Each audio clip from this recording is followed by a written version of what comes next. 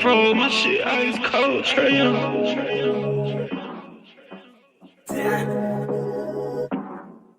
And you know I wear my heart on my sleeve. You hitting all the reads, pack your shit like you finna leave. I go and hide your keys, put you in position to win. Bless you without a speed, but you down in all the VV. Yeah, we was getting cheap. Overplay my part, I can't breathe. I feel the pain in my lungs. I thought we really was one. My heart cold like Trey Young.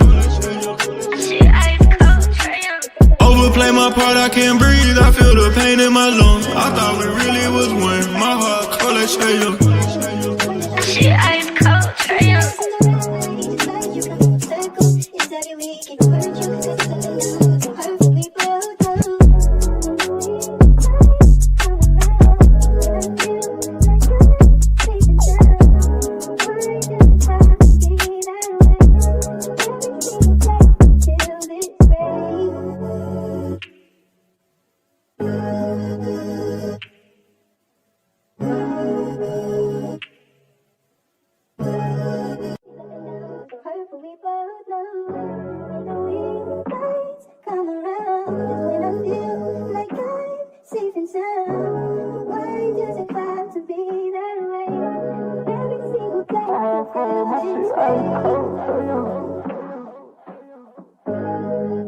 Fro, my shit ice cold, Trey Young.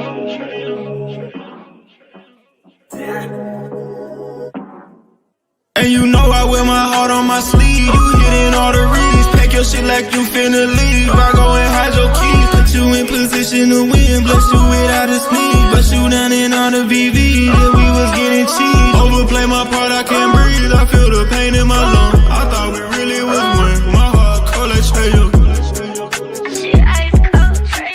Overplay my part, I can't breathe. I feel the pain in my lungs. I thought we really was one. My heart cold like Trey Young.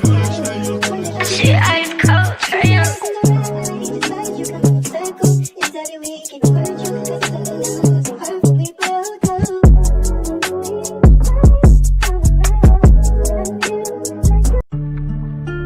Yeah.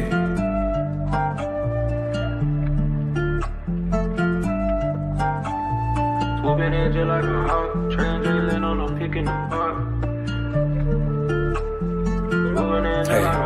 Yeah, swooping in just like a hawk, translating on a peak in the park. And one baby that's far from a flop. Stay from Marina, we blow up the top. DeAndre 12, he just like a cop. Lockdown D, get it still in the block. Vic got that vision, he passing the rock. Trey put from 30 with 12 on the clock. I hope your best player got really good handles, why? Cause he might get swiped by Daniel's eye. Told him don't leave both get open and wide. Cause he jump away like an ocean, yeah. Jailing on the fat break, scaring down. But you can't leave open garrison.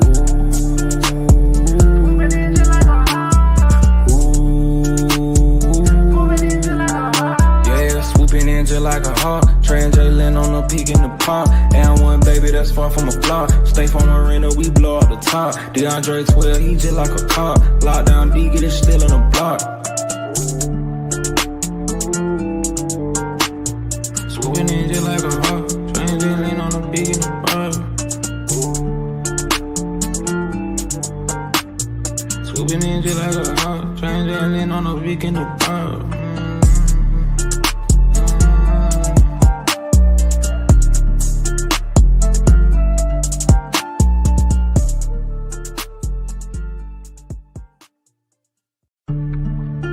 Yeah.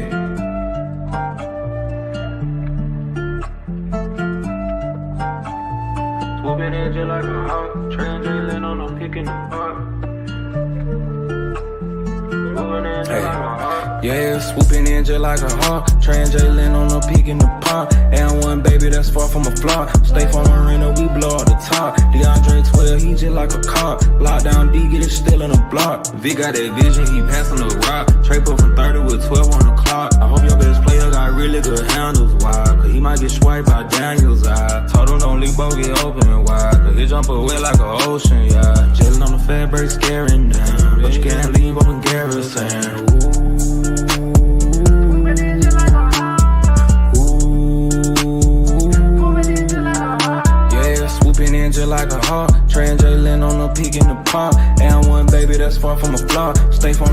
we blow up the top. DeAndre 12, he just like a cop. Lockdown D, get it still in the block. Swooping in just like a hawk. Train just lean on the big in the bar. Swooping in just like a hawk. Train just lean on the big in the bar.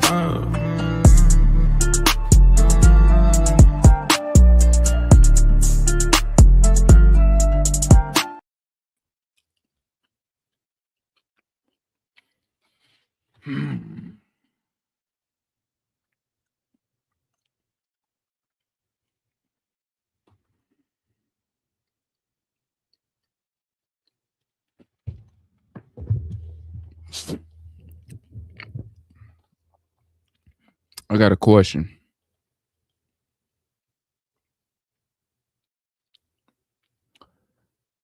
When people say we don't match up with a team, right?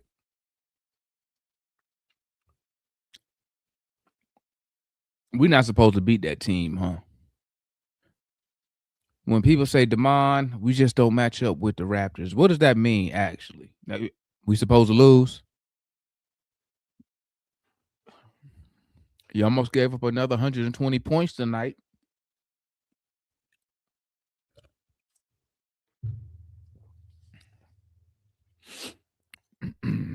How do we fix those issues? Obviously, it's not Trey Young on the playing tonight. So when we give up 118, 120, we supposed to do that, right? Because we don't match up good with them. So we're supposed to give up a large amount of points. I just want to make sure. So when people say that we don't match up, I know exactly what they mean. I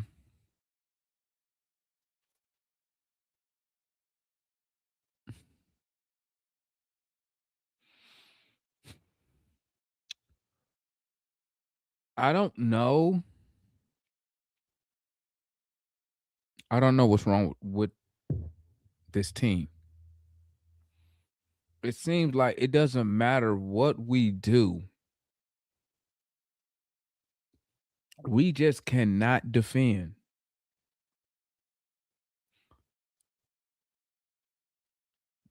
It's like it doesn't matter who's on the floor. We just cannot stop the other team from scoring the basketball.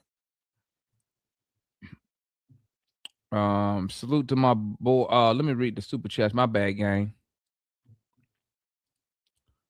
It's my fault. $1.99 super chat say Dyson the best dribble driver on the team. I mean, that's all he can really do for us. I mean, he provides nothing else for us on the offensive side.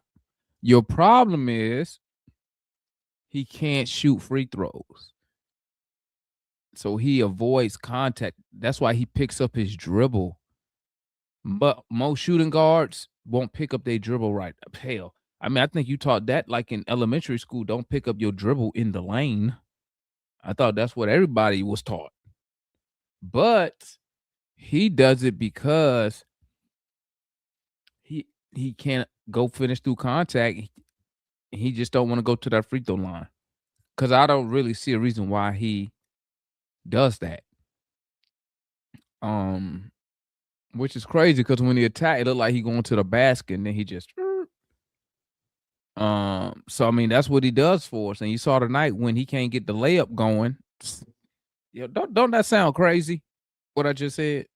That sound crazy, huh? When you can't get the layup going.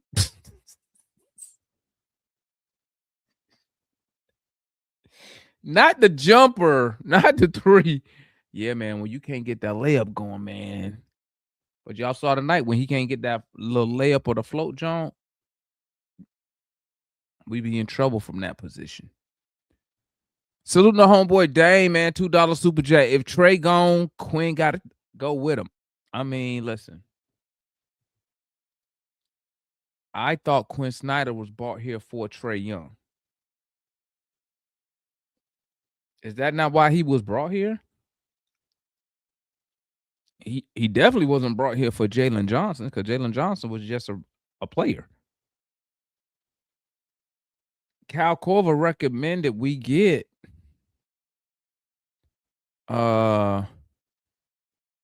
Quinn. Why? I thought right for Trey Young, right? That's what I'm thinking. That's what I'm assuming. I mean, I don't know. Maybe y'all can explain it to me. What does Quinn Snyder bring to the team? I thought he was brought here for Trey Young. I thought all the moves we've made in the past 5 years was for Trey Young. So if Trey is going to get moved, wouldn't it make sense to move on from the coach? That's what I would assume. So, but I mean, y'all know I never wanted Quinn Snyder from the get-go. That's so it didn't have nothing to do. For me, it didn't have nothing to do with none of this. Right. But I see a lot of people starting to say they're not messing with Quinn. Welcome to the party. But yeah, Quinn would have to go. In my opinion, I mean, it makes sense to me. Right. But man, I'm gonna keep it a buck with y'all, bro. Nobody know what this front office doing. Do you know what today I found out that Tony Ressler doesn't like the Dyson Daniels contract. I just found that out today. So I mean, like who in charge here? Who's in charge here?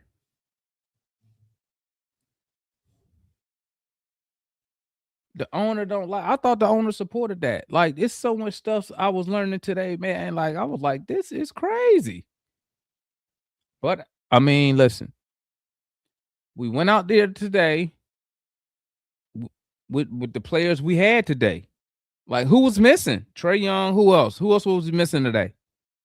So we pretty much went out there healthy. Listen, before I move on, bro, listen. They really need to figure out what's KP deal, bro.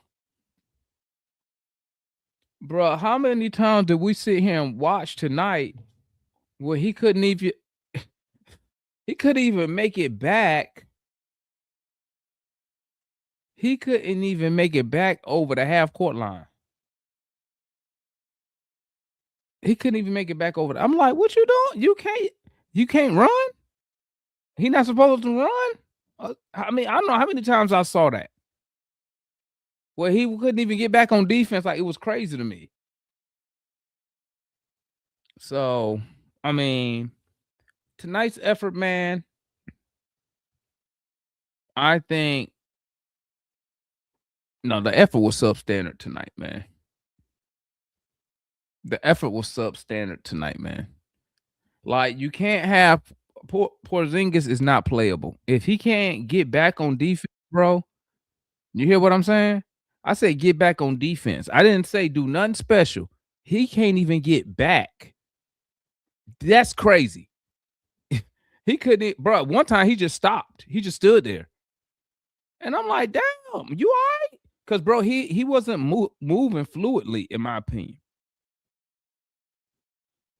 So, I mean, I don't know where the Hawks gonna go, man, from here. I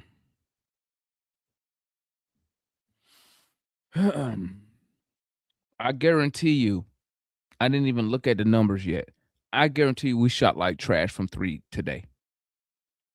And what do I say about the Hawks?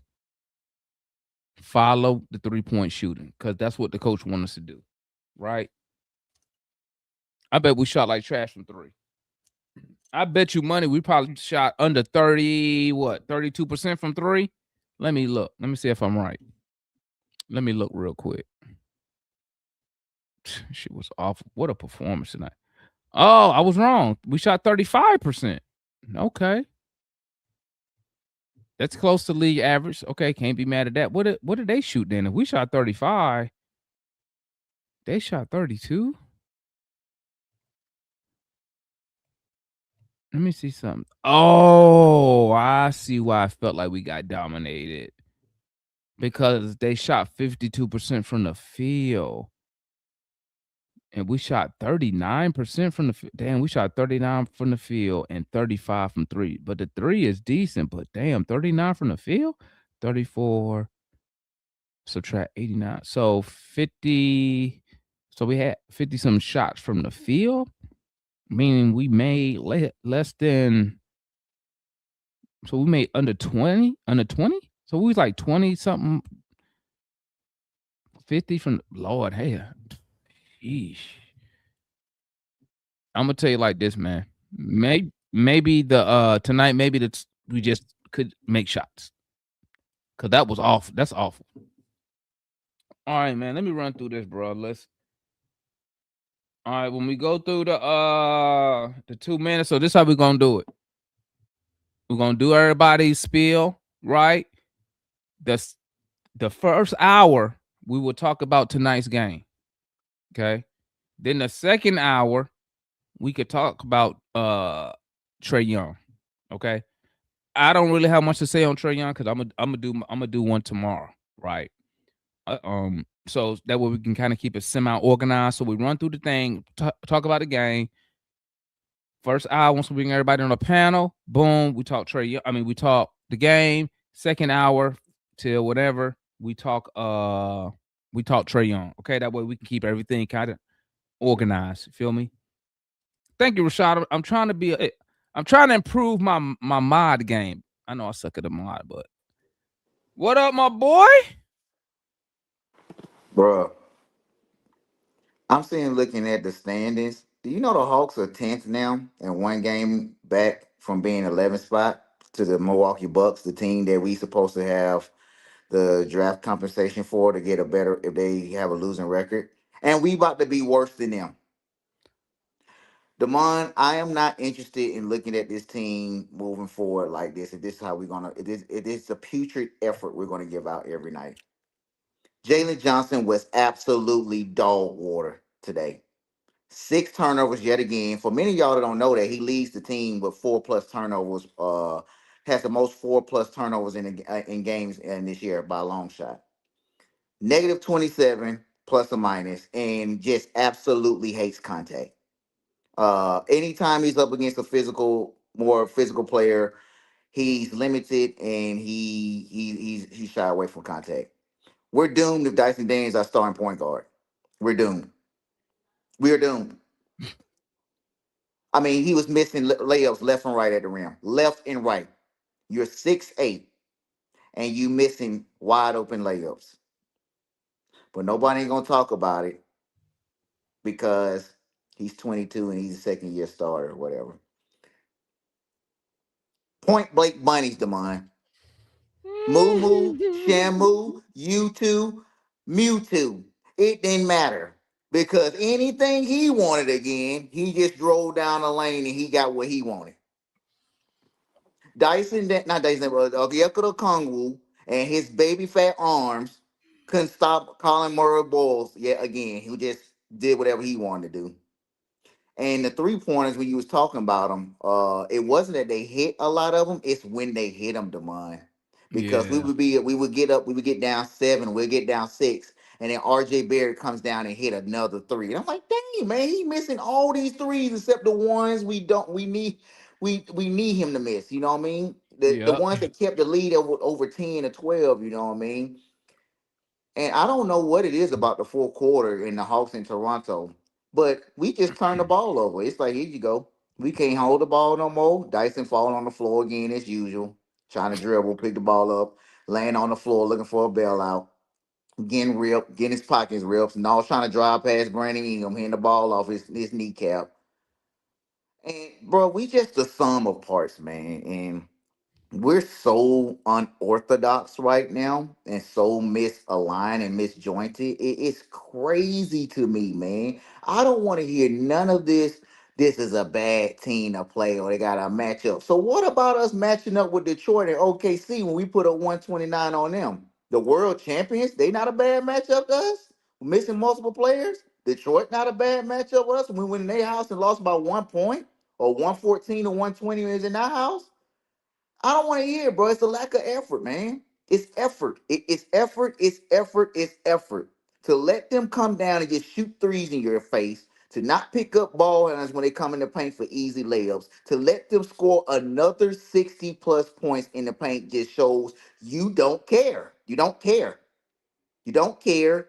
You're not worried about winning. You just go out there, you go through the motions. If a shot falls, it falls. If it don't, oh well, you know what I mean? There's always tomorrow. That's the way this team plays, is always tomorrow, you know what I mean? And last before least, before I move on. Demar, who is on this team can initiate constant contact and get to the free throw line? Please let me know. Who can You do don't that? have nobody. The one who lead us in attacking the basket can't shoot free throws. we can't we can't initiate any contact to get to the free throw line to remotely stop a team from going on a run or to stop to get back in your defensive setting because all we do is dribble handoff, and we don't have the shot or we don't shoot the ball, pass it off. We had so many missed shot opportunities and unforced turnovers tonight, and it's Demar, I don't want to see this team go out like this, brother. We about to be a lottery team. We're about to be a lottery team, Hey, and all it's ain't nothing doing is we can making do, San man. Antonio turn into a dynasty because they're going to get a better pick yet again, and we're just going to continue to go through the motions. And like you said, Demar, it ain't a trade problem because we almost gave another 120 points again, and you had nothing but 6'5" defenders out there all day today, right? Six Yep. foot five and up defenders out there, and we still almost gave 120 points. I'm done, man. All right, that's the homeboy Juan, man. What's good, Darian? Get off this team, man, and send Quinn somewhere. Send him back. Where did we find him at? Where was he at? Costa Rica. Send his ass back there. I mean, yo, Demont, I'm tired, bro. I just watched the team. By all accounts, they don't have a lot of shooters, right? Shooting the 3-point ball, that's not what they do. But still, they whoop our ass all the time. Yeah, I'm told we have a great coach. We don't, man. The dude doesn't inspire anything. I don't even know what he does. Like, this defense is crazy. Like I said earlier, you got the Brooklyn Nets with a top defense because they have a coach that demands it. I don't know what Quinn. The only thing Quinn demands, the only thing we know Quinn demands is that you shoot the three. If you don't shoot the three, you're not gonna play. So at this point, what are we doing? I don't know, man. I mean, your guess good as mine, man. Like, we went out there almost full strength tonight. I mean, we wasn't missing nobody important. Everybody played besides Trey. So I mean, I was expecting a lot of effort tonight, man. I was expecting these boys to come out, start the Jalen Johnson era. But I mean, It's so frustrating, man, because I mean, say we had a Colin Murray Bulls. Like I said earlier, he wouldn't play for us. Quinn would not play the man. You can't tell me that you think he better than Double O? I take Colin Murray Bulls over Double O today. Easily. You can't tell me that Toronto wouldn't play Mo Gay some minutes. They played him. He played him tonight. He played him 4 minutes, right? Mo G played. Give me a second. Mo G played 3 minutes and 4 seconds, man. Because we don't play defensive players. That's not Quinn's philosophy. He doesn't value it. I thought he played more than 3 minutes. That's crazy. Instead, we got stuck watching O get pushed around. But if I'm gonna have someone that gets pushed around, I'm gonna at least have someone that can play defense. Granted, Mo probably would have got pushed around too, but he's a better defensive player than what O is. And I know O has 17 and 12, but I don't know how many points he gave up on the defensive end. The shit drives me crazy. I mean, give me another coach, man, please. Okay, Quinn out, man. Quinn out. Let's go to Jay, man. What's good, my boy? Man, what's up? None. I thought we was gonna pull it out, man. I don't know why I keep believing that stuff, but You know, I mean, they had their opportunities, they had their chances. You know, I caught them out at halftime. They came back and put it within five a handful of times, 6 points. Just couldn't get over the hump tonight. It's like that. It's a game. It's another game. 82. I mean, look, bro. Who cares? The roster is fundamentally flawed. Y'all crying about the coach. If you I never wanted the coach. Okay, so. well, again, crying about the coach. If you want him going, Hawks got to keep losing. It's just that simple. It's that simple. That's what's happening right now. Okay, cool. It'll happen. You keep losing, it'll happen. Because it sounds like they're about to clean house. And I'm cool but I mean, that still don't demand you want your team to compete and win. Listen, look.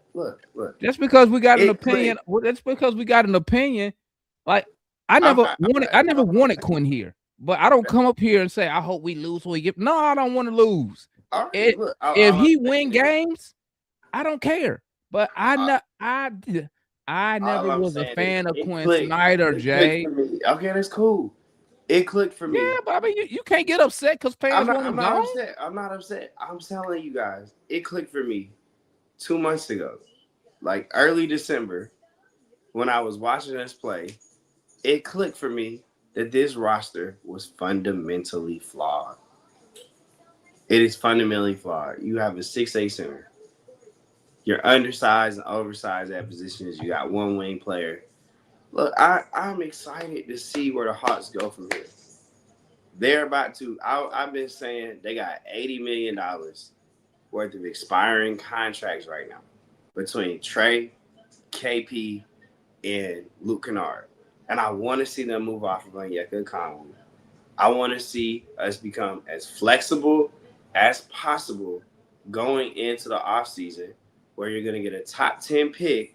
You're going to become more asset rich. Just put some bubblegum fixes on it like you did last year and be a playing team.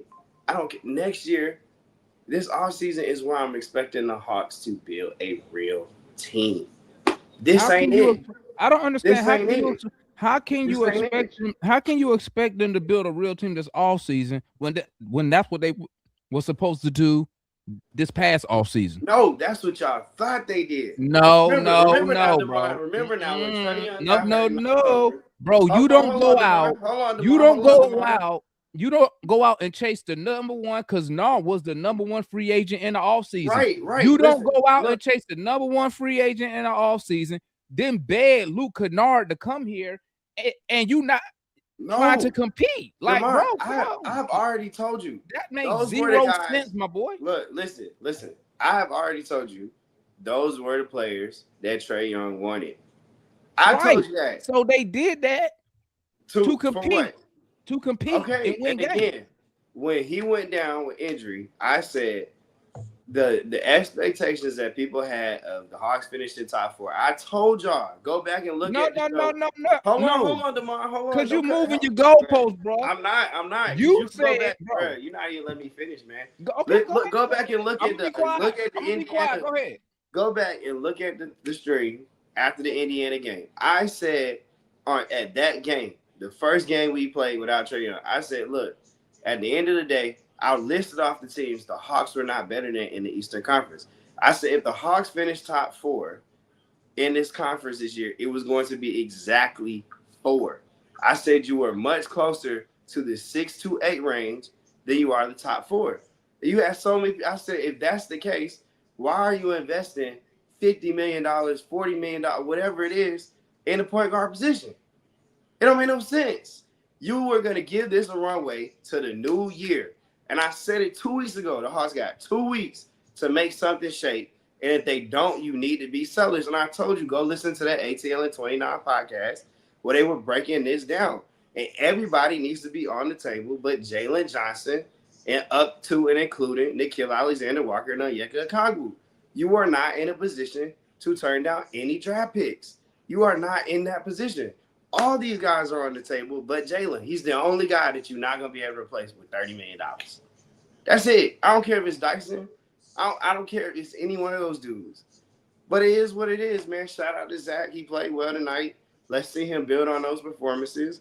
Let's keep getting flexible. Let's keep trying to build something, and let's move forward. My point is this, Jay. You didn't say that at the beginning of the season. That's my point to Man. you. What I'm telling you is this. Now you listen. What I'm telling you is this. They went out to get Alexander Walker, who was the #1 free agent. They begged Luke Kennard to come here because they was trying to win games. You can't sit here and say, well, excuse me. You can't sit here and then say like, well, in December, that don't got nothing to do with what they was trying to do in July and August. No, in July and August. That's what I'm trying to explain to you. Because guess what? If the Hawks really wanted to gather all these assets and all this other stuff, they would have got off Trey Young in the summertime. They would have got off more. They wouldn't have gave Dyson Daniels $100 million. And here's the thing. You want to know where I got that Dyson Daniels information from? The homeboy Xavier told me, who used to work for the Atlanta Hawks, told me. He told me. He said it in the space I was in today. He said it. So for all y'all who keep saying I don't come up here and just make up shit. Number one, that's point blank, period. So what you're saying is easy to say in hindsight. Like I said, you didn't say that at the beginning of the season. I didn't hear you say, "Hey, Damon, I think the Hawks are going to move in a different direction." No, you waited until December to figure out stuff. Am I right or wrong? I said before the season, it was a prove-it year.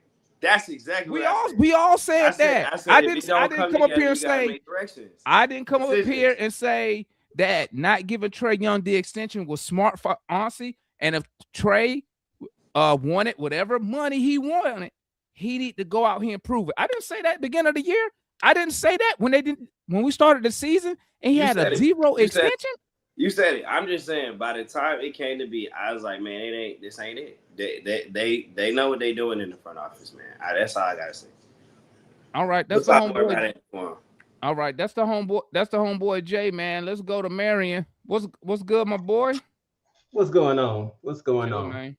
I try to get us back on the rails a little bit. Shout out to Zach.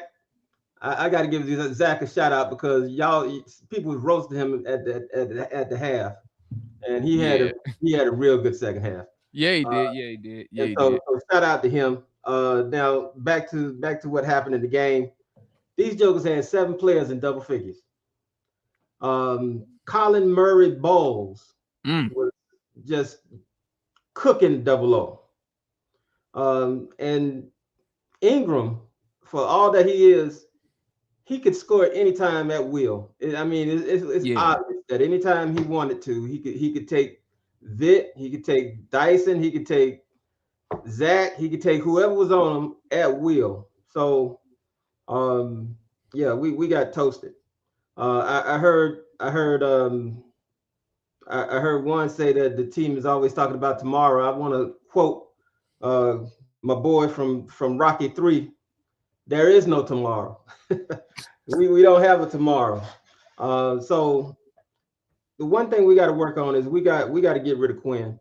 Quinn's probability offense and probability games is not going to be anything good for winning.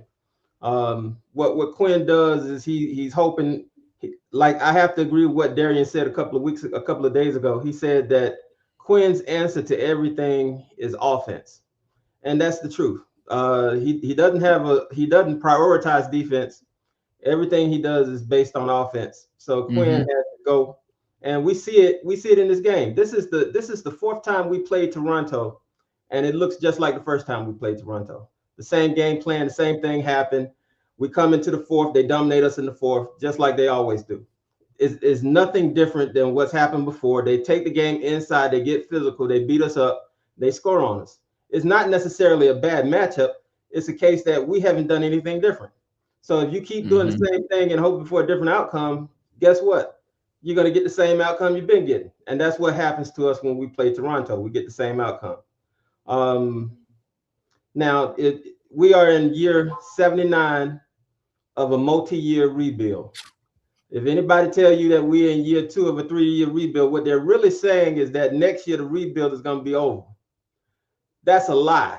Next year, look at the team that played tonight. Look how we played tonight. Year 3 is not going to be the end of rebuilding. We are in year 79 of a multi-year rebuild. If anybody say we got one more year to rebuild, ask them, what are we going to do next year that's going to put us in contention? Ask them that. Because this is year 79. We've been doing this for 79 years. We have repeated the same steps over and over. This is rinse and repeat, 79 of a multi-year rebuild. We have done absolutely nothing different. JJ is going to be the new Trey. Trey was the new Joe Johnson. Joe Johnson was the new Steve Smith. Steve Smith was the new Dominique. We are in year 79 of a multi-year rebuild. And I'll see y'all in the forum.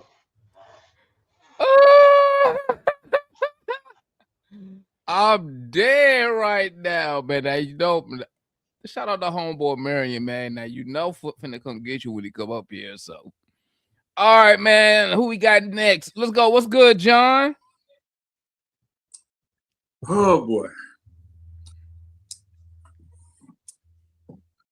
Hawks fans, did you like what you saw? Did you understand what you saw? This is life after Trey Young. I hope you embrace it. I hope you have medication for it. I hope you have alcohol for it, and I hope you get enough sleep, because this is life after Trey Young. Marion brought out the point that Toronto had 7 players in double figures. Well, guess what, Marion? So did we. So did we. But they were low double figures. Low double figures. Overpassing. Laziness on offense. Laziness on defense. And if I see Dyson Daniels and if I see JJ take another Euro step to the basket, I'm coming down to State Farm Arena. I'm coming down there. I will buy the most expensive ticket that I can to get on the floor. I don't expect to stay there no more than about 5 minutes, because they gonna throw me out.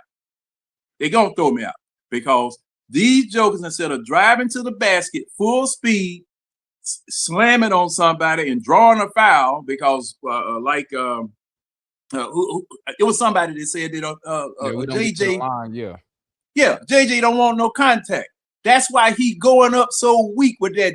The man will be doing 30 miles an hour going down the floor, but by the time he gets to the basket, he slows down to 2.5 miles an hour, takes his 2 Euro steps, and has absolutely no power going up.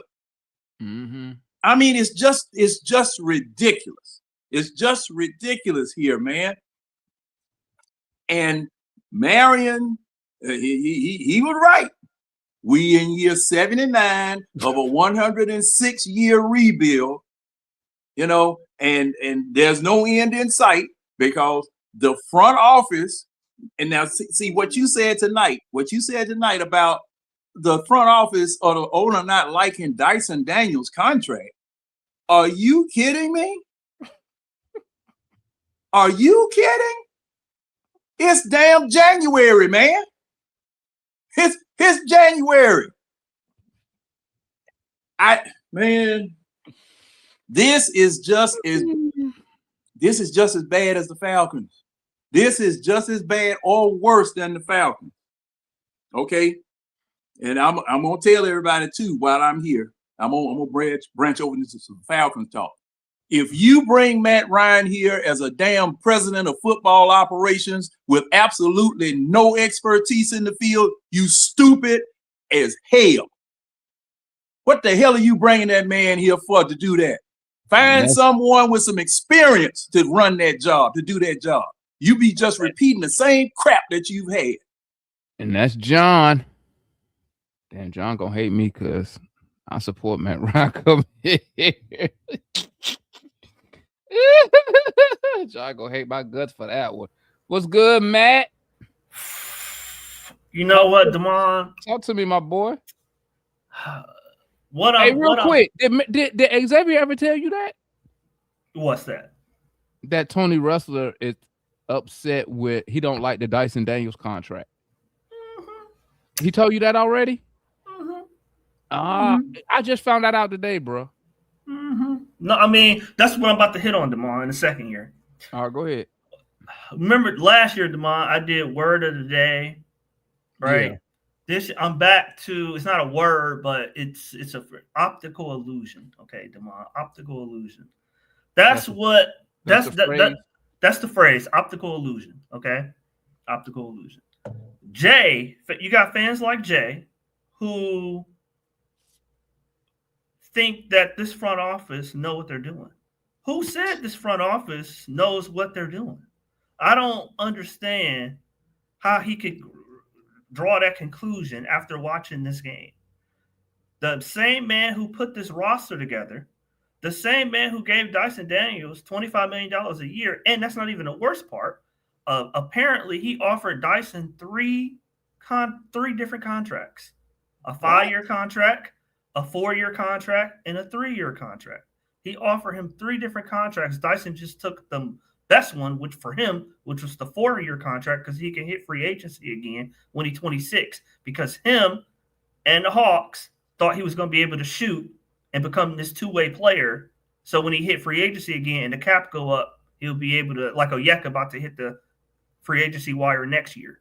But anyway, this guy is who we trust. Okay, this guy who, if you believe the people from CBS, say part of the reason that they didn't offer Trey Young a contract and they offered Dyson a contract was because their plan long term was to make Dyson the point guard of the team for a manageable contract, and then use trade money to build out the rest of the roster. That was Auncie's vision.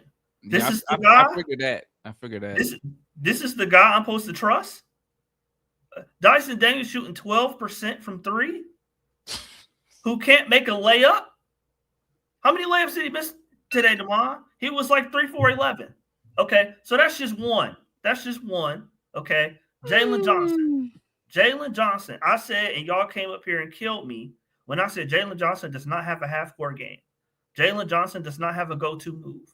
Jalen Johnson against physicality bristles. He's not a physical player. He can't get to his moves against contact, against a set defense. This was a play. If we get to the play-in or the playoffs, this was a preview of what a smart team is going to do.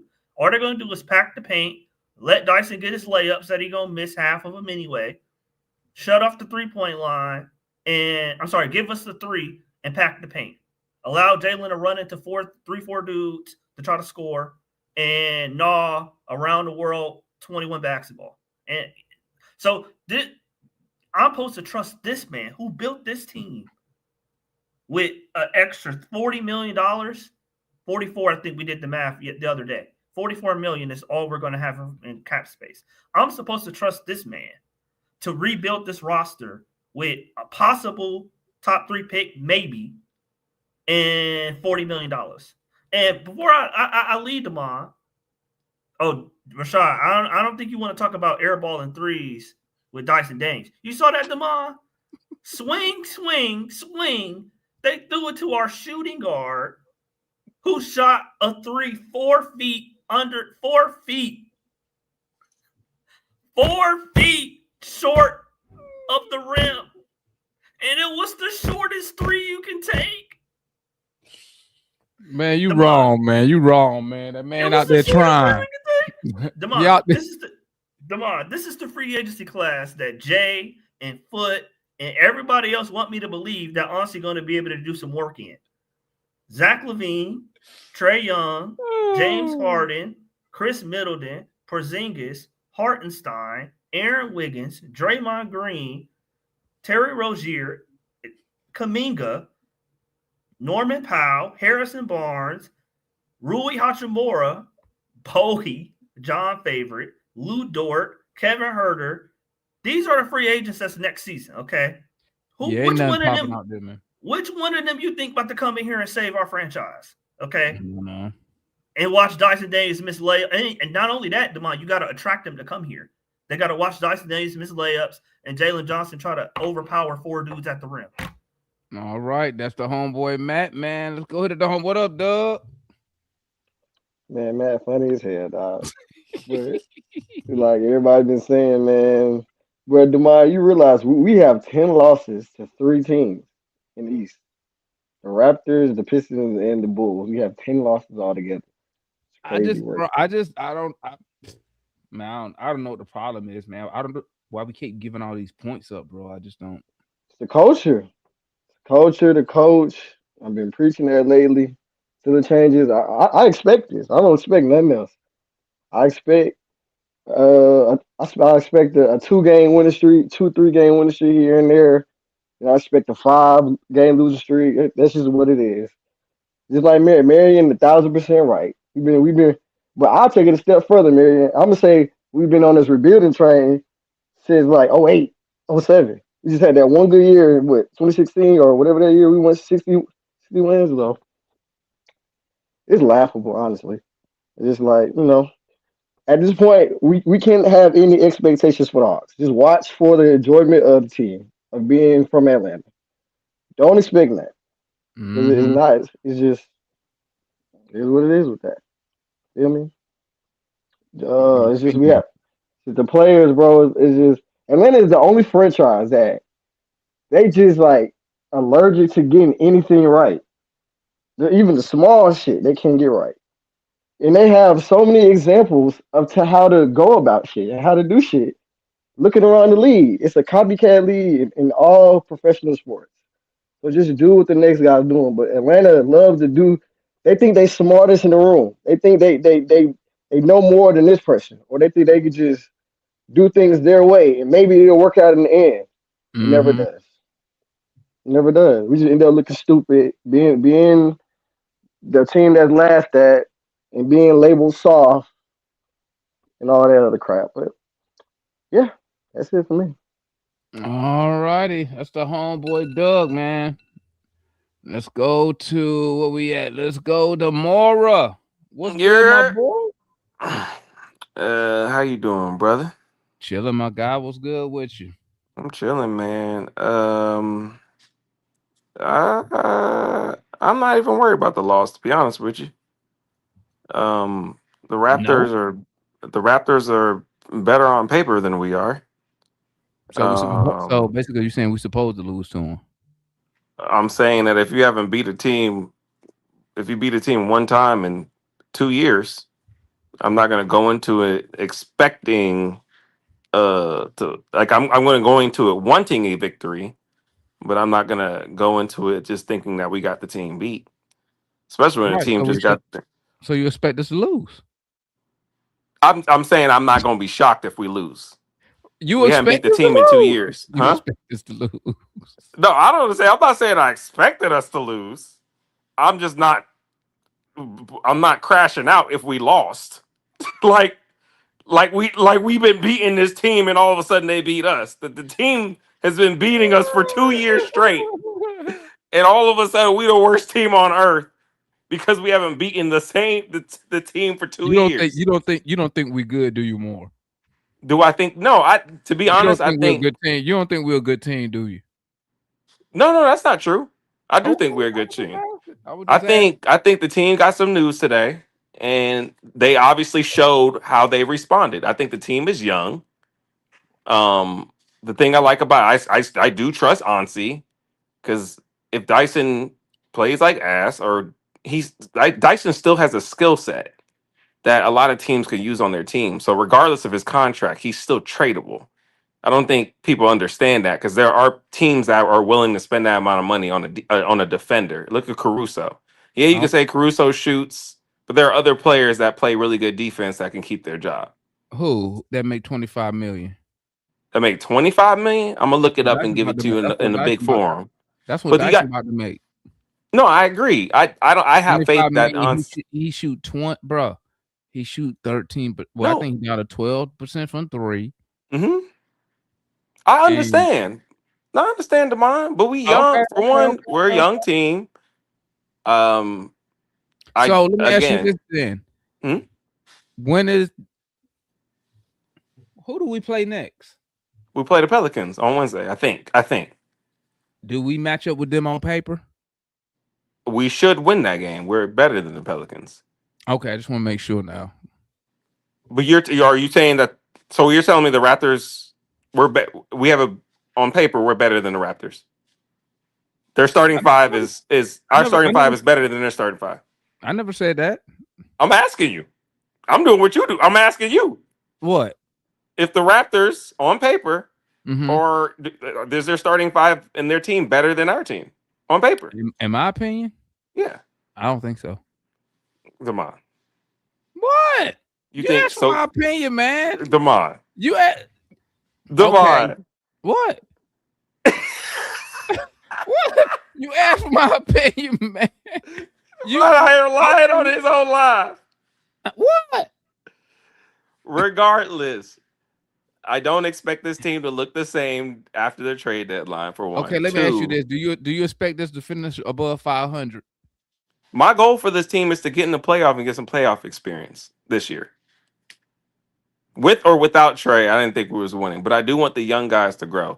Also, one thing that I especially really want to talk about is I'm actually happy. It's a bright spot. I'm happy that Zach. It seemed like he was either trusted or Quinn was like, "Well, since my boy Trey gone, I'm gonna actually have to try to develop you and keep you in the game." Yeah, because he was in the game. I didn't think he was gonna let him play. You know what it looked like? I'm gonna keep it a buck with you. He looked like a starter tonight. It looked like he was actually developing Zach, like letting him play. Right. Too bad he didn't do that a year ago. Maybe we'd be a little further. I agree. In his development, but I agree. But I'm also happy that Zach. So are you willing to sacrifice? Are you willing to sacrifice winning for Zach's development? I think two can be done at the same time. But I hope that Quinn, now that obviously Trey is about to be gone, I hope that he takes the opportunity to develop Zach the correct way, because I think Zach is going to be a very special player. And if it works out in the next 2 to 3 years or however many years it's going to take, then I think we're going to have a special ball club. I know people are crashing out because we lost to a team that we lost to 100 times in the past 2 years, but I think we're going to be just fine. All righty, that's the homeboy Moore, man. What's good there, man? You sure you want to come up here, dog? Listen. Hey, listen. Before you start, do not read the chat because they finna let you. I already saw the chat. No, I already saw the chat. Okay, because they finna let you have it. I'm not even worried about it. Here's the thing. They've been waiting for you all day. Listen, Damon, listen. Just because they were right about the decision doesn't make the decision right. Now, does it? Just because you were right about what decision was going to transpire doesn't make the decision right. That's like saying, hey, I told you, Donald Trump was going to become president. Yeah, it doesn't mean that Trump should be president. So, where to begin? Well, I'll start with the game. We trash. We straight trash. I don't care about the matchup. Hey, Wonder, real quick. You know how many people was hitting me up today, bro, waiting for you to come on this I know. show? I saw it on Facebook. I was like, I'm just gonna wait to the forum. I'm gonna wait to the forum because I ain't scared of the smoke, but I just want to take all the smoke at once. I ain't gonna try to do it individually. I want to take it all at once. I ain't scared. Listen, I know the truth. It ain't his fault that we booty, and you saw it in these last 2 games. Everybody's gonna say, "Hey, Trey Young is really good." Now, you still have Trey derangement syndrome, Jay. Because let me tell you something. Your butt, like Damon said, was saying that we're gonna be good. We can make the playoffs. We're gonna be all right. We're gonna be a 4th seed if everybody's healthy. Hey, that's what I thought, bro. That's what he said. So, and you said we're gonna be Gucci. You said we be fine that Trey don't fit on the team. Dude, nobody fits on this team. We straight booty. And you guys gonna say, oh, and y'all, and this is what's funny to me. I I said this after the Miami play-in game where everybody's saying it's time to trade Trey Young. I said this team hasn't been able to build a competent Bro, I team. thought we were gonna talk about the game, then talk about Trey Young. No, because Foot. My I bad, got man. something My for you. bad, because they've been waiting on this dude all day, bro. It's amazing how obsessive they are with me, man. They've been waiting for this guy all It's all right. day, That's all man. My good. bad. Go ahead and It's talk all about good. the game, man. Yeah, We but gonna here's talk the about Trey game. later. I'm proud about Zach. I'm proud of Zach that he finally got the development that he wanted. Okongwu, I know people will get mad at him, but he had 17 and 12 tonight. Hey, what else you want the brother to do? Plus, he was sick. They said he was sick, battling an illness on Saturday, so I don't know what else you do. Hey, for all those that like Jalen to be the franchise guy, he disappeared in the second half and still playing trash defense. Y'all want Dyson Daniels to be the point guard of the future? Airball to three, like Matt said, in the corner. Didn't even come close. Kept missing layups. Defense, it was all right, but we still RJ Barrett shot a three in his face. He missed an assignment. Anyway, dude, just build it. Just tear it down to the studs. If you're going to get rid of Trey, tear it down to the studs. Keep Jalen and keep all the other young dudes. Get rid of Nah. Sell him for as many picks as you got because we ain't making no playoffs now. We ain't making any playoffs. And you guys want to think that. I see some of y'all saying AD will fix it. You want AD? Y'all basically want to do what the Mavericks did. You want to trade your franchise player for a dude on the wrong side of 30 in street clothes. That's how dumb some of y'all are as fans. Like, it's ridiculous. I just can't wait. Will we, once again, like Marion said, in year 80 of an 800-year rebuild, and we still looking at Jalen 5 years from now saying, hell, he's getting all these triple doubles, but he ain't taking us nowhere. Yeah, because the team ain't building around him, just like the guy he replaced. All righty, that's the homeboy C Wonder.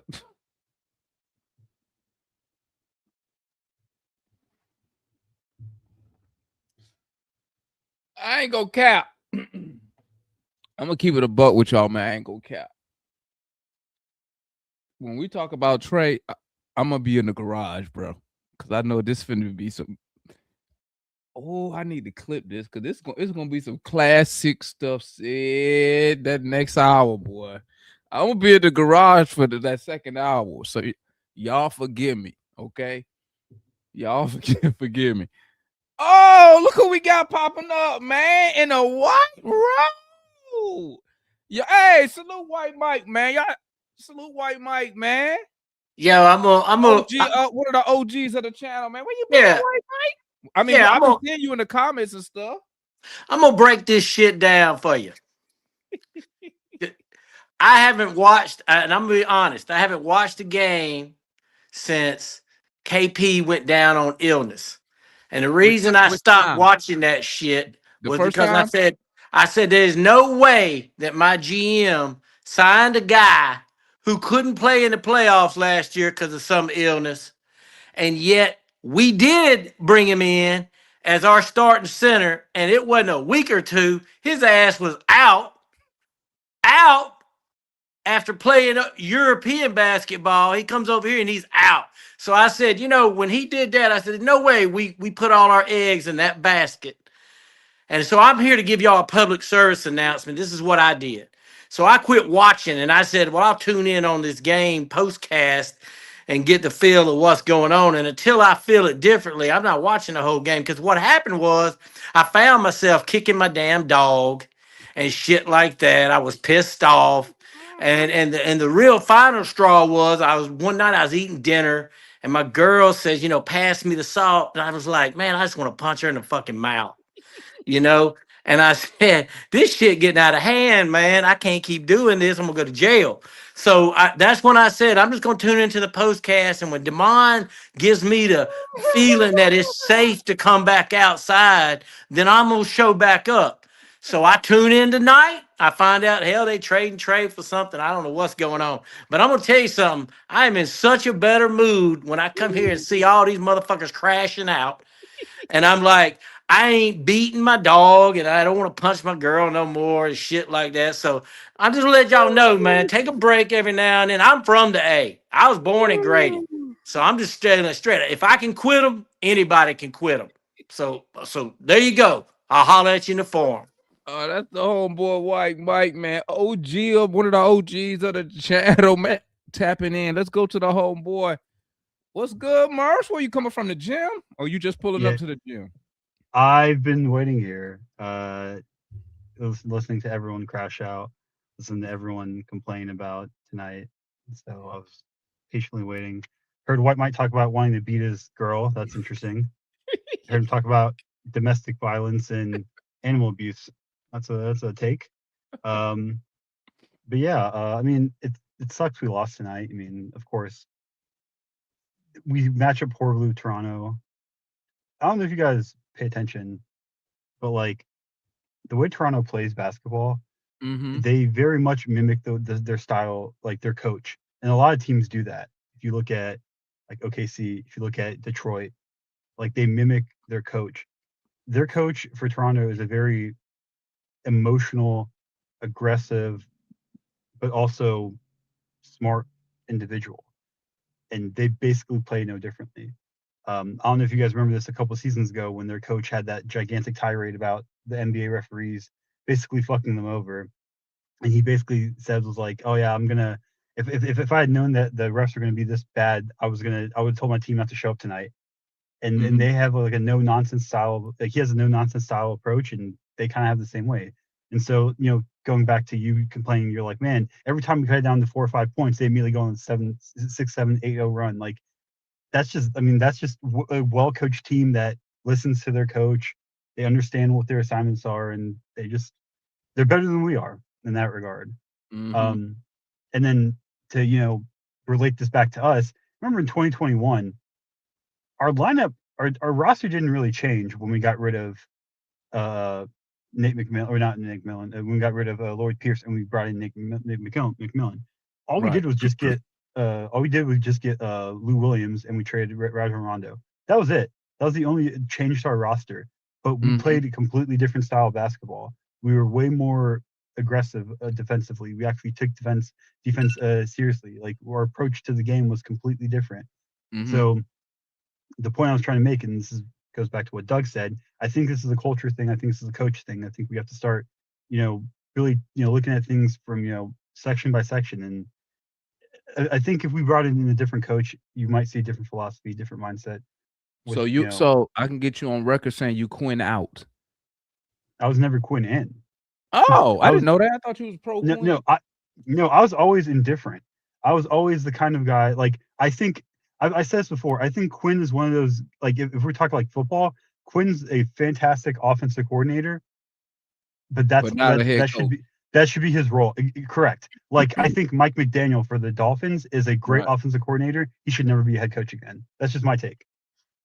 But that's the way I view Quinn. I think Quinn would be an amazing assistant on a team, just running up all the offensive schemes. Like, I think he would be fantastic in that regard. Real quick, Mary, off the top of your head, give me one coach you like seeing in Atlanta. Off the top of your head right now. Oh, shit. Oh, gosh. Oh, man. Oh, Jesus. Oh, God, there's so many. I don't know. Give me one. I will take. Fuck. Mike Malone's obviously a good coach. I think we'd have to change the lineup up a little bit for him, but I think Mike Malone could probably do well with us. I'll just say him. I mean, okay. I wouldn't. I'm not against the idea of Tom Thibodeau. I just know that, man, he picks his 6 or 7 best players and he runs those boys to the ground.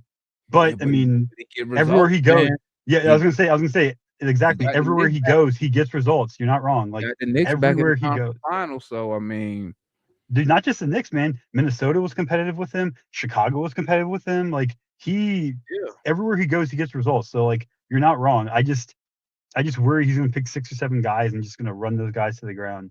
The last point I want to make is, I know we lost again. Let's not be super emotional about this. Like, Atlanta fans, we are way too emotional when it comes to our teams. You will see, especially Falcons fans, you will see those motherfuckers act 1,000 different ways over the course of one quarter. Like, we're going to lose games, we're going to win games. It happens. It sucks. Sometimes you have to take these losses and even wins in a logical and rational way. We can't always just be emotional about every situation. Remember when we lost to Denver, and I broke it down why we lost. We wasted our we didn't waste, but we had to use our challenges early, so we didn't have challenges. The refs were already against us, so the refs had free reign to give every call to Denver. That's literally what happened. We were shooting out of our mind. They were shooting poorly. They're the best 3-point shooting team in the league. They were eventually going to start shooting, and I literally broke it down for us as to why we lost the game.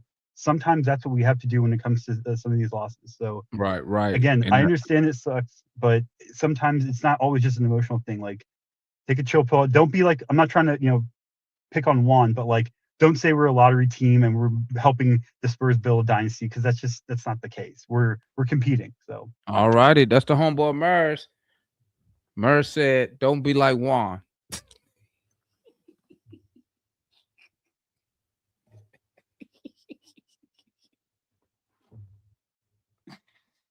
Hey man, let me tell y'all something, man. Listen, bro.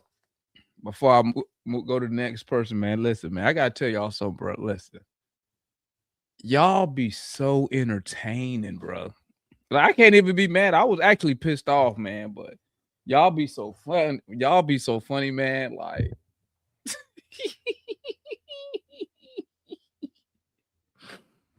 and here's another thing. It's hilarious to me because we all be petty as hell when it comes to the Hawks. We petty.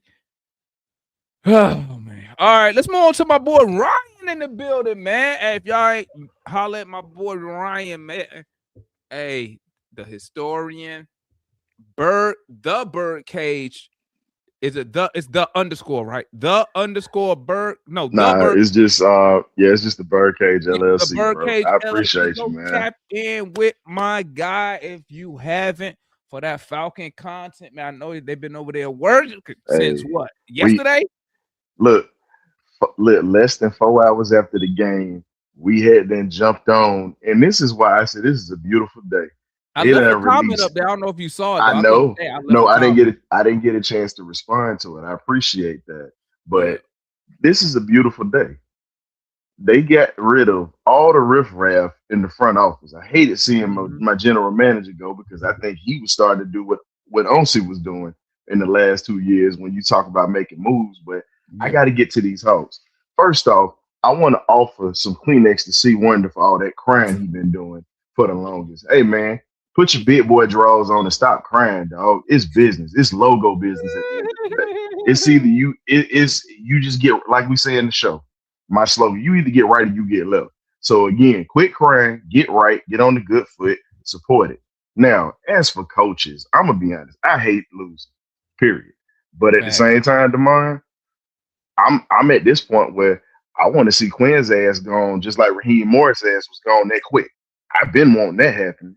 Now, if I'm gonna talk about coaches that I want to come to Atlanta, Malone is a candidate that we talked about. Another guy that I would say I would like to get Taylor Jenkins in the building if you can't get Malone.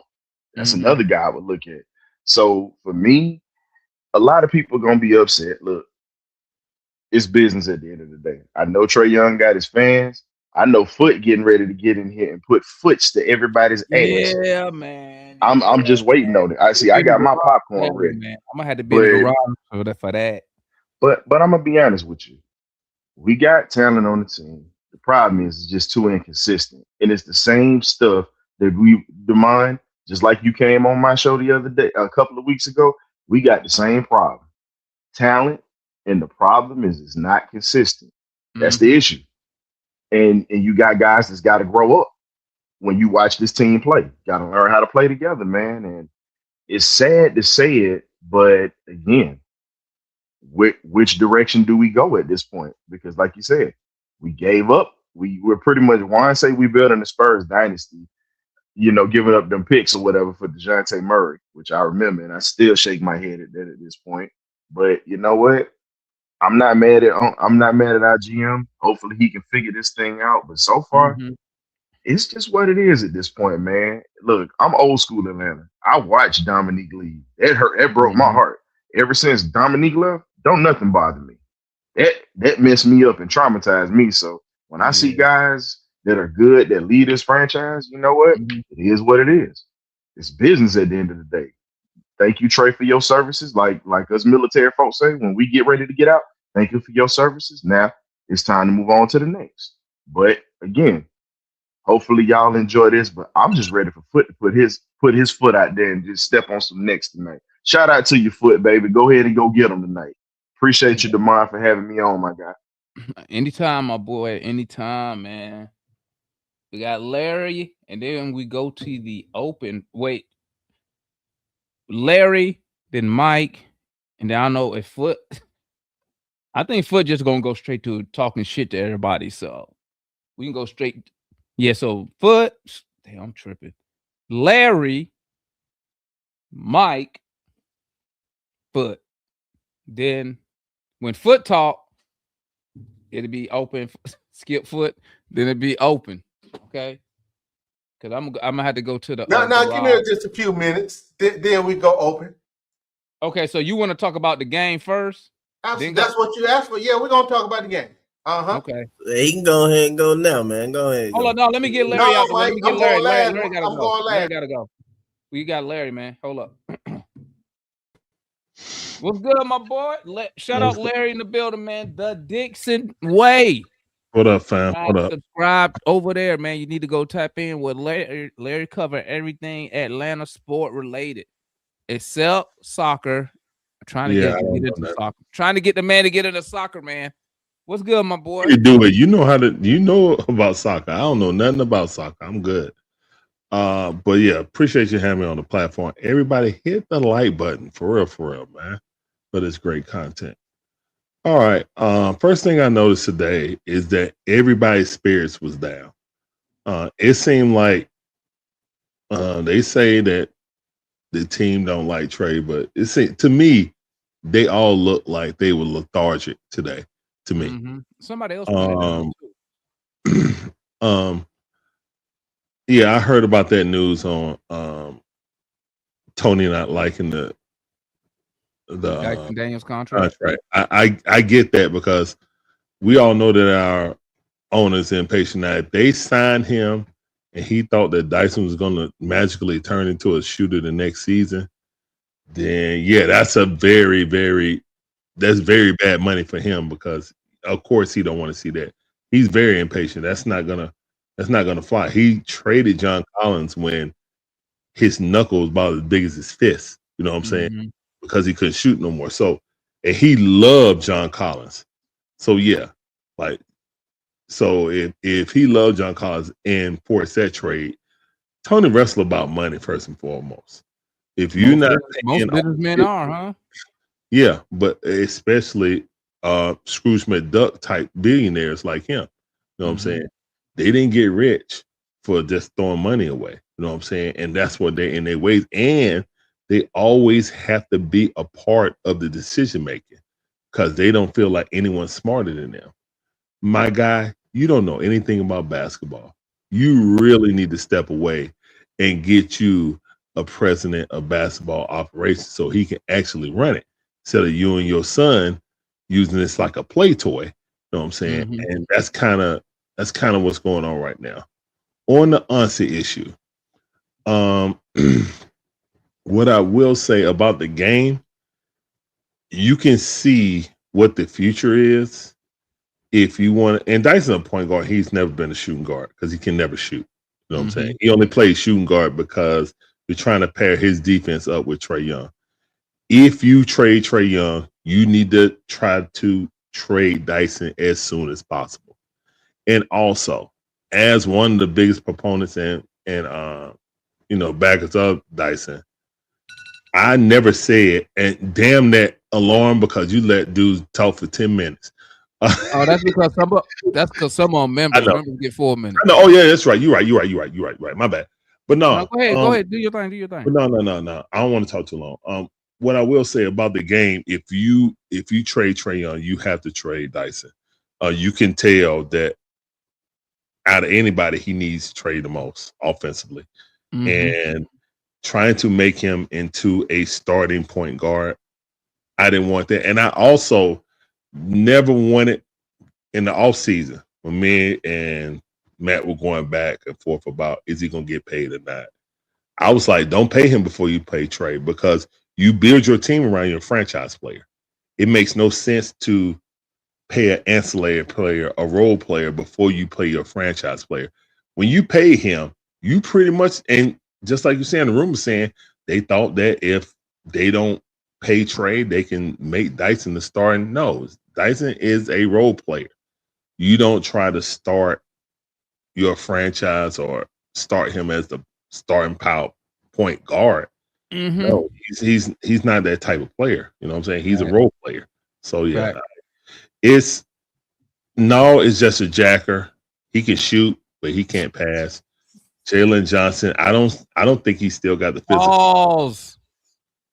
Yeah, my bad. Yeah, pause. I don't feel like Jalen Johnson has gotten his upper body strength from his shoulders being hurt, because he is shying away from more contact. He's doing that fadeaway jumper now. I guess that's his go-to move, but we might want to look at it as he's trying to shy away from contact. So, yeah. Man, I stepped into it that time. I stepped into it. I know. But overall in this game, Toronto just better than us, man. For everybody who said they didn't want BI, you see what BI can do. You know what I'm saying? BI definitely should have been a Hawk, but we didn't pull the trigger. We didn't pull the trigger when we had a chance to get him. So it is what it is at this point. Moving forward, we definitely still need a big. We can't trust KP. And I noticed exactly what you said. KP can't even run across half court. Yo, that right weird, there, bro. That was weird. Yeah, man. Like he won't even cross half court. Sometimes it was just like he was like, F it. And I was like, yo, I'm looking all right. Yeah, KP didn't get back. I'm like, KP didn't get back. And when he did, he looked so tired that one time Scotty Barnes laid up. I was sure because he didn't get any hopper. He was on the downward and Euro step and laid it up on KP, and KP just put his hand up because he couldn't jump. Yeah, and then he took KP out. I was like, guys, he need to retire. Like for real. Yeah, I was saying he need to retire, and the Hawks need to apply for that disabled player exception. They have to, man. They got to be able to say this dude is physically unable to play the game of basketball. Yeah. They highly underestimated his Potts condition. He can't play basketball, man. Like I don't even know if he can play a full half a season. Yeah, let me move on, Larry, so we get it flowing real quick. That's Larry, man. Last person we got. What up, Leon? We can't hear you, Leon. What you got going on over there, Leon? Can y'all hear Leon? I can't hear you, but I can read your lips. No, I guess he didn't want me to read his lips. All right, man. Mike said, "Foot can just go." It's on you, Foot. I'm going to the garage, man. Why? Look, man. Because I need to be feeling real good when you're talking. Oh, well, I ain't finna get to it yet. I'm finna do like you asked. I'm finna talk about the game until we get into the open forum. Well, it's on you. Once you finish, it's on you. Okay, I'll bring it up. I'll bring everybody in. Hey, man. All right. Thanks, no, I still ain't go. You said he can go. Go ahead, Mike. Go ahead, Mike. What I meant, though. I meant that he can go ahead and get that out the way before I go, man. You better go then. No, that's going to be an all-nighter right there, man, because it's going to be combat up in here. So what? Won't let nobody up here until I go. That's all it is. Huh? Go ahead, Mike. Go ahead, Mike. Go ahead. I got you, man. Hey, tonight game, it is what it is, bro. I'm not worried about it, as some people already said. I guess said that to you at halftime or whatever. I mean, the Raptors ain't really a team that we match up with, man. White Mike, man, you gotta pull up to the A, man. Let me know when you're in the A. But yeah, bro. But anyway, I just wanted to talk real quick because, man, y'all were killing, man, and giving up on my boy though, man, Zach, man. Bro, I was just laughing, man, at how quiet listening, man. Huh? Well, I mean, which is all good and fine, man. I know, I mean, he need to play better. He need to still play better. He need to continue to get better. He need to do more. But I'll say Quinn surprised me in the second half, at least like playing him to the extent to, I mean, it could have been just like, oh, he want him to foul out and go ahead and get it over with. But I mean, hey, Zach didn't. I mean, he also could have pulled him or whatever at times or whatever. And I mean, I feel like he played a lot in the second half or whatever. But the main thing or whatever with Zach is that it is what it is. He's a streaky player right now in his career, early on in his career. You know what I'm saying? He's streaky. So it's like he need like the flow and rhythm or whatever. And a lot of that can come from just like being out there. You know what I'm saying? Because he does have the ability, and which is like the last, I don't know, it's been a little bit now. Maybe he's going on 6-7 games, maybe longer than that, though. He's been like attacking the boards a little bit more. And I know people used to cry about that all the time, whatever. But he's been like, I think he was averaging like 3 rebounds, like 6 games, 7 games or so straight or whatever. He's gotten over that at least or whatever. And I think he did that tonight. And he had like no rebounds in the first half. But played with like 5 fouls for a long time, man. Looking at certain stuff too, I think it was like early in the first half when he went to the basket, he kind of missed the shot. I think it was like Scotty Barnes on or whatever. But you look at it, it was just like really a matter of like, yeah, Zach just got to continue to get bigger.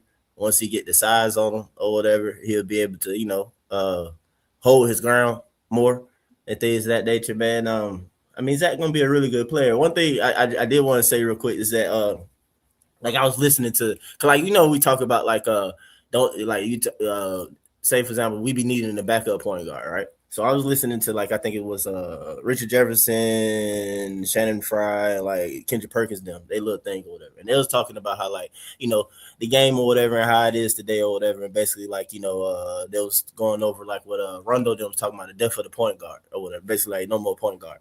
You feel me? So it's saying like basically like to speed it up, saying that like everybody on the court, you know what I'm saying, is like has to be like a playmaker in a sense, and also too has to have IQ or high IQ, like know the cut, and they was they was just talking about a whole lot of stuff. When they was talking about it, it's like you hear it even more, just like help you understand that like why Zach was like kind of like a pick or whatever. Because again, like at his young age or whatever and stuff like that, the ability and the IQ to play off the ball give you a little bit of basically everything, size factored into the play. Like right now, yeah, certain stuff don't look pretty and this and that, whatever. Like he is a project, like you know what I'm saying. But it comes they fill it out the way I think they should or whatever, can or whatever, he can or whatever. Like he's gonna be a real good player for us, man.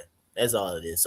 So I'm just happy that he carved out a decent game, man. But at the same time, disappointed that he picked up all those fouls in the first half, man, because he could have had an even better game if he just actually been able to play and be out there. I almost want to say I gotta look at the other games, but I almost want to say Zach plays decent against the Raptors. I know as a team we don't, but again, I want to say I gotta go look at like probably numbers on the other stuff. But like the first game of the season, he had 16 and rolled his ankle, and like you know what I'm saying, early on or whatever. Then shoot, today he basically did the 16 in the second half. But anyway, like I said though, but he been rebounding more, man. He been rebounding more, bro. He been rebounding more. Dyson, bro. I will say I was impressed with him. He played with 5 fouls for a hot minute. Bro, he did. Like I said, man, he's a. I mean, I want to say he's a smart player. I mean, we already know that. I mean, but at the same time, it's like what I'm about to say is like it still wasn't smart with that first foul he got at the start of the half because he's pressuring BI. It's like you like the fact that he's doing it and get up, but that still shows, like I said, like you gotta. Let me ask you this, Mike. Appreciate the versatility of. Let me ask you this: what you more surprised by, him playing with 5 fouls, or Quinn actually let him stay in the game with 4? No, I mean both, but probably he had 4 in the first half. I'm not mistaken. The most Quinn. I mean 3. I'm sorry, my bad. Really, it was when he got the 5th foul because he got the 5th foul to start the half, bro. And like how that's what it was. Played in the second half, I was shocked. I was like, okay, but I was happy at the same time they was doing it. But again, real quick, I know I'm talking a lot though, but like, bro, like.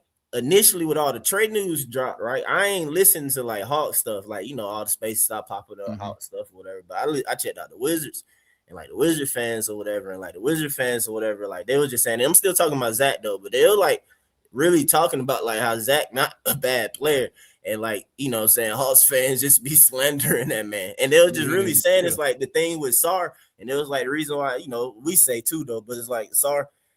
Wanted to come to Washington or whatever, so they thinking about a second contract, and so his client can develop and play without being under the winning lens. You know what I'm saying? Or whatever. It's like you look at Zach, and that's where it is with Hawks fans. They be butchering them because y'all niggas think we can win a championship, bro, or compete for one. And it's like, hey, I mean, number one, y'all gotta stop thinking that. Number two, Quinn need to stop. Well, I feel like they need to stop coaching. I said that crap last year. Like, y'all stop doing that bull, bro. Like play through. You know what I'm saying? So like he gonna be all right, man. He gonna be all right. And also too, they slick happy and intrigued about the trade thing though.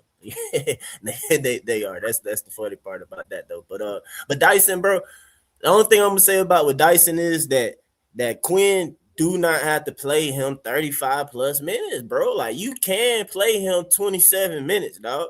Like that like you can do that. Like try that, Quinn. Try that. Try that out. Because when everybody was butchering Zach in the first half, I'm like, bro, like double O Dyson, like these folk 18 minutes and these folk playing 30 minutes, you know what I'm saying? And then and bro, Zach, y'all butchering them, and he doing what they doing like in way less time. And you know, they don't play bro. through I'm them. gonna tell you like this. I was complaining about all them bums, man. I ain't gonna hold you. Yeah, but when I watch a lot, I was complaining about all of them. I mean, you fall behind once again. You fall behind double digits in the like. I'm gonna tell y'all right now though, we should win. Hopefully we win though, but at the same time though, bro, Derek Queen gonna go off against JJ. But yeah, that's what's up though. Yeah, all right, Foot. Hey, man, look, it's Foot just time. like this. No, it ain't that. Yeah, it's like this, man. Stop crashing out. I keep telling y'all got to stop crashing out when we lose. Man, the Raptors are just better. They're built better. They got more talent. This period, point blank, ain't, y'all get mad at this and that and all that. They're just a damn better team. You can't tell Foot shit right now. No, right? I said the same thing. Hey, you can't tell Foot shit right now, bro. Foot Hey man, the Raptors quote. Hey, I'm gonna do my same damn quote. They're just a better basketball team. I don't know y'all trying to make what's that damn saying? Well, according to something, Foot, they should be better. We're in year 79 of the rebuild. Hey, I'm gonna get to that too. But like I keep saying, I've been saying for how many years now? 3 years. As constructed, this ain't it. Y'all got all my phrases. I keep saying the same damn thing, but y'all don't listen. I keep trying to tell y'all, right? That's it. And see, here's the problem. Y'all thought this damn team was all unicorn and rainbows and shit. I did. I ain't gonna lie. We second, third, or fourth seed in the East. The East is weak, but what I was telling you, don't hold your horses. This team is not that good. This is basically the same team we had last year. We got KP that's on bad wheels. That only really played in the playoff last year. I don't know what the hell y'all thought he was gonna do. But see, y'all, all these fans hype him up. We got Luke Kennard on the 1-year expiring. Then we got young dudes. Still the same G League dudes y'all talked about all last year. This team is the same. We still have to make moves, which again, we dump salary. We got dumping salary again. We getting flexible. Like I said this before us to start saying it. Marion was talking about what the hell I was talking about, but he don't say that no more when us to start saying it. But I'm just saying. So Double O got to go. Double O got to go. So you done with Double O? I was already done with Double O. I say he might be all right as a backup, but no, he got to go. We're too small. Too small. We already know KP got to go. He on the expiring. We traded for him for the expiring. That's why we got it. We didn't get him. Somebody said we didn't get him to do anything. Folks came to this season. Oh, Trey got this guy. Trey got that. Honestly, reached out to them guys first. Then Trey talked to him, right? So everybody, we built around Trey. This is the last year. We give him one more chance. No, the hell it wasn't. I tried to tell y'all this, but y'all wouldn't listen. I told you we weren't doing that.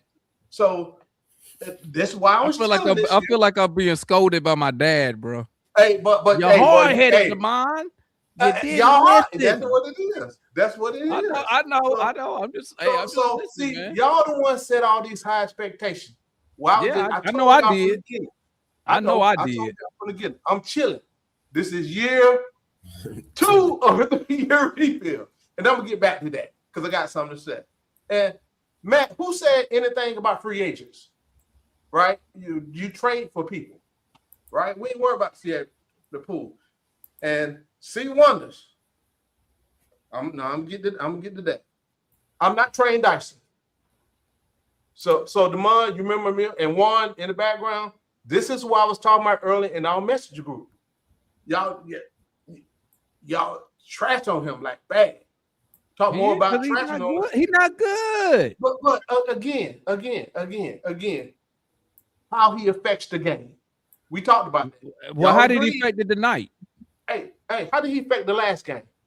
Exactly, because we lost the last game too. But they all had a bad game tonight.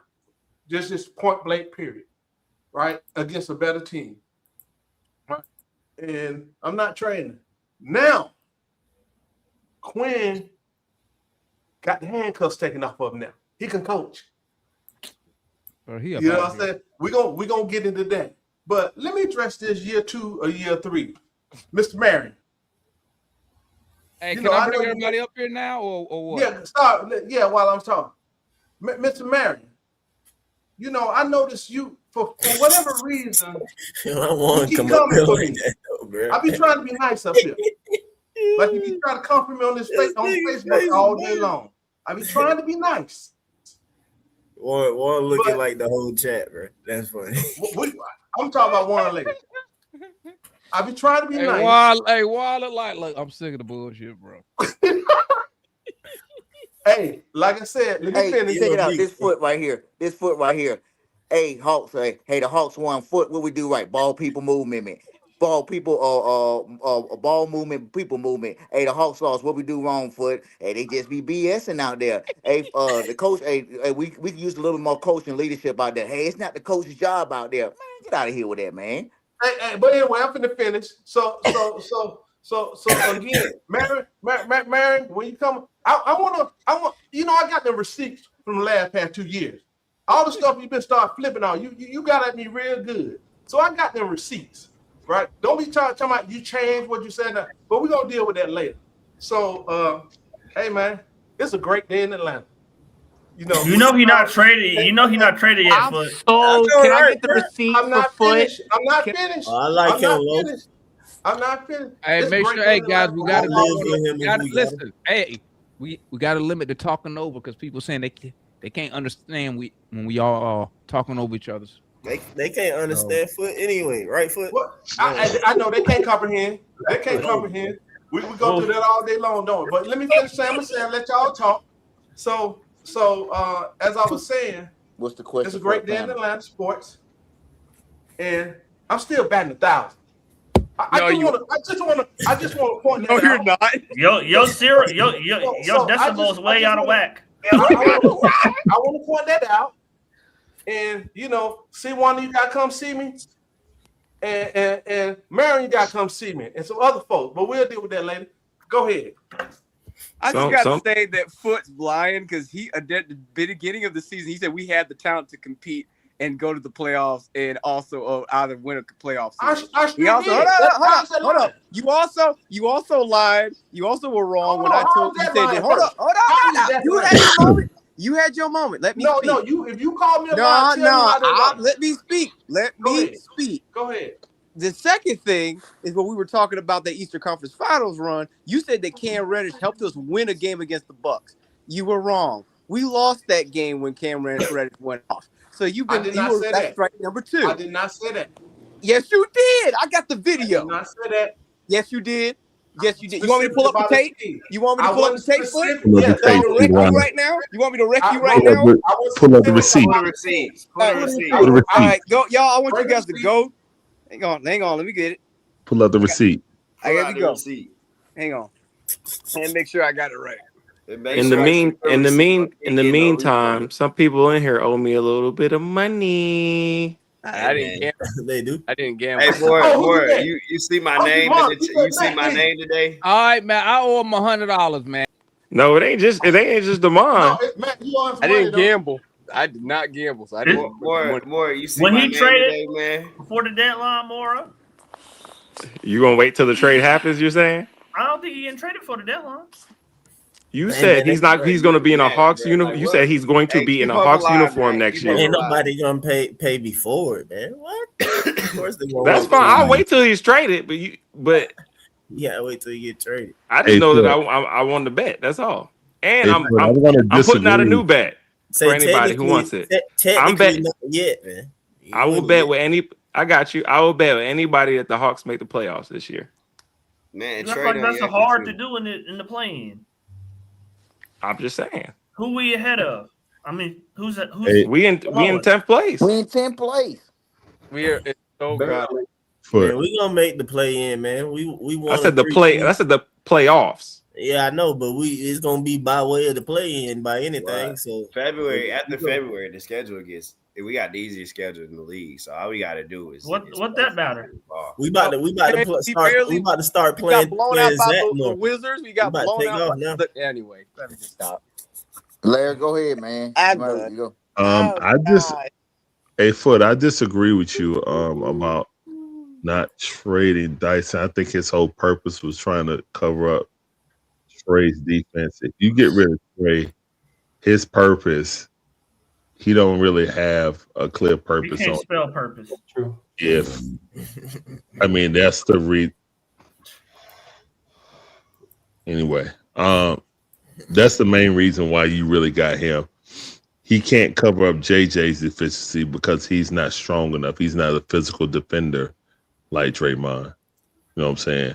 So if you got him to be a perimeter defender to try to help cover those deficiencies, it's like basically you need to get you a point guard that can actually score because Null can't pass. Yep. If you could fusion high both of them, then you will have the player that you need. Better player on the team. Yeah, if you can fusion high them That'd be two the baddest together, squad on the baddest player on the then team. you will have a guy that can actually pass and score and defend. But no, we'll throw the ball out just so he think it's a good pass, and it's a horrible pass. Quinn loves Hold on. Dyson though. But Larry, you remember Dyson one brought here to play a point guard, right? If you look at No, what he's a point guard though. No, He was never a shooting guard. He was brought here to play. He was brought here to be a defensive wing. He had to roll into a point guard role this year. He's a point right? koala, yeah. But he was never brought here to be. He was brought here to be a wing defender. He was never brought here to be the starting guard. He was never brought here. He was never brought here to be the starting guard, man. I mean, Never. Larry, can we not play? He's not a shoot. He's not, and he was never a shooting guard. Larry. Ever. Larry. Hold on. What we're gonna do? We're gonna go around the table. We're gonna go. Hey, Larry, I got the timeline for when Kool-Aid Foot said what he said. Okay, go ahead, Matt. I mean, we playing semantics here, Larry. Like, Larry, I'm sorry, Larry. You finished? Point guard. It's not semantic. Let Matt say his dribble. He can't. Don't matter if he point guard shooter. He can't make layups consistently. It doesn't matter what he. And Yucca Congo can't rebound consistently. Don't deflect. We talking about the man that makes $10 I'm million. telling you that we got a whole bunch of. I told you we had a whole bunch of one-way players. Larry, we talk about the dude that make $10 million more than Onyeka Okongwu. Okay, That's just happened circumstance. All the omissions that is in Onyeka game, the guy that makes $10 million more should be able to cover some of them up. He ain't paid. He ain't like that money till next year, man. Just like Onyeka Okongwu, he does cover for his piss poor rebound.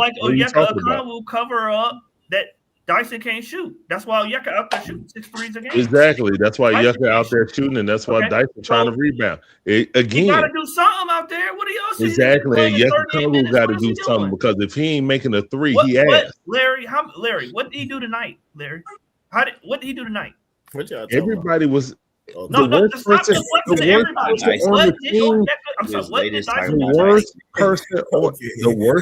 on the team was Kristaps Porzingis today. Nah, I think it was Onyeka. Onyeka had 17 and 12. Are y'all going to KP couldn't even get up the court half the time. But Onyeka was getting killed, bro. He was 2 for 12. Larry, If what he was did getting you killed, he wasn't even getting up the 12, court. Larry, 12. How is he getting killed when he's getting Dyson 17 played 12? 39 Right, minutes. He played 39 minutes. Yeah, you Yeah. don't know what you're talking about, dog. Like He 17 played 12. 39 How's minutes. that bad? So my thing here's my Empty thing. This is calories, why this is why I think. Oh yeah, like Jalen. This is why I think Jay and the rest delusional. Okay, we gotta trust a GM to what we gotta trust the GM that built this team to build another one. Like what do we gotta trust the GM that gave Dyson $25 million a year and at least allegedly presented him with 3 different contracts to be. That means he wanted them. So we got to trust that dude. Dyson was given a contract because of Trey Young. It doesn't matter. It doesn't matter. That's faulty. I told you not So Matt. Hold on, Matt. Didn't I tell you, Matt? Didn't I tell you not to pay Dyson Daniels before Trey Young? I got you. But the amateur GM did. So I'm saying it's bad. So Matt, it's bad process. Hold on, Matt. Well, hang on, I got a question for you. No, you said that you should pay him if you believe in him. Matt, I got a question. I said Hey, hold on. Let Matt finish making this point. Hold on. Go ahead. What is it? Go ahead, Matt. That's not what I said, Larry. I said, Larry, I said do not pay him because he's not a pressure player. He was going to crumble under the pressure. You did say that. And bringing Naw over here. He wasn't a You pressure did. player. You did say that. See it in Australia when he got benched. You can see it in New Orleans. You can see it in the play-in. You can see the fear in his eyes during the play-in. He's not a pressure player. You said that, but you also was making digs saying that's why the Hawks ain't paying him because they don't believe I in thought him. Austin was smart until he proved he wasn't. And then you said, and you also said that it doesn't matter if you pay Dyson Daniels or any player before Trey. You can make it work. No, that's idiotic. You base your team around your franchise player. If you really wanted to re-sign Trey Young, you would have signed him before the game. That was idiotic. Now you're in a point that you're gonna have to trade Dyson Daniels, who was only signed here to fill a role that Trey Young can never fill. Literally. Okay. All right. Let's move on. What's your question, Jay? Let's move on. Matt, should we have given Landry more time? Hell Landry no. won the game. Landry, show me the bad contract Landry did. Show me the one bad contract he did. He got beat for the contract y'all love. DeAndre Hunter's contract. He got hold on, wait. He got beat. The guy y'all love. Okay, he got him for $2 million a year. DJ that enabled Dyson Daniels to get here. He signed that. That was a great deal around the league. Onyeka Okongwu, everybody agreed he playing on the still of a contract. No, I don't agree with that. I don't agree. You don't think Onyeka's production outpaces his contract? No, I think Onyeka is a backup. No, it doesn't matter. I'm talking about his production. No. I agree with Matt. His production matches his money. Does his production outmatch his contract? No, because you cannot win with this production he's giving. Okay, cool. So it's fool's gold.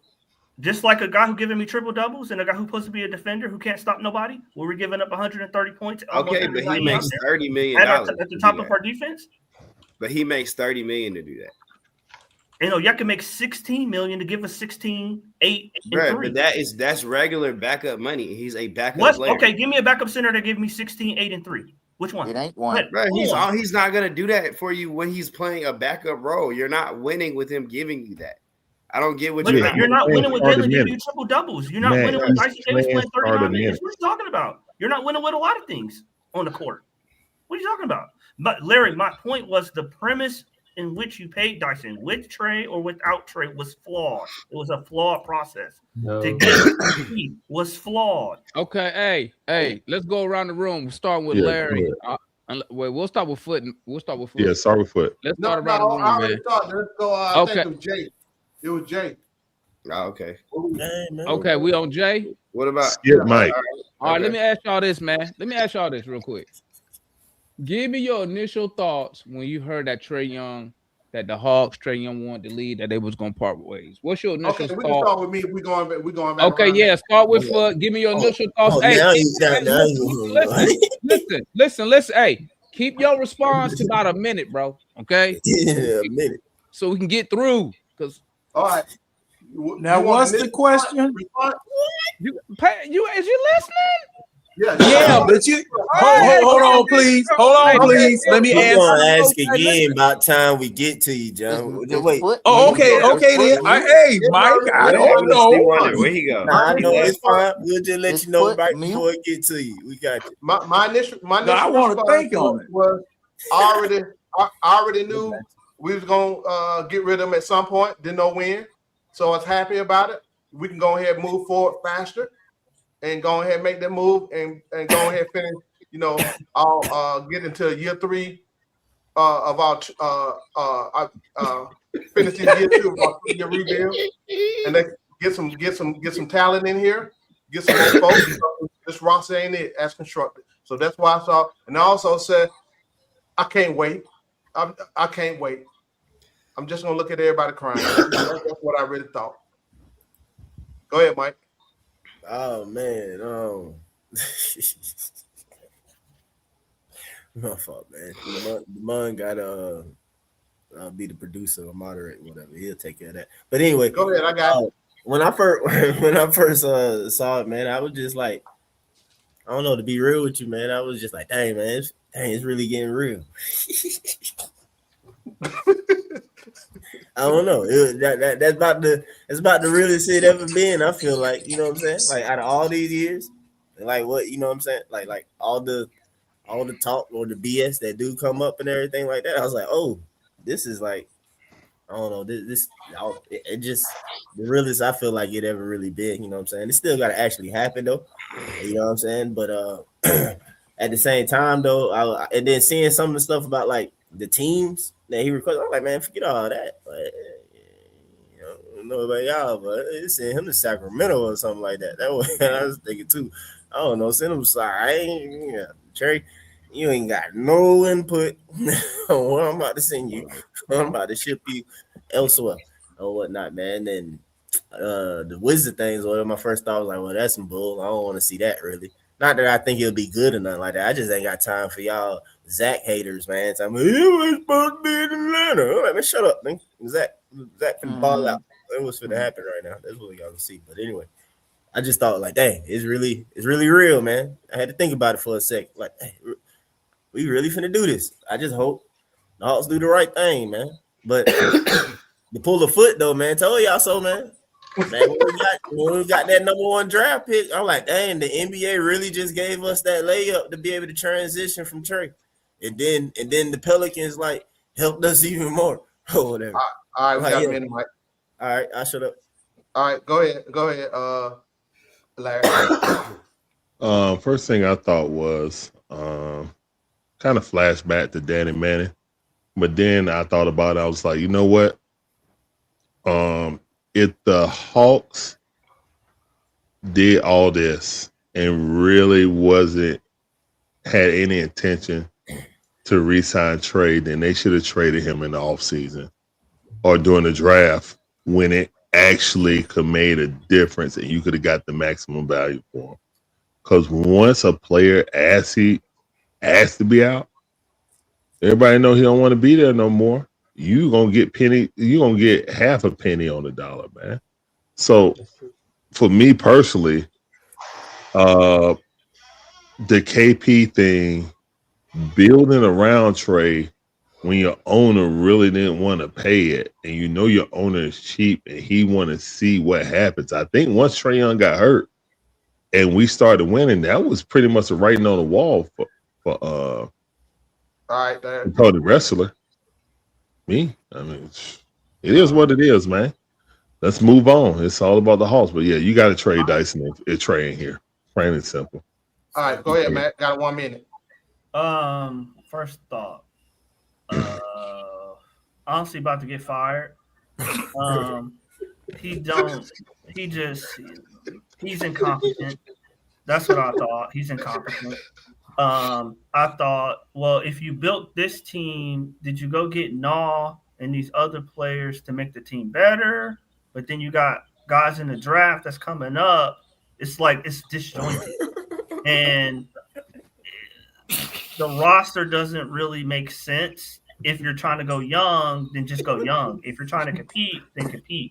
It revalidated what I thought, that, or illuminated, I should say, what I thought that Ansi is incompetent.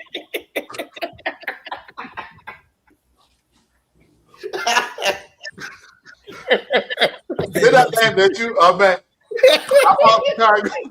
Go ahead, man. That's it. Go ahead, man. I gave you more time. Go ahead. Start, man. Go ahead. I gave you more time. They weren't laughing at you, man. I gave you more time. Go ahead, man. Finish up. No, I mean that's really it. I think Ansi's incompetent. Okay. All right, John. Hold on just a second. Let me mute myself. I'm sorry. That shit was funny. Yeah, I'm sorry. All right, John, go ahead. Are you sure you want me to go ahead? Yeah, go ahead. 1 minute. What did you first think? What did you think when you heard the news about the Trey today? I was just wondering what we were going to see tonight from what was left after the Trey Young trade. And we got a good example of what it is that we are facing when Trey Young leaves. I thought we were going to be able to pull this out since Porzingis was gone, but not going. This isn't going to look pretty. That's basically all I was thinking. This is not going to look pretty. Sorry. Okay, that's it. Yep, that's it. All right, hold on. All right, Jay, go ahead. 1 minute.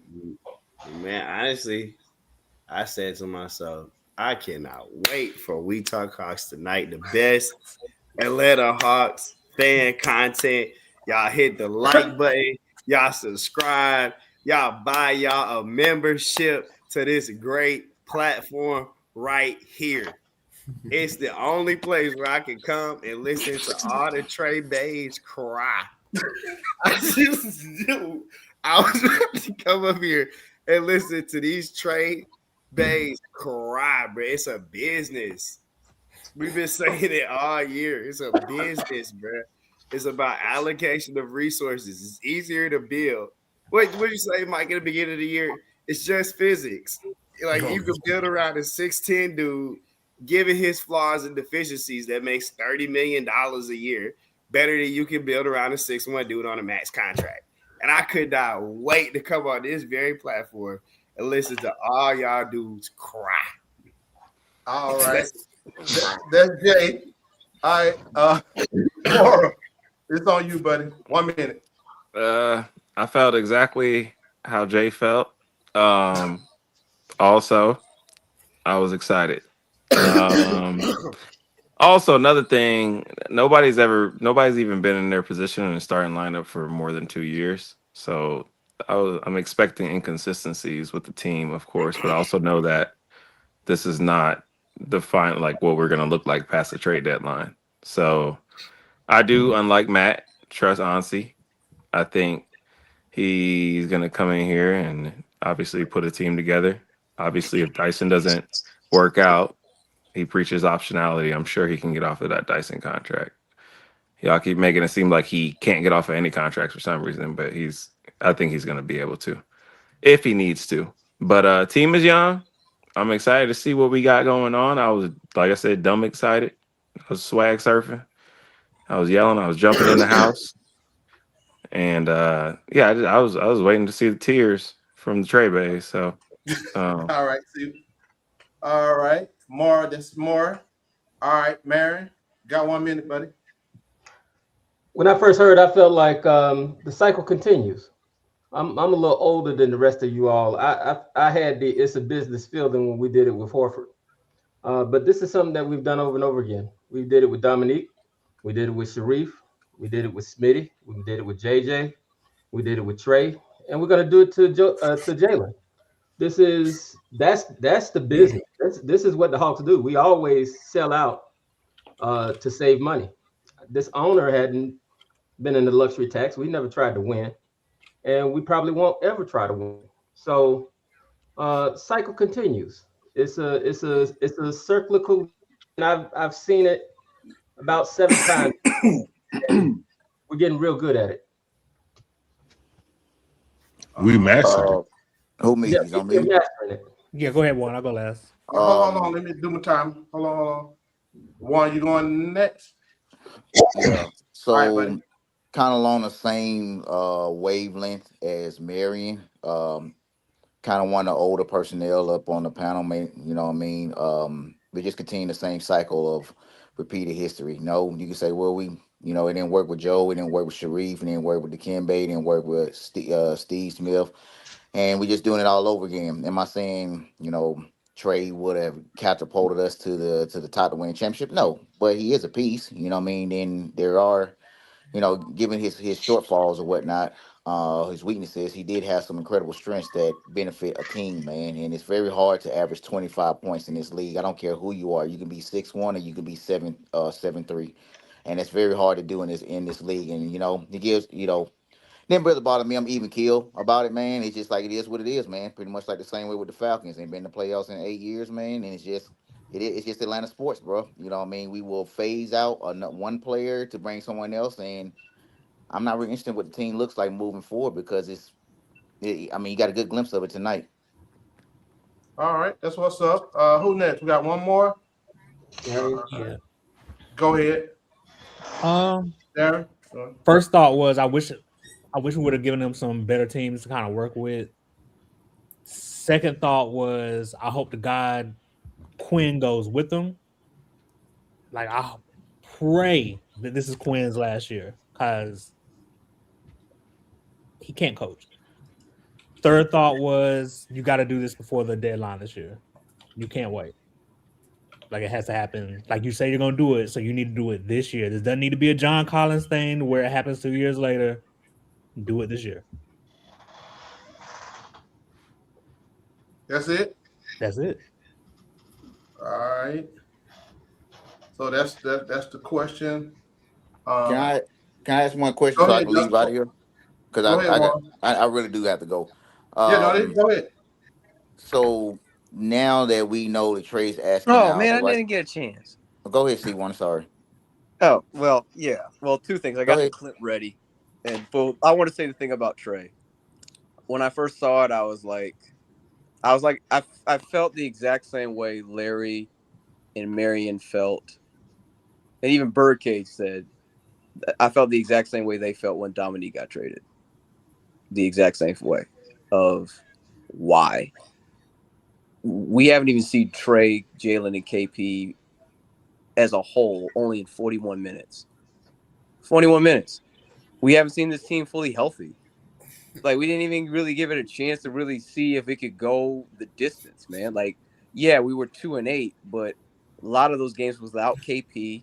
And half in the game that Trey was in, 5 of those games that we lost, they were extremely close. It came down to the final possession. So it wasn't like we got blown out.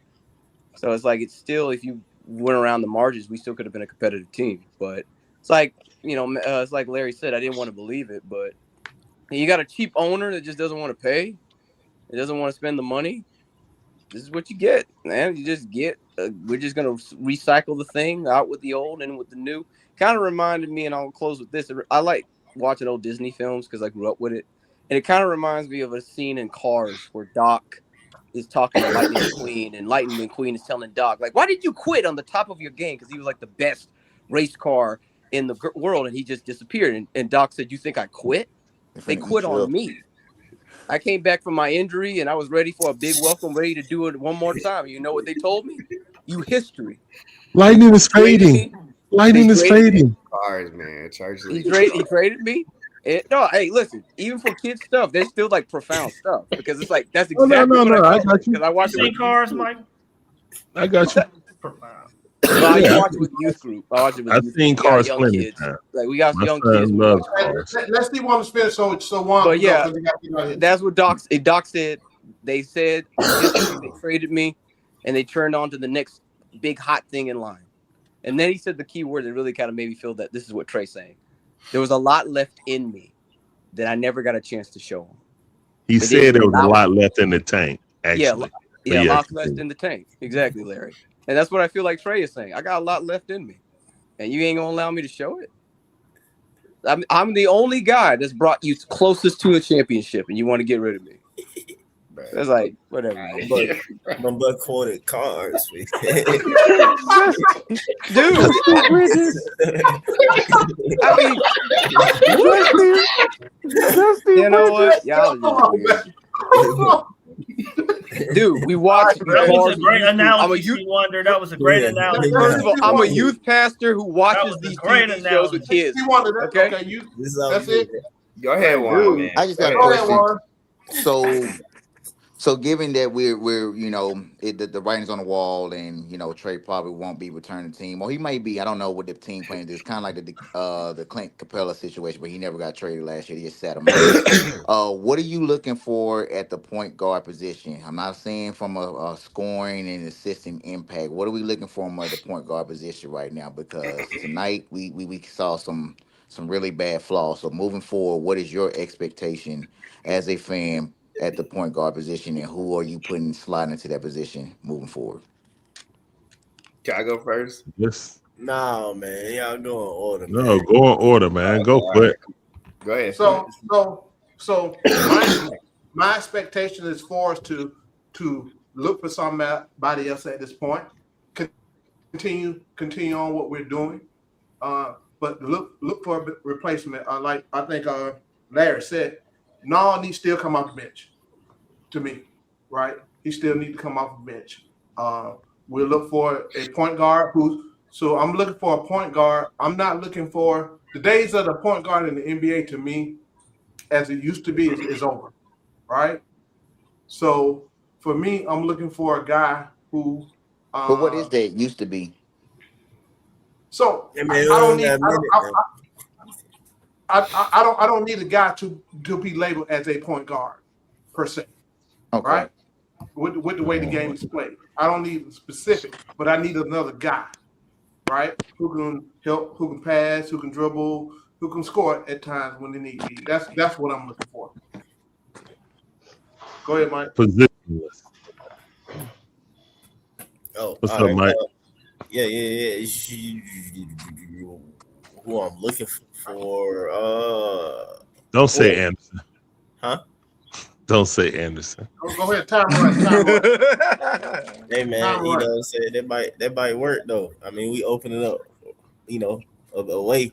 But no, I mean, kind of what Foot was saying and what I was saying earlier or whatever too or whatnot is that I don't know, it won't necessarily be I don't want to say not a traditional point guard though, but it'll be in the direction. I don't know what they're gonna get. It depends on what they get for Trey or what they do, or it could be some young guy or whatever. But it's probably gonna be someone who can or something down the line, whether it's right now, immediately, or over the course of next season and stuff like that. And that's whatever, something that's like a position, like a bigger size or whatever, and can do multiple of all things. That's I don't know. I mean, of course, Darren Peterson, like that would be ideal. You know what I'm saying? That would be ideal. 6'6", obviously can shoot, do a little passing and stuff like that, athletic or whatever. That's the mode or whatever. Outside of that, like, yeah, I think it's going to be another added piece. Like you got Zach and JJ. If Dice can get some offense. All right, my bad. Yep. No bad. With Trey being wanting to leave and getting traded, you kind of shoehorn the hoping that you can reach up and get DP. If you got a top 3 pick or you got the number 1 pick, you pretty much shoehorn to get him. You have to get look, man. I'm not getting no more short guys. That was it. Trey Young was it. That's it. If you ain't 6'5" or taller, man, you ain't gonna be on my team, bro. Like for real. So I'm getting DP. He gonna be 6'6". Can shoot the lights out. Also plays defense. I'm just worried about his injury history. That's the only thing give me pause. But he right now is pretty much shoehorn for the Hawks. And then I'm trying to move Dyson because your service is not needed now for what we can do. I will use my other pick on a shooting guard or a center. Actually, a center. I got to get a real center. I can't keep freaking doing it. But yeah, I'm getting DP. Okay. All right, Matt, what you got? Oh, man, Juan left us crazy. Like he don't want a point guard playing twister in the lane and missing layups. But I mean, what I'm looking for is I'm looking for a point They're better guard than Bucky. that can. I'm looking for a point guard that can run the offense. I disagree with Foot about that. I'm looking for a point guard that can run the offense. I'm looking for a point guard that can. I'm gonna get flack for this, but play similar to DJ in a sense, or Derek White is probably a better example in a sense, where they get their points, but you don't feel like it's overbearing the offense, or it's like they're holding the ball for a super long period of time. Or point guard? Yeah, point guard. Like they score, but they don't. It's not like overwhelming. Like they have the ball for 12, 13 seconds of the shot clock, that they can score and get out the way and let other guys All kind right, of get it. You want a bunch of shooting guards. Okay. All right. All right, go, John. What you got?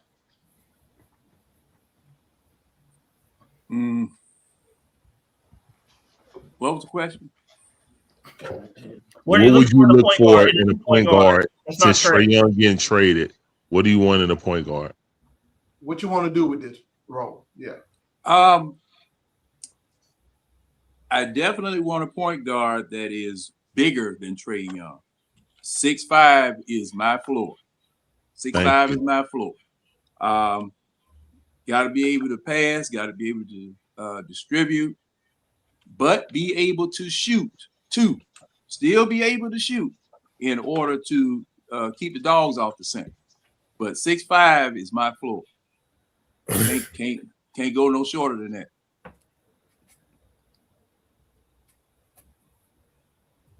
Hey, I'm out, gang. I'm gonna holler at y'all, man. All right. Hey, We y'all got it. funny. All Hey, right. let me tell y'all something, man. Watching y'all from behind, yeah, y'all. Pause. I know they're gonna say that. Yo, pause, bro. You talk about me. Come on, P. Diddy. Damn, Come you on, watching you us talk from about me. behind, and Larry likes the jacker. No, I didn't like the jacker. I just say I called him a jacker. Pause, man. But Pause. I know they gonna from get behind. it. I'm just messing with you, Larry. Hey, that was funny when Larry said that. I Hey, stepped man. into it. Hey, my bad. Hey, I'm out, He's a fella. jacker. I'm gonna holler at y'all. All right, man. We'll holler at you. Hey, I'm out. We'll holler. So be watching me from behind the man. Was it on me next or what? Yeah. Go ahead. Who? Yeah, Jay. Go. Yeah, okay. Man. Yeah. Go ahead. I just don't understand why Hawks fans will not be interested in Ryan Rollins as the next point guard of this team. Like, I mean, that's ideally what you want. Like, he is the shooter that can play on or off the ball. He gives you 17 and 6 off great efficiency, and he plays defense. Like, I don't believe these Wizards rumors for a second. I think that Giannis camp is going to be pushing to get Trey, and I think he makes a lot of sense there. And I think the Bucks have things that we need that can get us flexible that we can address in the offseason. But yeah, I mean, ideally, like that's what you're looking for. A dude like that don't need the ball in his hands, that's going to come in, play defense, rebound, do all the little things. He can dish a little bit, play make a little bit. He values the possessions on the ball. You're looking for somebody in that mode, and you should be interested in that. I mean, that's it. That's what I'm looking for in my next point guard. All right. That's just perfect time. All right. Mara. So I actually disagree with Jay. I think to me the Wizards is more who you want to trade with. I feel like they can give you something different back that we can utilize even better. I'm looking in the short term for like a veteran player like a CJ McCollum, who kind of can help run the offense and help develop these younger guys, and get them in the right places. And then obviously once the draft comes, then we go and get somebody, of course, over 6'5", that can do all the things that essentially we said that we were getting on Trey that he couldn't do: defend, move without the ball, get you 15, 17, 18 points and develop into that role. But in the short term, yeah, I get a veteran who knows how to run an offense. C1 to wake up, man. No, I'm up. I'm up. Okay, I'm up. go ahead. I'm All right. up. I just got That's my it, eyes Mark. closed. That's all. That's All it. right. C1, you went. No, I haven't. No, sir. C1, then Mike, then Cam. Then we're gonna come back to C1 for his video. Well, hold on. Go I ahead, didn't Because go. I C1. got you good. I didn't go. Anyway, Marion was next. Oh, Mary. Oh, my bad, Mary. Oh, you went moved up. My Yeah, bad. Go ahead. the order moved. yeah. Go ahead, Mary. So Me? go ahead. Okay. I'll go to Mary, and then Yeah, after, I'm going if to Mary. it were up to me, in a sense, I'm in agreement with a little bit of what other people heard, but I had a specific name. I'm interested in if we had the opportunity, I would like to have Jalen Suggs. I would like to have a guy who we can bring in, and I understand that we brought in Dyson to play alongside Trey, but I can just imagine having Suggs with Dyson with Naw and being the best perimeter defending team in the game, in a sense, so that we could just chase jokers off the ball and then get the best player available in the draft. Okay, that's what's up. All right. So who's it? C Wonder, then Mikey, and then Cam. Then we're gonna go back to C Wonder. All right. Man, I really don't know because I hear what Jay says about Rollins, but I don't know. I don't know. The kid has a past. I'm not saying you can't be redeemed from your past. Obviously, as a preacher, I would never say that. But I don't know. I don't know if I wanted to want a guy that has an attitude problem, at least in the past, to come back on this team. That's why I didn't want Ayton. I like Bub Carrington. I don't mind having him in the return, along with CJ McCollum. As long as we can get like 2 picks for Trey, I'll be happy with that. But I don't even know if we're gonna get that because the Wizards they want a pick attached to Trey to take on his contract, which is insane. But yeah, I mean, I don't really know. I'll say this: I'm like Larry. I kind of want just DP. I know his injury history is a problem, but the brother is a winner. He seems to be a natural born leader. He's a guy that's willing to accept any role you give him. He has a high basketball IQ, and the brother can shoot that thing. Like him going up UCF, he did a phenomenal job. So yeah, I would say DP. All right. Next, John, you already went. Go, Mikey. What's up, Mikey? Mikey, you on mute? Working. He working. All right. We'll All right. There we go. All right. So, yeah, about this Trey thing, my reaction, I think my reaction so far has been, look, I think this season was all right. We're gonna go out and get KP. We're gonna go out and get Nikhil. We're gonna go out and get Luke Kennard to build this team, be better defensively, be better offensively with Trey off the floor.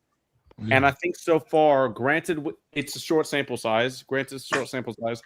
But when he's been on the floor, the defense hasn't been good. Now, I'm not saying that he caused all the problems because obviously we all know, we watched the games, that the Hawks defense struggled weeks before Trey came back. Thank you. But he's not helping it. True. And offensively, I think this team is built the best way that they can right now to sustain being without Trey. So that's why I think you can trade him. Now, are they doing it maybe a little bit too late in terms of the value they're going to get back? Yeah, probably. I do think Hawks fans, and this some of the stuff I've heard, I do think Hawks fans will be disappointed with this package. Regarding Rollins, I would love Ryan Rollins here. I think that is a great get. The problem with that is almost impossible for that salary to match. No, you would have to take in Portis and Kuzma. Hold on. Yeah. We're gonna go to Cam, then we're gonna go back. Exactly. You'd have to take back Portis and Kuzma. And the Hawks, I don't think the Hawks will do that. I'll just say this. Get Ryan Rollins here. I don't think they're not going to do that. They're not going to do that. I'll just say this. Hold on, Cam. You finna get ready to go. You finished, Mikey? Sorry. That's one of the biggest things for me. Honestly, though, I mean Trey's undoubtedly going to be one of the best players in franchise history. He's the best player since Dominique pretty easily for the franchise, I think. So he's going to leave a lasting legacy here. But I don't think I think it's the right move, especially when the team is on the verge of making, JJ the face of the franchise. So I'm not shocked by it, but honestly, I do think that they're going to make a move that's not going to make a lot of people happy, if that makes sense. Yeah. Regarding the return. That's what's up. So we're Which gonna is go to why I Cam. still don't trade on there. We're gonna go to Cam, then we're gonna go back to C Wonder for his video, then we're gonna go to open forum. Can I go after C Wonder? So, I don't have more time. Sorry, I don't. I gotta go. My bad. So, all right, Mike, you gotta go. Yeah, sorry. All right, Mikey. All right, Mike. I'll try to get back here soon. I know I haven't been around, but anytime I'm not able to join, it's because you guys are keep going when I'm recording. But hopefully, I'll be able to get back here soon. We appreciate The you. media mogul, Mike. All right, go ahead, Cam. all right. So, Got good 1 evening. minute. Good evening, everyone. I hope y'all are well. What's up, I just Cam? came God up here bless you. just to bring. Thank you, you too. I just want to bring up a couple of context things. A couple of people were asking kind of what the future holds, or do I have faith in it? No, I don't trust what pick they're going to get. I expect Jalen Johnson to be frustrated to leave soon. One thing also is that pulling some data, and Brad confirmed it because I was curious to see what it would be tonight. Excuse me, my throat is like hurting. Tonight was the second worst offensive rating of the season. So, and it's unfortunate because a lot like Mark Spears said earlier today in that video that I'm sure we've all seen, there isn't a big enough sample where Trey Young has been able to play with the center so that the offense could be offset by the defense, right? They've only played less than, 30 minutes, which is not even a full NBA game this season. Yeah. No. Also, I put up another tweet, letting people know that this is what y'all wanted. You guys wanted this dysfunction. I don't know why you're surprised by it. And Trey Young's dad just liked, and I think he retweeted it, but he just liked it. I just got the notification just now. And what this tells me, and what Mark Spears said earlier, you put one and one together. These are context clues, right? That he saw all the bullshit that was being said about him. He saw all the narratives. To save his PR and likely his mental health, he said, "I'm getting up out of here," and I don't blame him. I never said you don't want me. I'm gone. Exactly. Hey, let him finish. So I never said that he was never going to be traded. I always knew that it was going to come down to that because it's a dysfunction of the office. Like, you don't want him, he's going to leave. Jeff Teague said it in the thing. Udonis has him, even though he says a lot of stupid stuff. He was correct in saying, they don't want it. He's just going to go. And the people that were allowed, like a couple of the other ones, I don't want to say his Twitter account because he's already beginning threats, and I don't want any more threats towards him. But he went to Trey Young's account and was saying, request a trade and get out of here. We don't want you. You're just, just saying all just stupid shit, low class, stupid stuff. And they see it. And I've been trying to say before, like I said the other day, is that other fan bases have laughed at the Atlanta Hawks one for years. And it's because of the fact that we get so pompous, like the front office, thinking we know more than people, that we've had this rich history. We don't need this. We don't need that. We know so much more than other people, even though we're mediocre. It's the same people that don't be in the arena when the away fans take over the arena. It's the same people that only show up to games when the Lakers are in town or the Warriors. They're not real fans. They add to the low, energy. They don't hold the front office to the same standard, but they'll show up if 21 Savages performing at halftime or if Cardi B and Quavo are courtside. So the priorities are misaligned.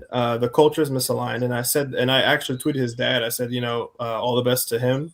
He brought us great memories. He brought us the closest to an NBA Finals and to being relevant that anybody in either your history or my history has ever witnessed in the city of Atlanta, the closest that we've ever been, ever. Will we ever get that close again? I don't know, but no one has ever seen it before us.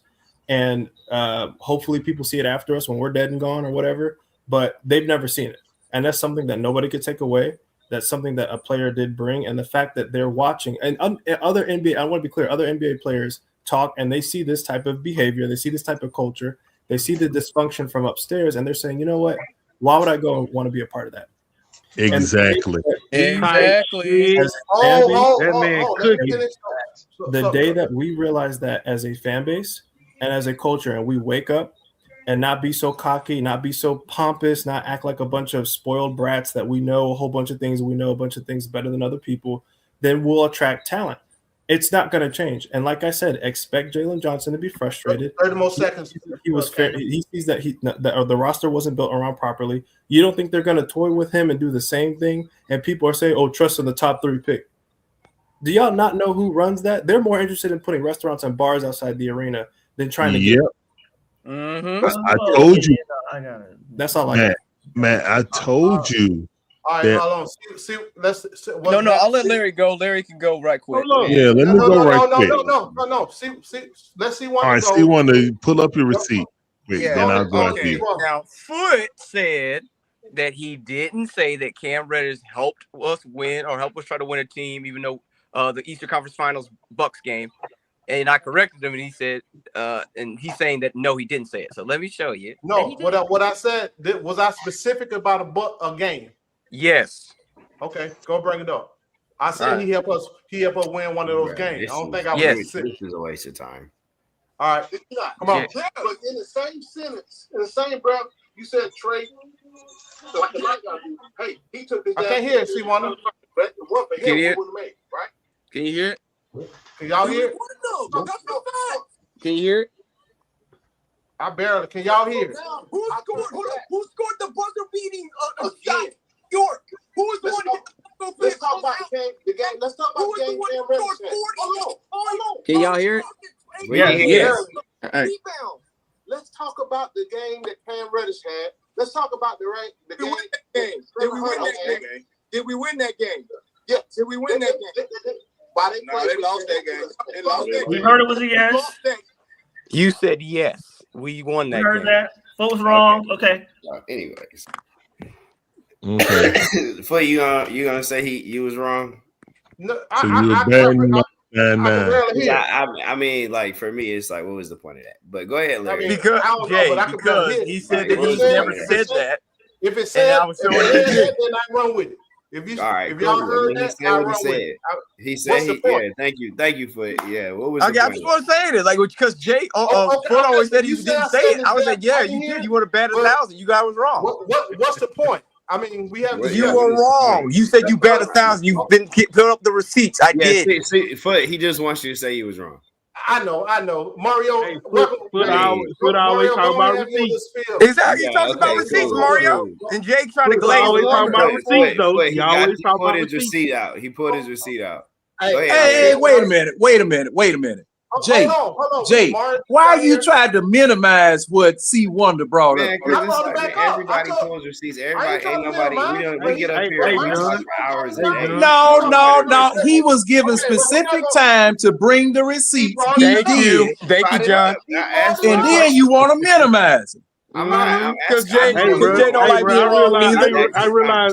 That's what I want. Hey, John. I realize the brigade kind of like MAGA, bro. They be wrong as hell. What else do you want? They be wrong as hell. I just want to get back to the conversation. They be wrong as hell, but they'll try to act like they don't do nothing wrong, bro. No, it's not even that. It's like, bro, we having a good dialogue about trading. Man, nobody. No. Foot gave him specific time to bring up what it was. You know Jay slow when it comes to up. argumentation. You know Jay slow. There's no. Now let me say this. The reason I'm bringing this up or making a point about it is because it wasn't in no flow of a conversation or whatever. This man was given time to bring receipts because he felt that Foot had done something wrong. He brought his receipts. He presented them to the group. Let everybody hear it. Some people heard it. I did hear it or whatever. And whether he proved his point or not, he was given his time to make his point. But see, it's really unfair for people to try to minimize the fact that he brought his point forward when he was given the opportunity to do so, and he didn't interrupt anybody in doing it. That's right. What did I do to minimize? I'm gonna have to agree with John on that one. I mean, Good grief, man. I'm Not just having now. a conversation on Look, Trey. look, Mario, we're gonna go there. Larry, you next. Man, can I we appreciate just that. Appreciate Hey, it. And I Moro, you appreciate too. that. Thank you. Thank y'all for letting me come on. Hit the like button like Larry tell y'all to. And I just want to say for all the Trey Bays like myself crying online, I want to reiterate what the brigade is doing tonight. They are online twerking. They are online twerking because somebody getting traded. But they are online twerking. Knowing we gonna get gypped. Like, what the heck? They online twerking right now because somebody getting traded, bro. But And Mario, they know that we gonna get let's gypped do another too. receipt. Hold on. Let Mario finish, man. My bad. Let's do another receipt. Now, I did call this out. I said he was gonna be traded before the deadline.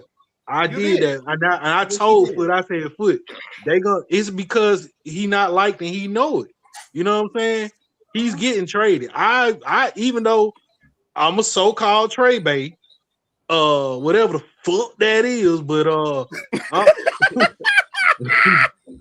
I don't care what you say, bro.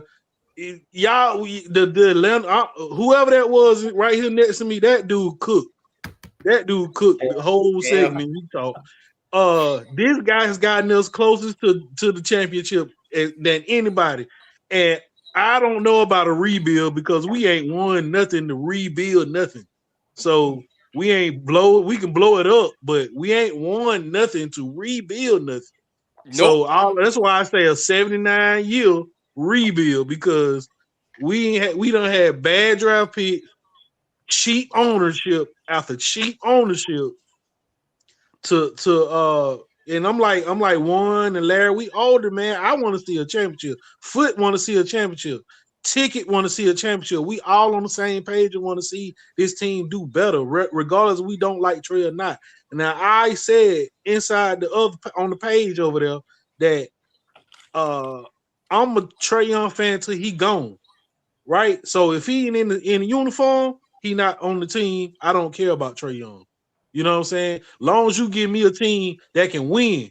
So all I ask is, can we get to the playoffs or the play-in with this team? But some people are happy just to see one guy go, and it don't have no merit behind it. The point, like Jay want to make about C. Wonder, the point, it has no reason or point to it. But just bringing in somebody, you can't bank on a draft pick. You can't bank on a draft pick being high or low.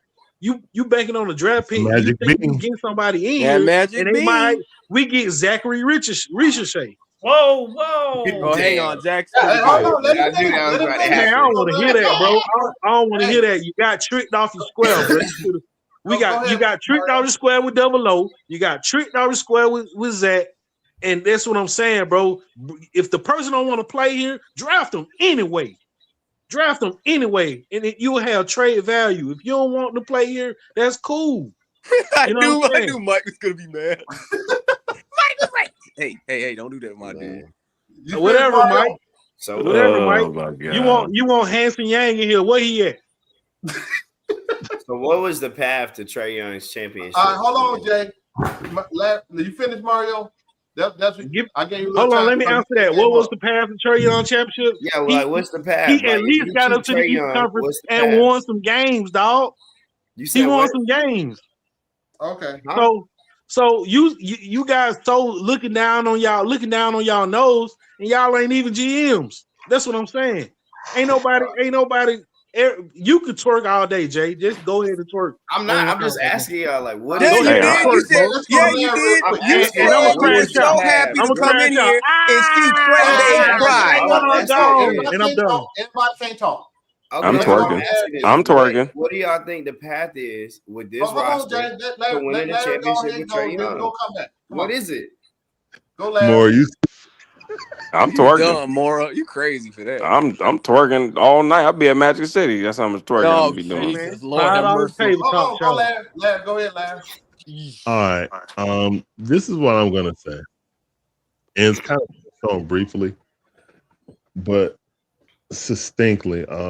What Cam said, you gotta think about this. Trey recruited KP, no, and Luka, no.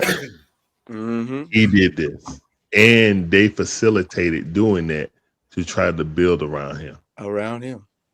To not pay him, to turn around and get all those players, and to play in his face, like I said, it didn't make any sense. Because when he talked about Michael Parsons getting his money, I told y'all he was talking to Tony Wrestler. Sure was. He was flat out talking to Tony Wrestler. Sure was. And if you make all these moves to try to build around a player, you signed Dyson Daniels like Auntie signed him to be a companion of Trey Young. Tony Wrestler don't know basketball like that. He's just thinking, I paid a lot of money for a player. I expect him to, accelerate, this, that, and the third. Even though the money ain't even hit the books yet. If you made all these moves to build around Trey Young, and then you stopped, I don't know if he stopped Onsi or just told him, like, I'm not going to pay him if we're struggling to be in a playing team, and you should have traded him. You should have never re-signed Dyson. It's a lot of moves you shouldn't have did if this was going to be your course in action. Yep. Stance was, I want to see before the end of the deadline if Trey can fit. As soon as he got hurt, even before he got hurt, you should have traded him during the draft, because if you're going in and waffling on paying your franchise player and waffling, but you made all these moves in the offseason to build around him, that's hustling backwards, man. Like, if you weren't going to pay Trey Young, you should have never paid Dyson. You should have traded Trey Young in the offseason. You know what I'm saying? And then it would have made it clear. Then everybody would have been on a prove-it deal. Mm-hmm. But you were afraid because you drafted, and this is why Asa Newell was drafted. Asa Newell was drafted because he was an insurance policy just in case JJ got hurt. I'm telling you right now that it was a choice between if JJ got hurt, they're gonna slide Asa in there, and then they were gonna try to move because just like he's looking at Dyson contract bad and he ain't got one penny of that extension yet, he was gonna look at JJ sideways if JJ got hurt again. I promise you 100%. And again, when you're trying to build around Trey Young, you do all this stuff to placate to Trey Young, and then don't want to pay him, and then end up he's asking for a trade. You should have traded him when you had control of it. Now you don't have any control. Now, as the deadline get closer, the offers are going to get weaker and weaker and weaker and weaker. So you just accepting, salary dump and a pick in 2028 or 29. Yeah. Really, the Hawks are trying to recover from this DeJounte Murray trade. And I keep telling y'all, whenever I met y'all, I told you that the DeJounte Murray trade set us back 7 years. We are in year 3 of that 7-year setback, because we can try to rebuild all we want, and we can say, look, we got this pick back, and we got this pick back because of trading our pick to get back in and possibly get an unprotected. But guess what? How wonderful that would have looked with our own picks on top of that. You know what I'm saying? Then we would have been moving like OKC. Hey, we can draft one person and then sell these picks off to move higher with teams we feel like going to be worse in the future. You know what I'm saying? Or package up a bunch of picks for a player we need. Well, we can't even do that right now. Yes, sir. Quick. Yes, sir. You're saying all this stuff was done because of trade. But I remember telling y'all before, this stuff wasn't done because of him. You asking, well, why did they do this and do this? KP was on the expiring. They traded for that, right? Luka's on the 1 year. Everybody now Dyson was brought here because of Trey. I thought that was a good move for team building anyway, not just because of Trey. Because I got you. You got Trey. They didn't extend him this summer. When I was trying to tell folks, just wait, bro, that was a sign right there.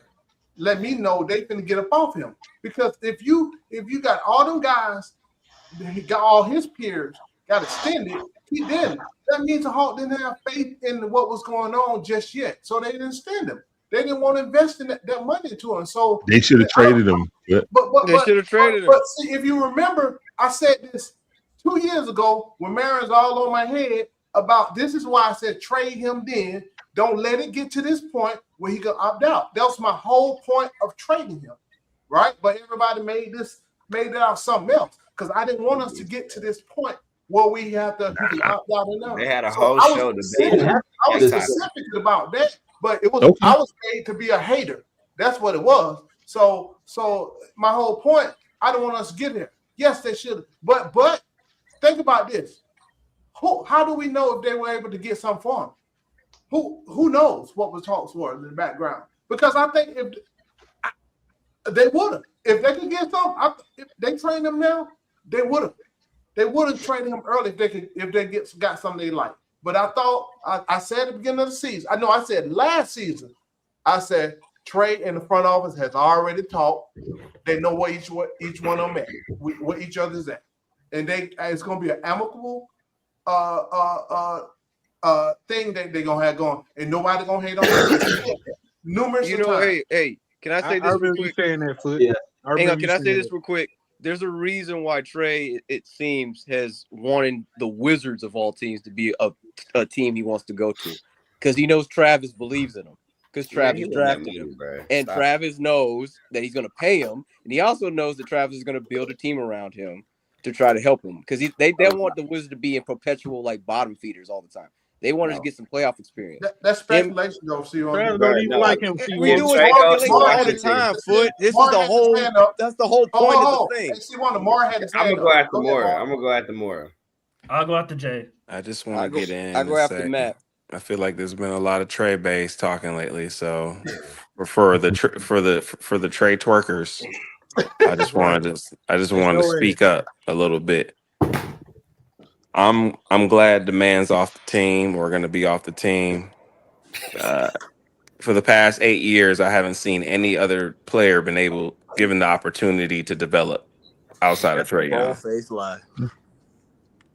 It's a bold-faced lie, but okay. Let the man talk, man. Come on. Also, C1, I want to say, as much as we go back and forth, I'm sad we won't get to debate because since your guy got traded, I already won the debate. You are petty, man. Dude. But regardless, listen, I ain't got nothing negative to say about Trey Young. I honestly feel like, it feels like 79 years or 80 years or however many years of a rebuild since my great granddad was alive. I don't know, but I really strongly feel like we're going to be okay. We're going to have a lot of optionality in the offseason. I promise y'all, to be able to make moves and do whatever we need to do. So I know we in pain. The Trey Bays, I'm sorry. I know y'all feeling some type of way right now, but I strongly feel in my soul, oh Lord, as I will be twerking tonight, that we are a better team without this man. We are a better team, and I cannot wait. I cannot wait. I'm happy y'all saying all y'all saying right now. I cannot wait. Hold on, let him finish. No, Cam, ask your question. Two things. First question: what do you expect the ceiling is for this team now that Trey Young is gone this season? A first round exit out of the playoffs. Okay, so you're saying the playoffs. Meanwhile, all these other people that are in the same anti-Trey boat as you, that's currently sinking, are saying that they're not expecting us to make the playoffs at all. This is just a retooling season. They're going to shop around and see what they can get, but the future, next season and the seasons after, they're more interested in. So you're saying that they're going to make the playoffs because we're that much better. The rest of them are saying no, they don't expect it. We're not going to do that at all. This is just a fake season. Just let it run out. Next season is going to be the legitimate one. So that's what I don't understand, because y'all aren't even aligned right there. No, what Number I'm two, saying, okay. So my next thing is that I don't and even in the comments, everybody's laughing at because I don't expect them to make the playoffs either. But anyway, the thing is that also I don't understand why we're putting trust, like I said 10 minutes ago, in a front office that's more interested in trying to put a yard house by the arena than the team. I don't understand that. If we don't have changes in the front office with having a president, knowing that we're going to spend money, knowing that we're going to make the right picks, nothing has been really shown to me that I can fully trust Ansi and I can fully trust what the front office is doing, because Trey Young was working with him. And contrary to what you said, Foot, which was incorrect, Trey Young reached out to Luke Kennard and to Alexander Walker and convinced the office to bring him. He didn't say that. He said he didn't bring in KP. Huh? He said he didn't bring in KP because Larry said Foot said said no. I said that he didn't reach out to them first. I said KP, but I know he reached out to Luke. Let me respond to Cam. Let me respond to Cam. With Cam. So this team, I agree with you. The reason why I wanted Trey gone, it wasn't because he made the team worse. It was because he didn't make the team better. For 40 whatever $1 million, it wasn't worth it, in my opinion. So what I'm saying to you is, yes, with him gone, our team still, like Jay says, our team still has a lot of holes in it. I believe we're going to make the playoffs, one, because we got the easiest schedule, damn near, in the last 20, 30 games. So I expect us to win those games. You better hope we win against the Pelicans Wednesday. I'm gonna be right here. Yeah, we're gonna win some games. And then secondly, we're still gonna make moves at the trade deadline. I don't understand why it's like Trey is gone now. This is exactly the team we have. Porzingis is gonna be stuck on our team forever. We're not doing anything else. I'm gonna trust Ansi until he shows me that he can't be trusted. There's no reason why.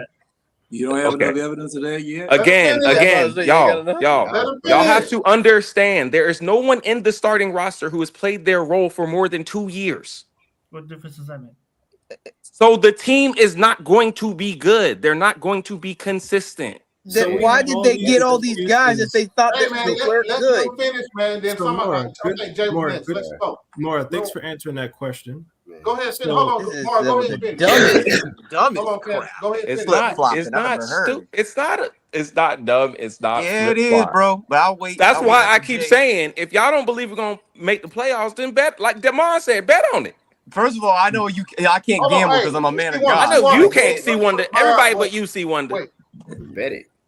I'm a man of God too. Finish, see Wonder. Then we can go on. I think Jay was next. I'm gonna end it at that because I know Cam has something to say to respond to me. So I'm gonna end it. I just let me know y'all. Quick 30 seconds, Cam. Quick 30 seconds.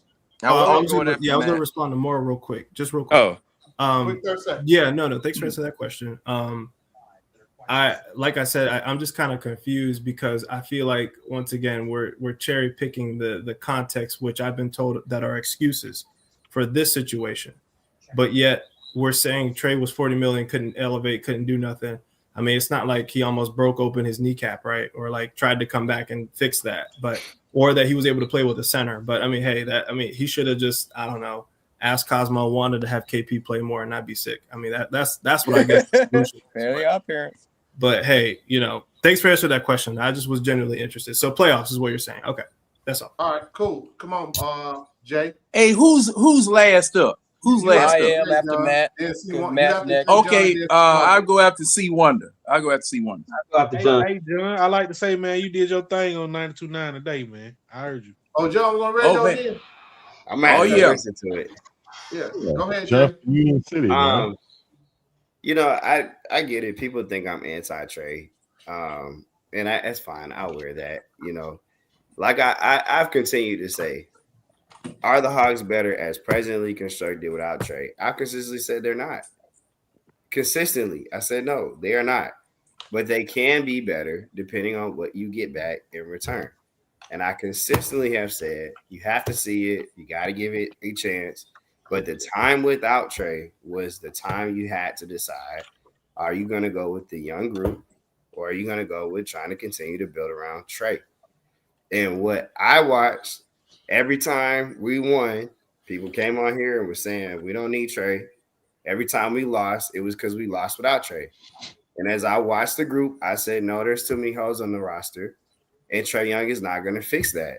You're just going to lose a different way. And that's what happened. And so my thing is, I don't know, as I look at the group, I see the pieces around him and the young pieces here, and I say to myself, I don't think he can be the best player to lead you there. Could he be a piece? Maybe. But the piece that he is very expensive. And you have a different kind of player. Like, are we better without him? No, we just play a different way, play a different style of basketball. And I continue to say the people that are in love with what Trey is, there are two major moments. Someone tell me if you haven't heard me say this before, that Hawks fans can cling on to of success. And they happen two different ways. You went to the conference finals in a span of 5 years.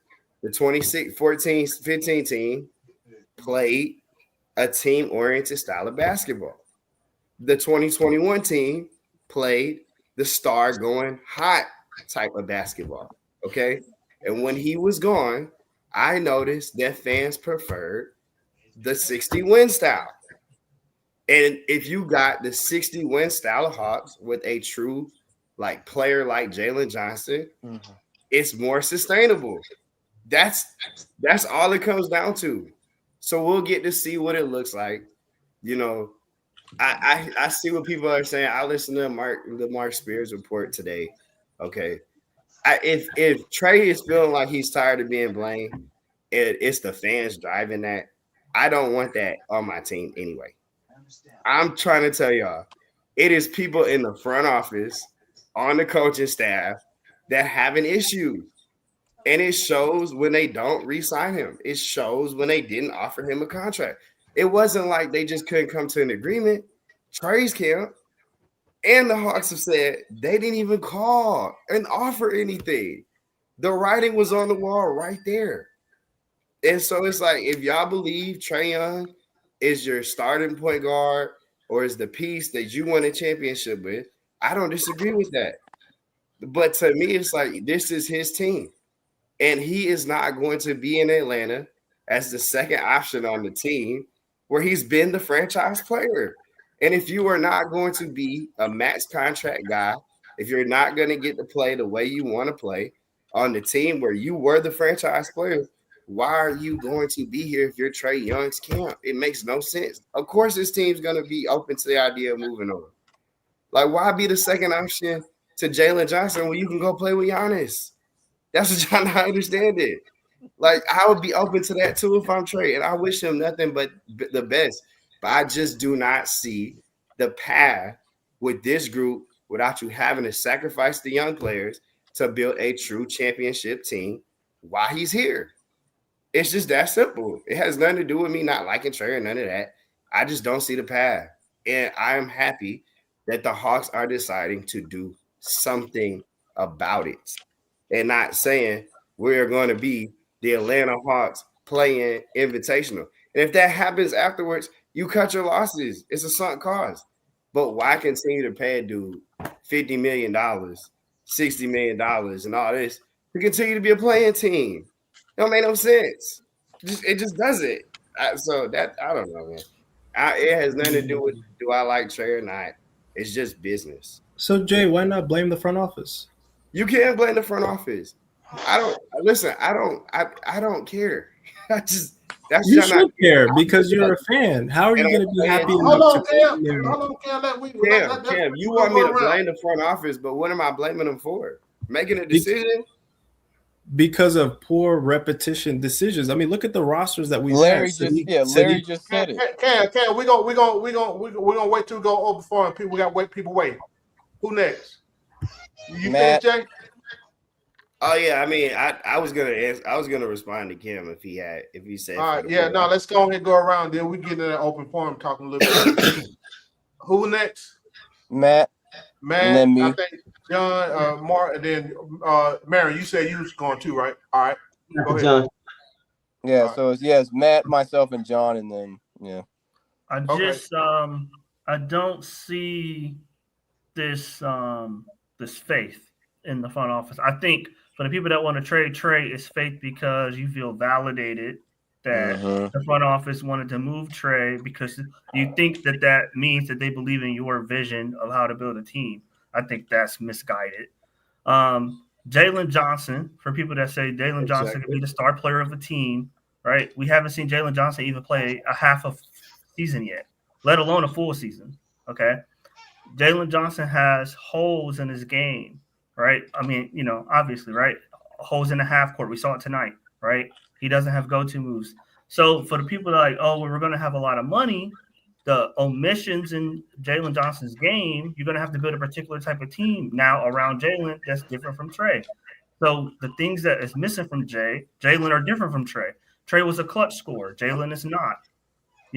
Trey was able to get to the free throw line consistently. Jalen cannot. So the things that you have to build a different type of team. So the cost for those things that are missing from Jalen's game, they cost a certain amount of money.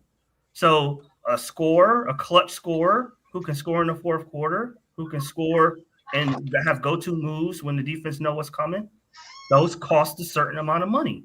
So, like for the people that say we have a bunch of money, once we get those things, that's the holes in Jalen game. Are we sure Jalen's going to be the number one option, right? Then it morphs to this new person that we get that's a closer. Now, it's the same thing. Jalen is 24. He's about to turn 25. So how long is it going to take to fill the holes in Jalen's game with a new team? A year, 2 years? Then Jalen's 27. So now he's in the same slot Trey is in currently, right? So it goes back to what Cam is talking about with the cycle, endless cycle of nothing, where it's like this guy, we tried to build around this guy, we really didn't, but we say we did and it didn't work, so we flip him out, then we get a new guy, then we build around that guy, I guess, then it doesn't work, then we flip him out for a new guy. It's the same thing over and over and over again.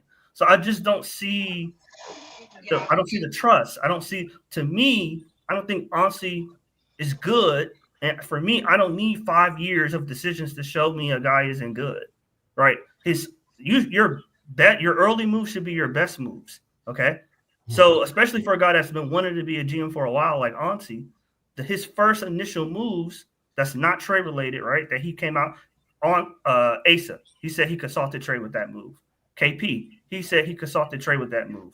No, I'm sorry, not KP. No, he said he consulted Trey with that move. So the moves he did make on his own, where he didn't mention Trey, KP, it's been a disaster. Okay, Dyson's contract, disaster, especially considering the new CBA that we're in. And next season, even if you want to say that, if Trey don't opt in and we get the money back from him, even if we trade Trey for expiring contracts, right? We're still over $100 million committed to a new roster, right? And for an ownership group that haven't shown the ability to go into the tax. So the free agency class, that's another thing that we got to look at is the free agency class, because to Jay's point about the young core that we have, we don't want to trade those young core pieces. So we get off Trey, KP expires, Luke expires. Who are we trading? Onyeka? Okay, Onyeka makes $15 million a year. So are we bringing in more money than Onyeka? That hurts our cap space. Are we bringing in less money than Onyeka? That means who we're going to find that matches Onyeka's salary that gives us better production or equal production. Okay. Yeah. And so that's how we get to the free agency piece, because we have no tradable assets that we would want to trade. So then we get into free agency, and even with, let's say we have $50 million in space, trade space. You got Zach LaVine, James Harden, CJ McCollum. These are some of the free agents in this summer. Isaiah Hartenstein, who has a club option, so he's probably going to go back to OKC. Anthony Simons, Draymond Green, Kuminga, right? So, like, you're going to need 2 of those players, right? That's all your money. Or maybe one of those players that's really good, right? You may be able to get one in a bench player, right? So we're like, which one of these guys that I'm naming, Zach Collins, Rui Hachimura, Lou Dort, Mitchell Robinson. Which one of these dudes dramatically changes my team, right? None of them. None of these guys. So none of these guys that I can afford in tandem that will make me a much better team. I may be a little bit better next year than this year. But so, like, it's just, to me, I don't get it. Like, we do the same dance every few years with a different person, and all of a sudden it's supposed to change. I don't see the point. All right. So who next? Me. I don't really understand this newfound, like Matt said, this newfound faith with the front office, because we have an owner that always pivots when things don't go right. We see it this year. They built around Trey. Oh, it's not working. Now we got to trade him. They did the same thing with DeJounte Murray. They did the same thing during the Eastern Conference Finals run. We got an owner that's impatient and cheap as a mug.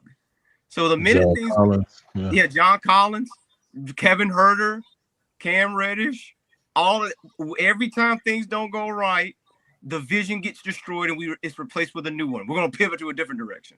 So I don't understand Jay Foot Mora's newfound faith for this front office when we still got the same frugal owner who's always going to switch things up because they he's too impatient. They didn't even have to trade Kevin Huerter. They didn't even have to trade him. They didn't.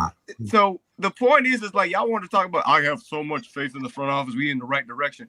Bro, we've been saying that for the last 8 years during the Trey Young era. And we still just be flip-flopping every now and then. I don't trust this organization. I told you guys this, and John's a witness.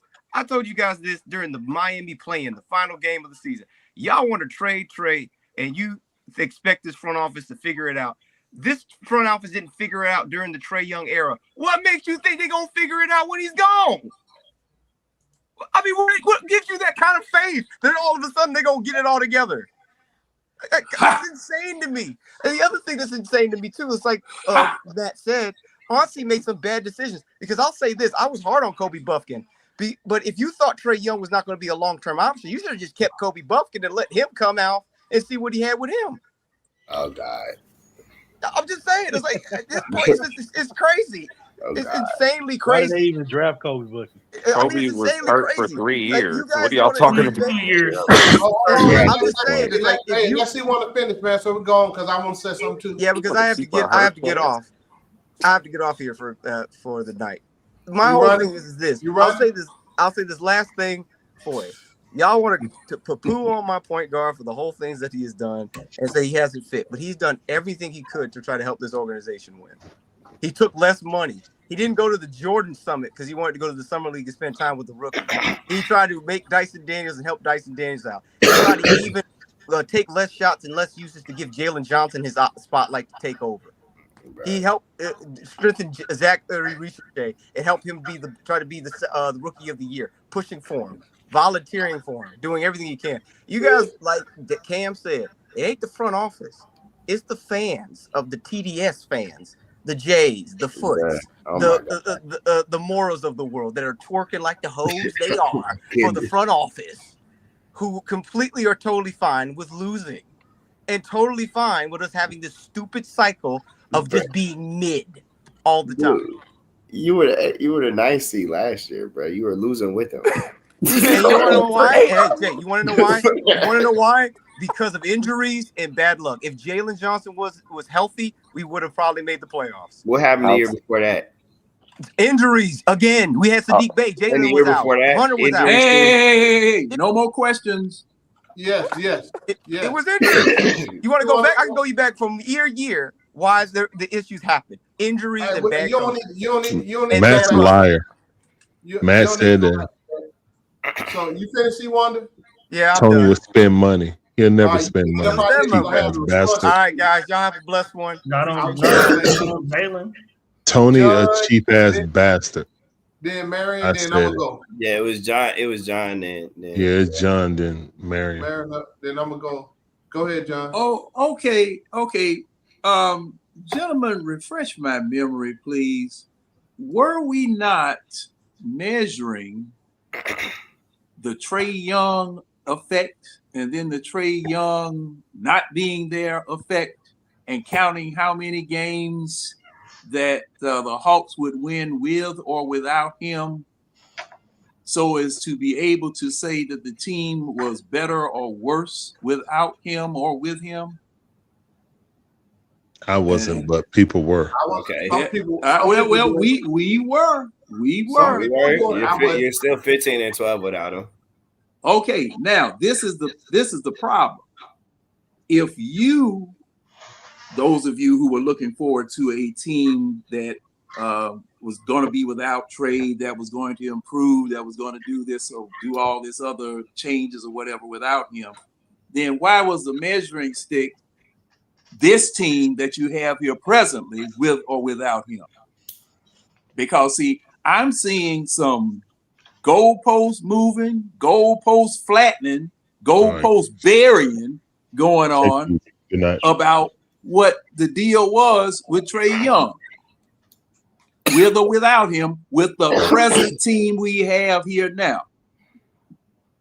There were two of you that went eloquently trying to explain their well, I can categorize it as lack of Trey Young hate for the person he is or the player that he was, talking about the team fit after other moves were made, after he was gone. But you were measuring his effectiveness or ineffectiveness with the team that you have here present.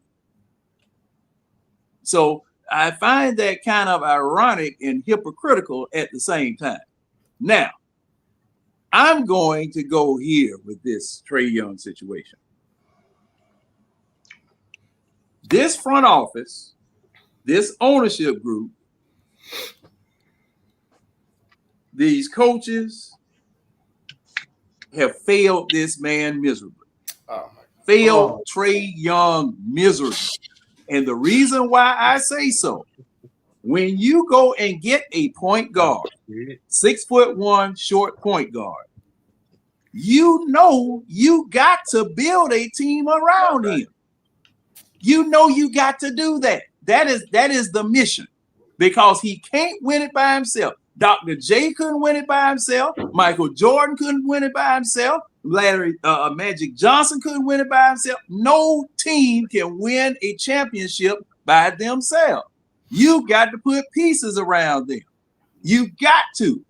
Now, especially a 6'1" point guard. Now, if it had been my draft, I wouldn't have drafted a point guard at 6'1".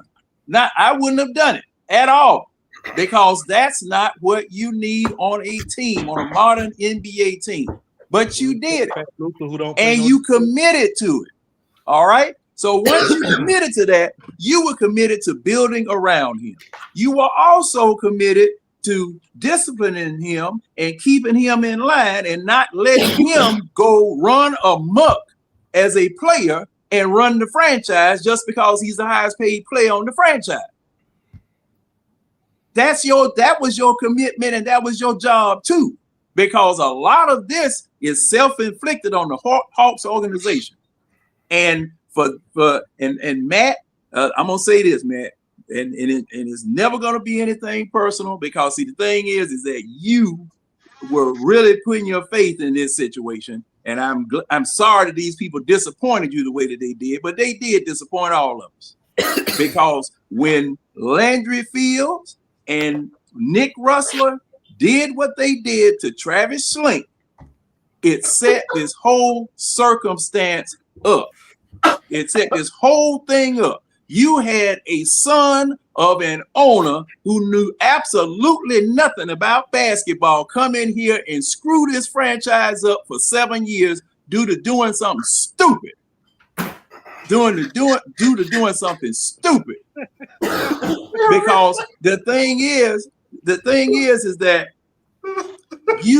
he said he was agreeable to getting DeJounte Murray, but not at the price that they were trying to pay for him. He didn't want to give up those 5 first-round draft picks, however the hell many it was. This was worse than the Herschel Walker Dallas trade to Minnesota. That's exactly what you did. You helped build San Antonio, and you're still helping build San Antonio due to the screw-ups of somebody who didn't know what the hell they were doing up in the front office. And this franchise may never recover from that stupidity. May never recover from it, because every time we were listening, every time this was coming up, well, we can get those picks back by doing this. We can get those picks by doing that. Why are you trying in the first place to get back something that you had in your hand from the jump? Asininity, stupidity. That's exactly what you have here coming out of this front office. And additionally, we were supposed to be trying to find a president of basketball operations. No one wanted to come here to take that job. So you gave the responsibility and the power of that position to Ansi. Okay, you settled for him. You stopped the search. You settled for him. Terrible. African spider. Now that you have done that, now we're relying upon these people that we have here in place, because nobody else wanted to come here. We are relying upon these people to fix this franchise. And John, can I just add? No, Matt. Let's finish, because we going on too long. Go. You finish, John? Yeah. I'm gonna go on too long, because see, the thing is, there needs to be some history lessons. Maritime. All right. Say what now? He said it's Marion's time. Maritime. I ain't through yet. Go ahead and finish, John. Go ahead, finish. I have to go back in history every now and then, because see, people's memories started doggone fading, and then lies started getting told about what they did or didn't say. And see, and now I don't know what C. Wonder was using to bring up certain things that he heard other folks say, but I have equipment that will make it real loud so you can hear exactly what you doggone say. If I have to pull it, I will pull it and I will present it. Come on, let's talk about it. But don't forget, ladies and gentlemen, how we arrived here. And I'm going to close this by saying that these people did that man a gross disservice while he was here. And hey, and don't repeat the mistake. Don't get another point guard under 6'5" that small. Don't, and stop getting these undersized centers, undersized power forwards that are not polished, power forwards that don't know their role. Get bona fide centers.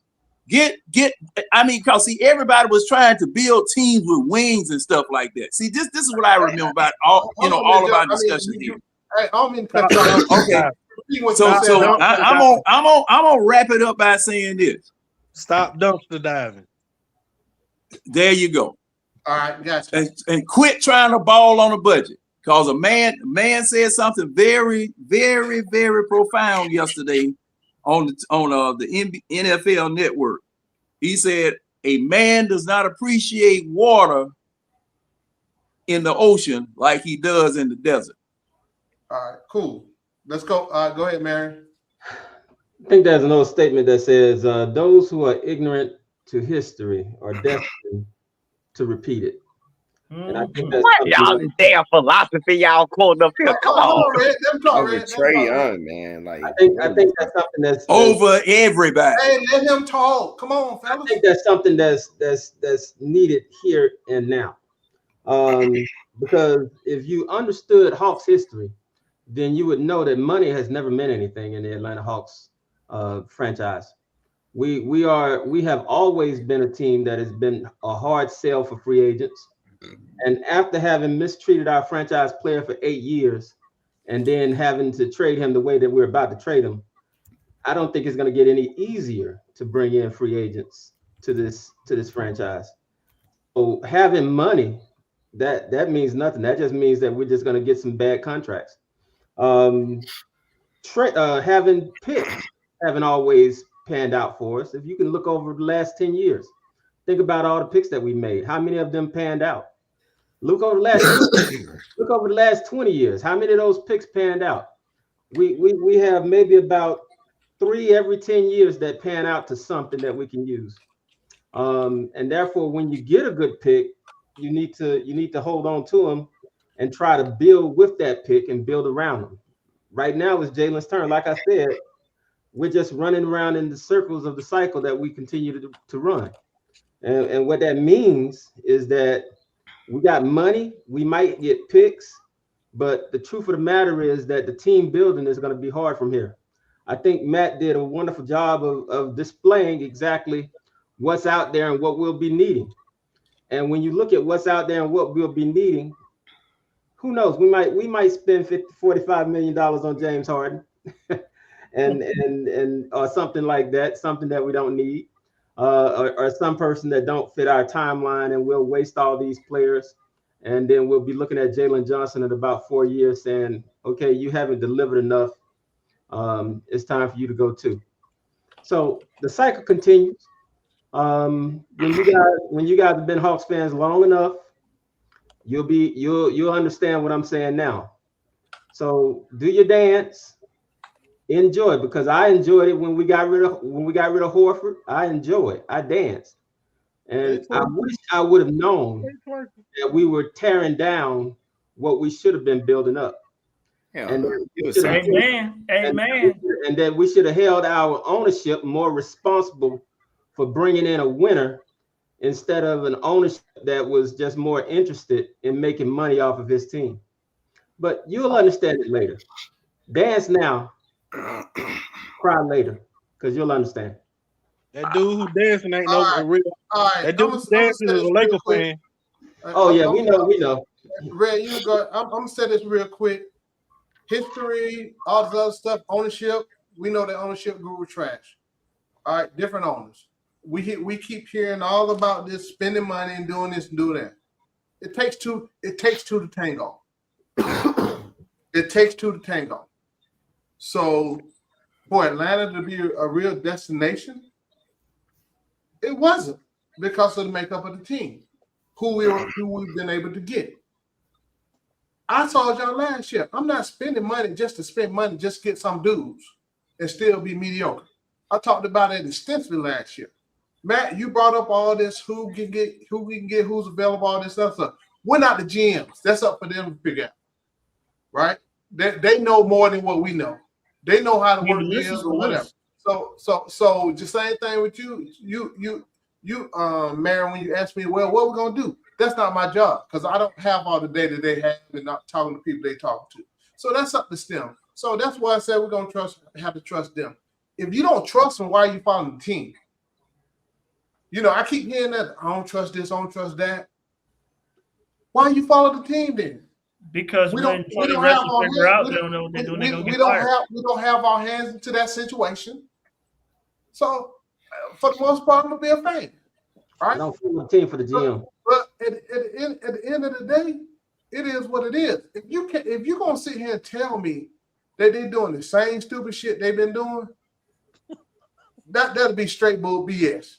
Most of y'all talked about a direction that we were going at the beginning of the year. Now all of a sudden trash. Now all of a sudden, Austin need to be fired. I don't trust them. I had that stance since day one. Hold on.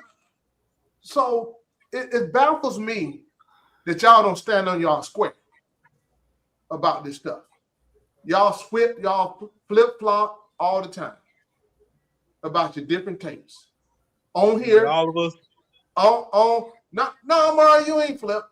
On here or whatever. Have I flipped? So have I flipped? Not really. So, but my whole point is, like, you hear these different stories of different takes or different this, different that, right? I'm like, Mario, I'm twerking too. Y'all know I'm twerking. And I don't give a damn. Because I've been catching headshots for 2 years.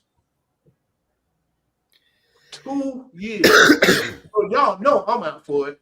And you remember all the receipts I've been talking about for years? I do have them. And they already categorized. You see what I'm saying? So my whole point, at the end of the day, it's about the Hawks. At the end of the day, you know, we talk about all this, I've been here for 2 years. You're a hater, you're a Trey hater, you're a Trey hater. All because I don't like his game. So 3 years. 2, 3, however many years. You know, Marion started this, by the way, with me on We Talk House, but that's all I've been hearing. So y'all gonna hate the front office? Oh, y'all already hating on the front office, right? So, do you like Jalen Johnson's game? Dominique ain't chilling. It's gonna be, boy.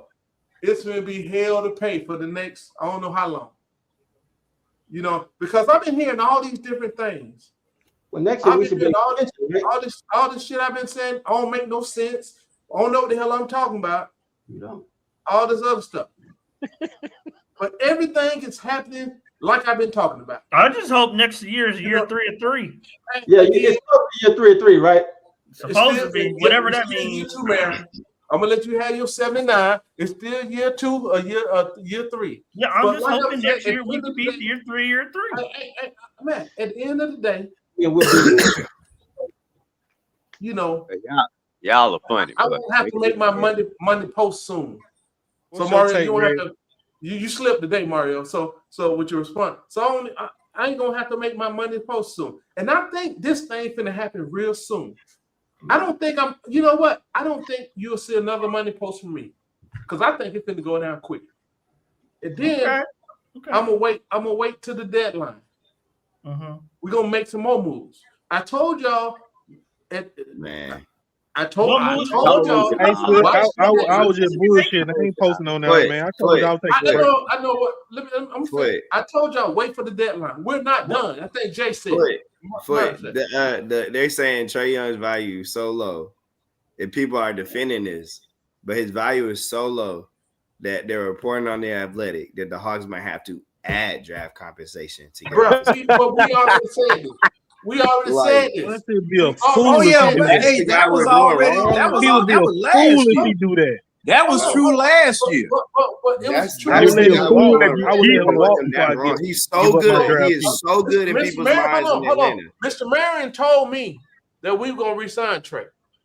But listen, he is so good in people's minds in Atlanta that they have to attach. I told you that in walk. We'll be in the you changed your mind later, Baron. Talk what you originally said. I don't get it.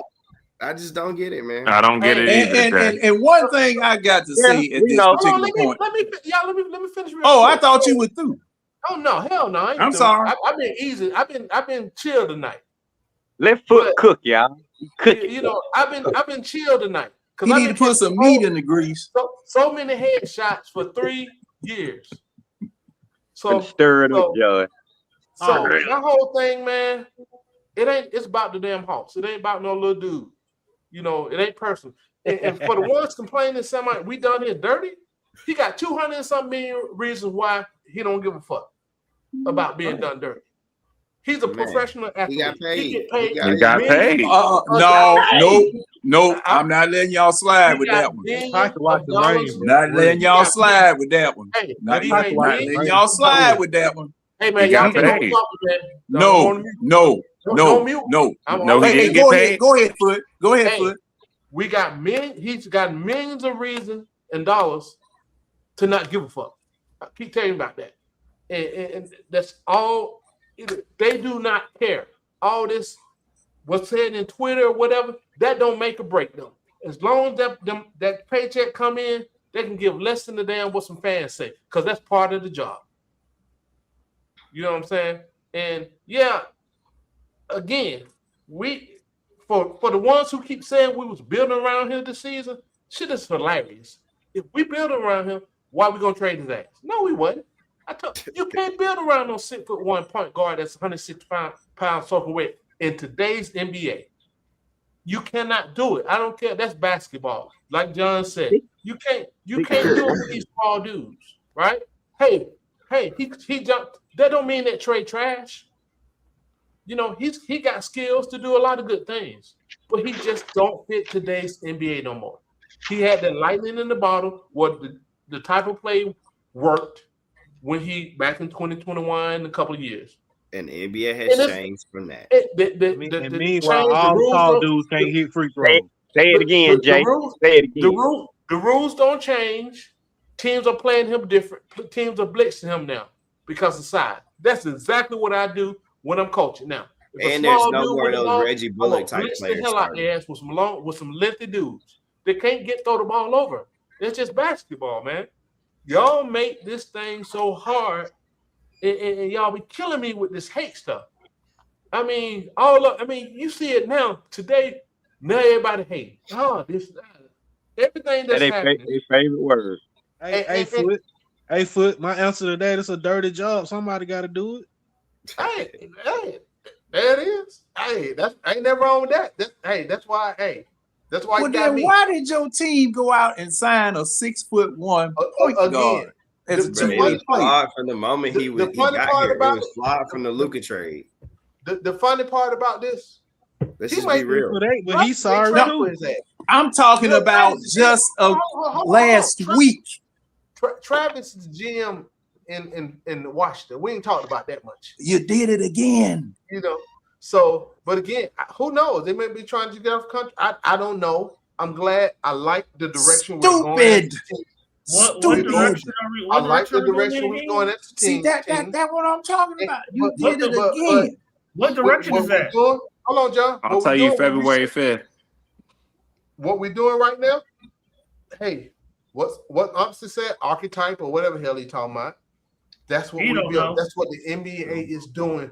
They're getting lengthy guys. And the sad part about this, you getting these guys 20 years old coming out of college, fresh out of high school technically, because 1 year of college ain't really doing that. They're not in college 3 to 4 years like it used to be, where they can be developed. Now you have to get them and develop them on the fly, give them a little G League time, mix them up, because you're drafting for potential. It's rarely you get guys that's going to be ready for year one. So you might get them ready. It might take 1 year. They get right, like Edwards, but again, it's rare. So it's a crapshoot. It's their whole rookie contract to get right in the NBA. Yeah. They're gonna be 30 by the end. So you can shit on teams that they drafted well, but they drafted well because they took a. Just want to hate. They took a. No, I mean Jalen's gonna be 30. So in 4 years, we gotta wait a whole rookie contract for a dude that's next to him. That's legit. That's gonna be 5 years. Like I said, according to you, Zach is that guy. So we're only. So like I said, Zach is gonna be fine. He's gonna be 27. Zach is gonna be fine. The Hawks gonna be fine. I'm interested. I can't wait to see the next moves that we make after this trade thing is gone. I might really care about who we getting back with this deal. I really don't care if it's somebody. I don't think it's be nobody long term. I just want more flexibility and be able to do something in year 3. And that's what I'm saying. I'm convinced. I'm convinced y'all want money just to say we have it, because I don't. No, bro. We want to win. We want to win. That's what we need to do. Okay, tell me the time. Like, why would the Hawks not want to be interested in Benedict Mathurin this offseason? Why did the Hawks sign a 6'1" two-way player last week? John, if we are going away from a short point guard. He's not even playing. He's not gonna play. No. Excuse me. Why waste the money? G-leaguers, man. Why waste the money? He's not gonna play, John. No. You don't know whether that man gonna play or not. You just wasted money. So John, he's not gonna play. You just wasted money for a person that's not gonna play. So Jay, do you know why? Jay, do you know why? Everybody who's talking about Trey Young is the past. That type of point guard is not supposed to be in the NBA, we didn't get him which I agree with. Why are you wasting money? A two-way player is not in the NBA. Why are you wasting money getting that player? John, a two-way player is not in the NBA. That's what it means. No, that's not true. Yes, that's not true. Because the center that just got hurt, Dante, was a two-way player also. No, he wasn't. He had a real contract. He had a guaranteed contract. So and like I said, anyway, what did you get him for? John, for what? John, playing the G League. I don't care. Now, what Freddie Rodriguez or Freddie Mercury is saying, I don't care nothing about what he's saying. Okay, first of all, because I'm asking the question, why are you wasting money? Why are you wasting money for a person that's not going to play? A two-way player is on a G League contract, and they only. Why are you wasting money? Why didn't you go get a center? Why didn't you go get a center for that $2 million? We did get a center. Who? You need Malik all the centers you Williams. can get. Malik Williams. That's what we signed. And how the two-way contract works, they only So make why NBA are money we when they win wasting money on something that is money. not We're not in wasting vogue? money. Hold it. Read that. Why are we wasting money on something that is not in vogue in the NBA anymore? John, at you're not wasting 6'1"? money. John, you're not wasting money. Why the heck you not wasting money? Because a two-way player only makes NBA money when they're with the NBA team. If they're not caught up, they make G League money. Who's paying him, Jay? Who's paying him? The Hawks. 2 Chainz. So you wasted money. Hawks and 2 Chainz, honestly. Yeah, it's probably you wasting money. But I just have a two-way contract is Matt, only valid. Matt, wasting money. Matt, go ahead and tell John. You educate John real quick, Matt. No, I don't need no education when I know that you sitting up here wasting money on a play. Okay, you're wasting money on a player that's taking up a slot that you could have something a forward. Those guys can't play every day in the NBA. Yeah, go ahead and move on. That don't make no sense. Yeah, that don't make no sense. Go ahead, Red. That's your time. Oh, it's my turn. Yeah, go ahead, Red. Okay, well, like I say, I'm disappointed with the loss tonight, but we still a young team, so we still building. I know everybody disappointed with the Trey Young situation, so it is what it is. I'm like Mora and Foot. I believe getting rid of him make the team better. Oh, and J2. I believe getting rid of him make the team better. I'm happy that we're moving in another direction. I'm not apologizing for my feelings. I'm not sad for my feelings. It is what the Hawks need to do to get this team better. I'm tired of folks living in 2021, 4-5 seasons ago. That stuff ain't happened since then. We ain't been that type of team since then.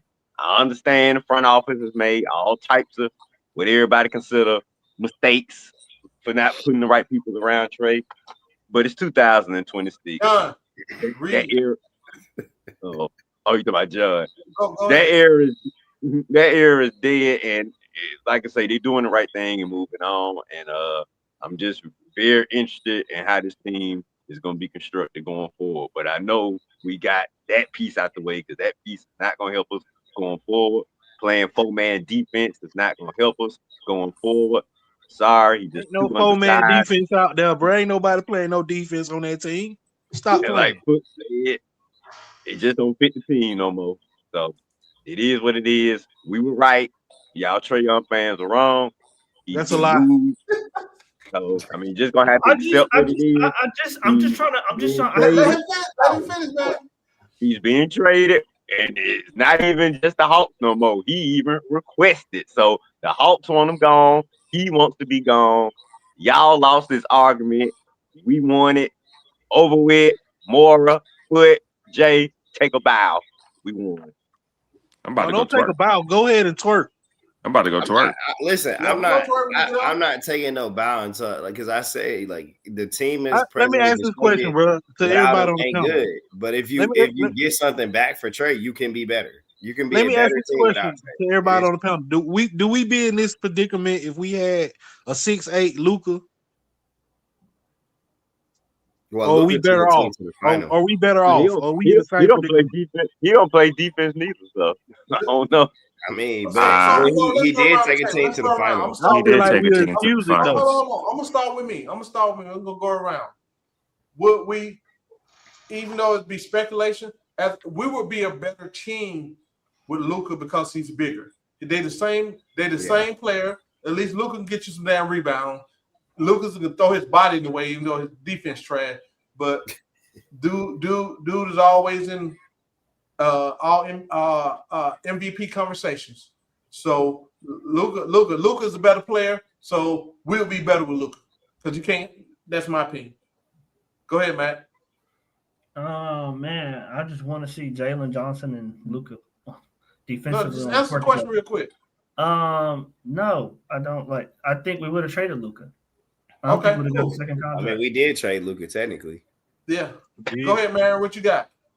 Yeah, I think Luka would have asked for a trade much earlier, and I don't think we would have been better because look at the people they put Luka around. Good Lord. This joke has played with more All-Stars and all NBA players than we ain't never seen that many All-Stars and NBA players in Atlanta. But okay, so your answer is no. Yeah, what you got, John? Will we be better with Luka? Yes or no? No. Okay. No, because we would probably end up doing the same thing we did with Trey Young. Okay. This team with this ownership group not putting anything around. We're gonna go into detail. Jay, what about you? Yes, because it's very simple, guys. It's like even though they're both bad defenders, Luka is a better offensive player when it comes to putting the ball in the basket. That's the biggest gripe I got with Trey. He just don't score efficiently enough to justify making 33% of the cap. It just don't happen. It just don't work. All right, let's go to Mark. Yes, no explanation. All right, Cam. You're on mute. Oh, okay. Red. Yes. Okay. What about you, Mario? Just your question. What's your answer? Hell no, because they want to put nothing around them. Okay, fair enough. That's that. This joke didn't make the playoffs with Kyrie Irving. What are y'all talking about? I just want to know. I'm for Jay. I'm in more. He did go to the finals, though. He did go to the finals. He went to multiple conference finals. He went to multiple. He'll been in two. What's your question, Matt? Why y'all still crying about one conference final? Like, Hey, 5 years ago. Matt gotta go. Matt had a question. If we get rid of Trey, right? We dump him for yesterday's trash. We don't get nothing back. That's free money, maybe a pick, whatever. I'm looking at this I'm looking at this free agency class, right? That's gonna have to make the team better coming into the next season because we got all this money. And I'm looking at like Isaiah Hartenstein makes $30 million this year. Is he going? Matt, hold on for a minute, Matt. You already talked about this. No, I'm asking. First of all, Isaiah Hartenstein is a team option. They're not going to pick that up for $30 million. James Harden. So is he coming to Atlanta for more than that or less than that? No, I think he resigns with OKC for a smaller AAV but a longer term deal.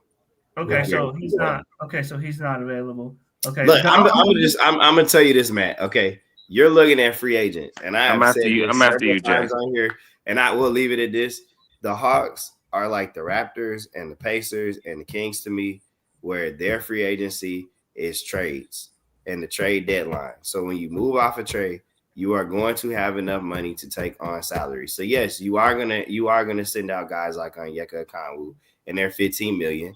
Because you'll have the flexibility to take on more money back without having to include additional players. So absolutely. That right there is what the Hawks need to be thinking about doing. That's probably what they are going to do because they're not an attractive free agent destination, which is why I was saying last year you need to go hard after Brandon Ingram. It's why the Toronto Raptors went hard after Brandon Ingram. Because that's the only way you're going to get players of that caliber on your roster. Well, hold on, Jay. You do know. I'm so happy we didn't trade for Brandon Ingram because you do know the pick that we would have had to give up for Brandon Ingram would have been a 13th pick, which turned into the Pels pick. No, they were offering the Lakers pick. No, it wasn't the Lakers because they already had the Lakers pick. You can't trade the pick back. No, you can't.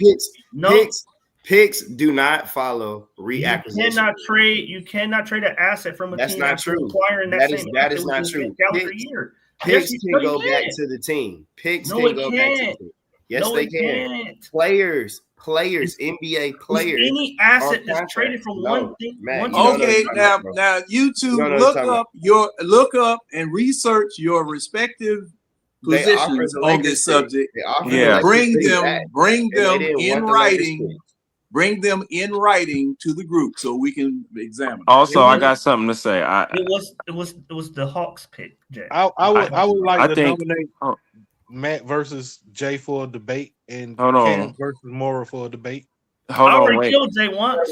Wait, hold on. I wanted to say I think we also are underestimating because y'all keep saying nobody's going to want to come play for Atlanta.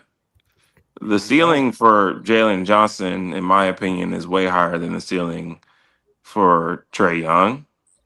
Also, the league is all in Jalen Johnson's not even first full season of taking on the team has gotten behind Jalen Johnson way more than they ever did Trey Young.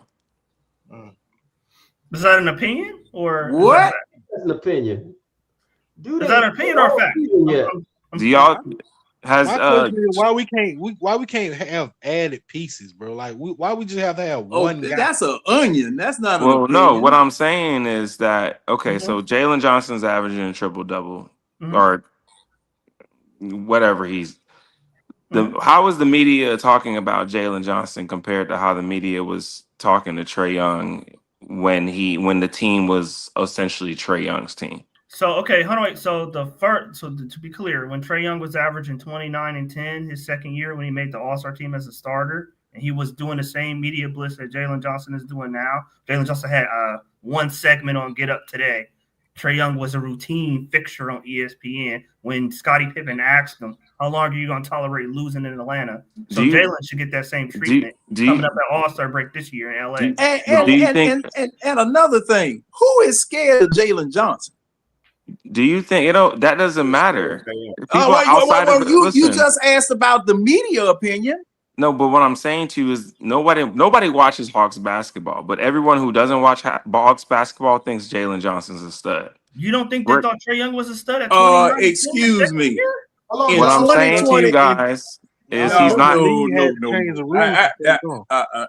I'm going to have to bring some empirical. I guarantee you that Jalen Johnson from here, unless he gets hurt again, which can happen, will make the All-Star team in the East from here to the rest of his time in Atlanta. I mean, that's an opinion, but I will say Trey Young made it as a starter. He's got to get past too many people. He's got to get past too many people to make the All-Star game. And more, he got to get past too many folks. And more, if you were a pending free agent, would you come to a city that's never attracted free agents? But would you come to a team with a star player that you didn't even know is going to make it through this whole season? I wouldn't. I would definitely cut because you think I'm pretty sure you think Jalen Johnson's going to make first all NBA team, second all NBA team. You come to a team not knowing if the star player is going to make it through a whole season. Or how many people will we attract with Trey? Yeah, how many people? We attracted free agents with Trey. Bruh, we attracted free agents with Trey. We attracted the hottest. We attracted the hottest free agent. They got on here and said that this is the Dominique Wilkins trade when the DJ first place. No. This summer when we got he was the hottest free agent. We're 10th in the East, and they're saying Matt, hold on, Matt. You didn't say no, did you? I'm sorry. Go ahead, Jay. This is the hottest free agent this summer. What are you talking about? Like what? Like I'm telling you. You asked what free agents have we attracted with Trey? People are gonna want to play with Jalen Johnson more than they're gonna want to play with Trey Young. I know it's an opinion. Did they come in for Trey, or did they just come here because we signed him? Did they come in for Trey? I'm telling you guys. Jalen Johnson is going to be a hotter attraction than Trey Young has ever been in his career. I respect that opinion. I disagree. Is it okay, Matt? Is it easier to build around Trey Young or Jalen Johnson? I don't know. Let's think about it. Okay, they both average with Trey Young. Jalen don't average as much as Trey did. Neither one of them played defense. Okay, Jalen's just 6'9". JJ played better defense than Trey. Come on, now. No, that's a damn lie. Oh, that is true. That is true. So you said Jalen don't play no defense, Matt? You said Jalen don't play no defense? There's no way y'all watch the games. To say that he doesn't play better defense than Trey is crazy. Okay, so let's say they play the same defense. Mm-hmm. You need Murris up here to tell you about how bad Jalen Johnson is on defense. Okay, so you're saying yeah. You need Murris since you don't believe me. Since you don't believe us, you need Murris up here to tell you, right? Murris, if you're in the background, come on up. You're saying to me it's easier to build around a 6'1", 160-pound guard than a 6'9" combo forward. That's what you're saying. No, for me, I'm saying to build. Well, for me, I think for Trey, it's easier to build around Trey. One, because I think Trey's more of a known commodity. Trey Young, in my he's going to score in the fourth quarter. He's going to lead the league in assists. He's a more known commodity. Jalen, you don't know what he is. He's not established. He's just now establishing who he is. You don't know. Okay. So why? Wait. Let me finish. We saw tonight. Jalen Johnson going to get a shot off versus the 6'7". What's his name? Colin Murray Boyles. He couldn't get a shot off at all. So have you not seen the same struggles of Trey Young struggling to get his shot off? I've seen Trey Young give me 28 and 10 for multiple. No, he asked you about getting a shot off. I asked you a question. Yes. Have you seen Trey Young struggle to get his shot off on bigger defenders? Yes or no? Yes, I've seen that. Yes. Not with the regularity that I've seen. So you're saying you saw Jalen Johnson struggle, and you also saw Trey Young struggle. But it's easier. Wait. It's easier to build around Trey Young than it is Jalen Johnson. So my question to you is, why have the Hawks failed to do it then? Incompetence in the front office. 1, bad drafting. 2, 3. Wait a minute, Jay. You just asked that. You just seriously asked that question, Jay. Have you been paying attention? 3 bad contracts. Finish, please. We can't overtalk each other. Oh my goodness. 3 bad contracts. So the first one, bad drafting, right? So we had and I like Travis Slayton, but we had a lot of misses, right? In his Landry Fields too. Go ahead. All his picks are misses. Okay, we had some misses. Okay, so bad drafting, bad contracts, right? Signing Capella to an extension after the Eastern Conference Finals was a terrible decision. It put us in a financial especially with this owner. It put us in a tough financial bind. We couldn't even trade him after he had declined the following year because we signed him so late in the summer. That was a terrible contract. Gave Bogey an extension when he was clearly on a decline, right? And fans loved him for some reason, but everybody objectively saw he was on a decline. We gave him a 2-year extension anyway, okay? Kevin Huerter, we paid after 1 good playoff game, okay? Gave him an extension, not too bad, but still, nevertheless, gave him an extension a year early after 1 good playoff game, immediately regressed the year after. DeAndre Hunter, history of injuries. I like him. I think we could have got him for less than what we got him for, but immediately, at least around the league, Brad Roll and others have said that was a terrible contract around the league. Most people thought it was a bad contract 6 months after he signed it, right? Repeated history with Dyson Daniels. So watch out, Jalen Johnson. We signed Dyson Daniels to what's an awful contract now, right? And it hasn't even started yet because he has to be the worst shooting guard in the NBA at 12% from 3 and 61% from the free throw line. So bad free agent signing. Bad contract, sorry. And then the Max, third. So you give us your opinions, right? No, these are facts. Hold on. You keep adding other people saying. I said other people. Well, I mentioned. Where's the GM that got out the contract? What's the GM? Is it your opinion or Landry Fields? Or both? Which is it? No, it's my opinion. It's my opinion, but it's validated by people who are reporters. Who? I said Brad and others. No, real people, man. Come on. Brad is not a real person. Go ahead. I thought. Jay quoted him. I thought. Oh, okay. So these contracts were bad contracts. What about the players did not fit with Trey Young? You can tell me the contracts, but the contracts are only bad if the players are bad. So did the Hawks just continuously fail to bring in the right players and the right coaches? Is that what you're saying? Right. So it's everybody else's fault but Trey Young. I didn't say Trey didn't have any culpability. I'm saying. All right. Well, so what's Trey Young's culpability in it all? Trey Young culpability. He didn't play well. He didn't adapt to playing well off the ball. Defensively, he didn't give the same effort every game. Like he would give at different stretches. Some seasons or some stretches of the season, he like two-way Trey would come in and out for the fan base. Like he would get steals, dive on the floor for loose balls. Then it would go away. Then it would come back. So yeah, he has some he has that capability, right? But in the Miami series, right, where he had bad teammates. To the Miami series. I want to key in on what you're saying because you like a politician. You'll just keep going. So you said Trey Young's culpability was He did not learn and adapt to playing off the ball. Right. And he does not give the defensive efforts, right? Consistently.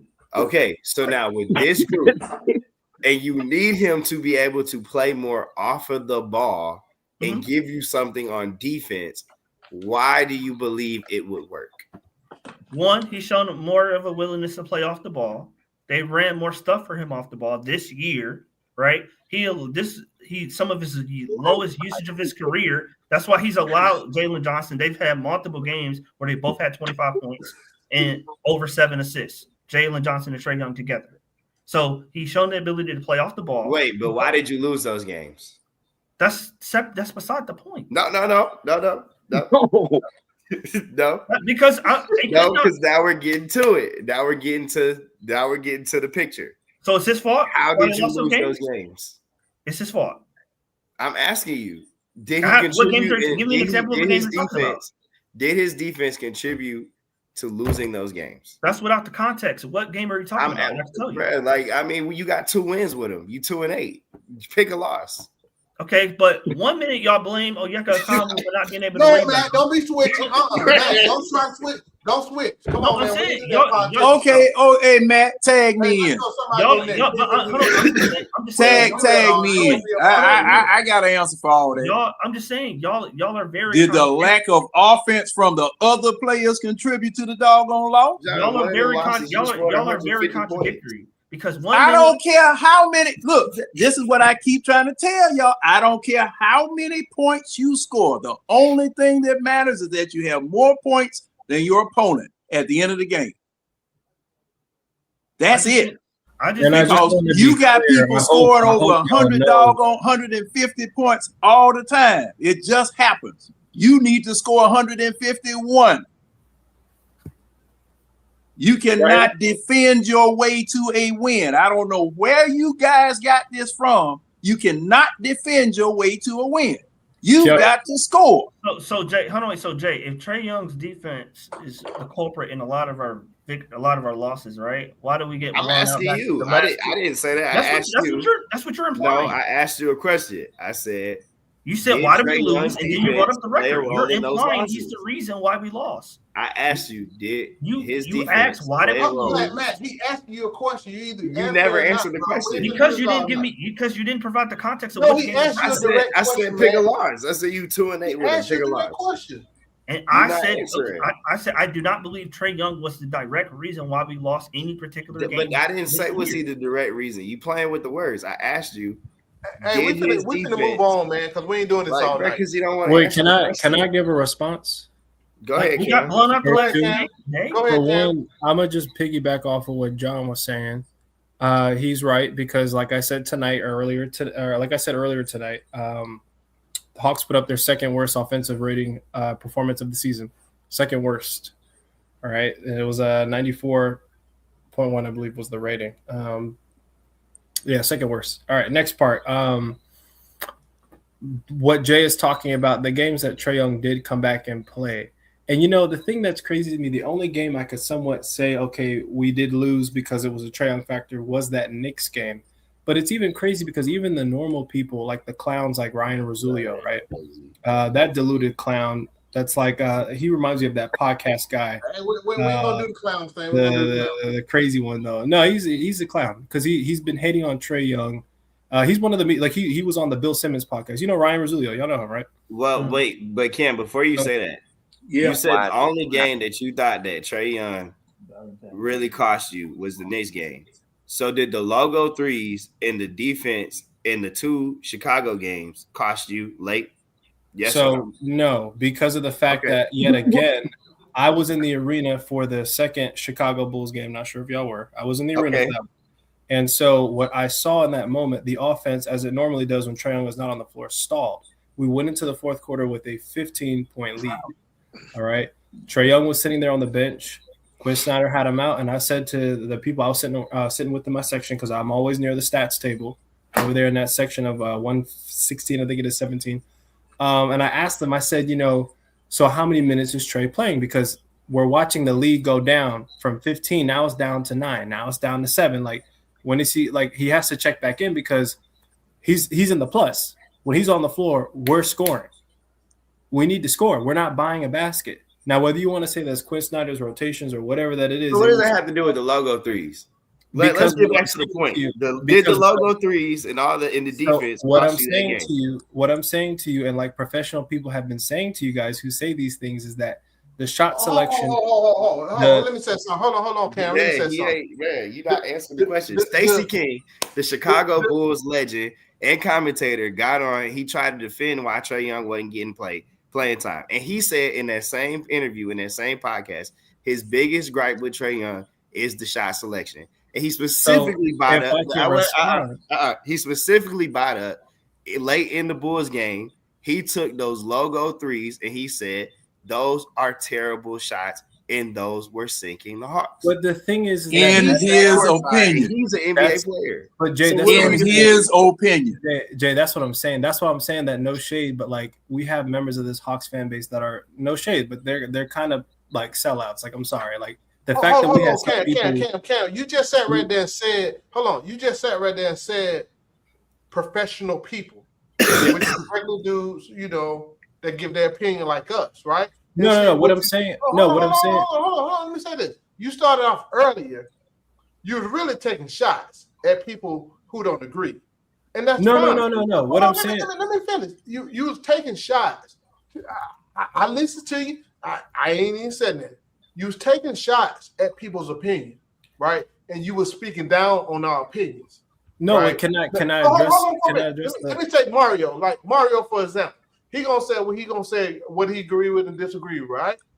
But he gonna say what he said, but he wasn't really talking down on our opinion, like we just something or whatever, right? No. I'm not saying. That's why I said. But wait, hold on. Let me finish my point. I'm not saying Jay is or you or anybody else. I'm just saying that like you've had people who did play the sport on these networks. Like most notably, you had Jamal Crawford. He was speaking about it that game that we played on Peacock, or I think it was on NBC when we played the Magic. He said it multiple times. He kept saying he's been still saying the same thing. I'm just naming him for one. Can I ask you one question before we move on to this from that? What you're saying? Jamal Crawford gave his opinion, right? Right? Okay, yes. Mm-hmm. Right? Mm-hmm. So Jamal Crawford played in the NBA, correct? Yes. So does that mean his opinion is correct or just his opinion? So the timing of which that he said it. But no. The simple question is, does it mean his opinion is correct or just his opinion? So what I'm saying is that when he said it in that specific moment, he broke down in specific plays, which is why I was begging people to watch that NBC broadcast. I understand. It's a simple question. So hold on. No. See, you don't need to give me context. It's just a simple question.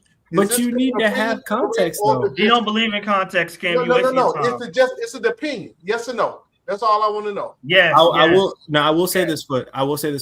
It is no, yes or no. It's an opinion. It's an opinion. It's an opinion. Yes. That's all I wanted. Go ahead. So now it is an opinion. However, like I've been saying before, an opinion could be an opinion on anything.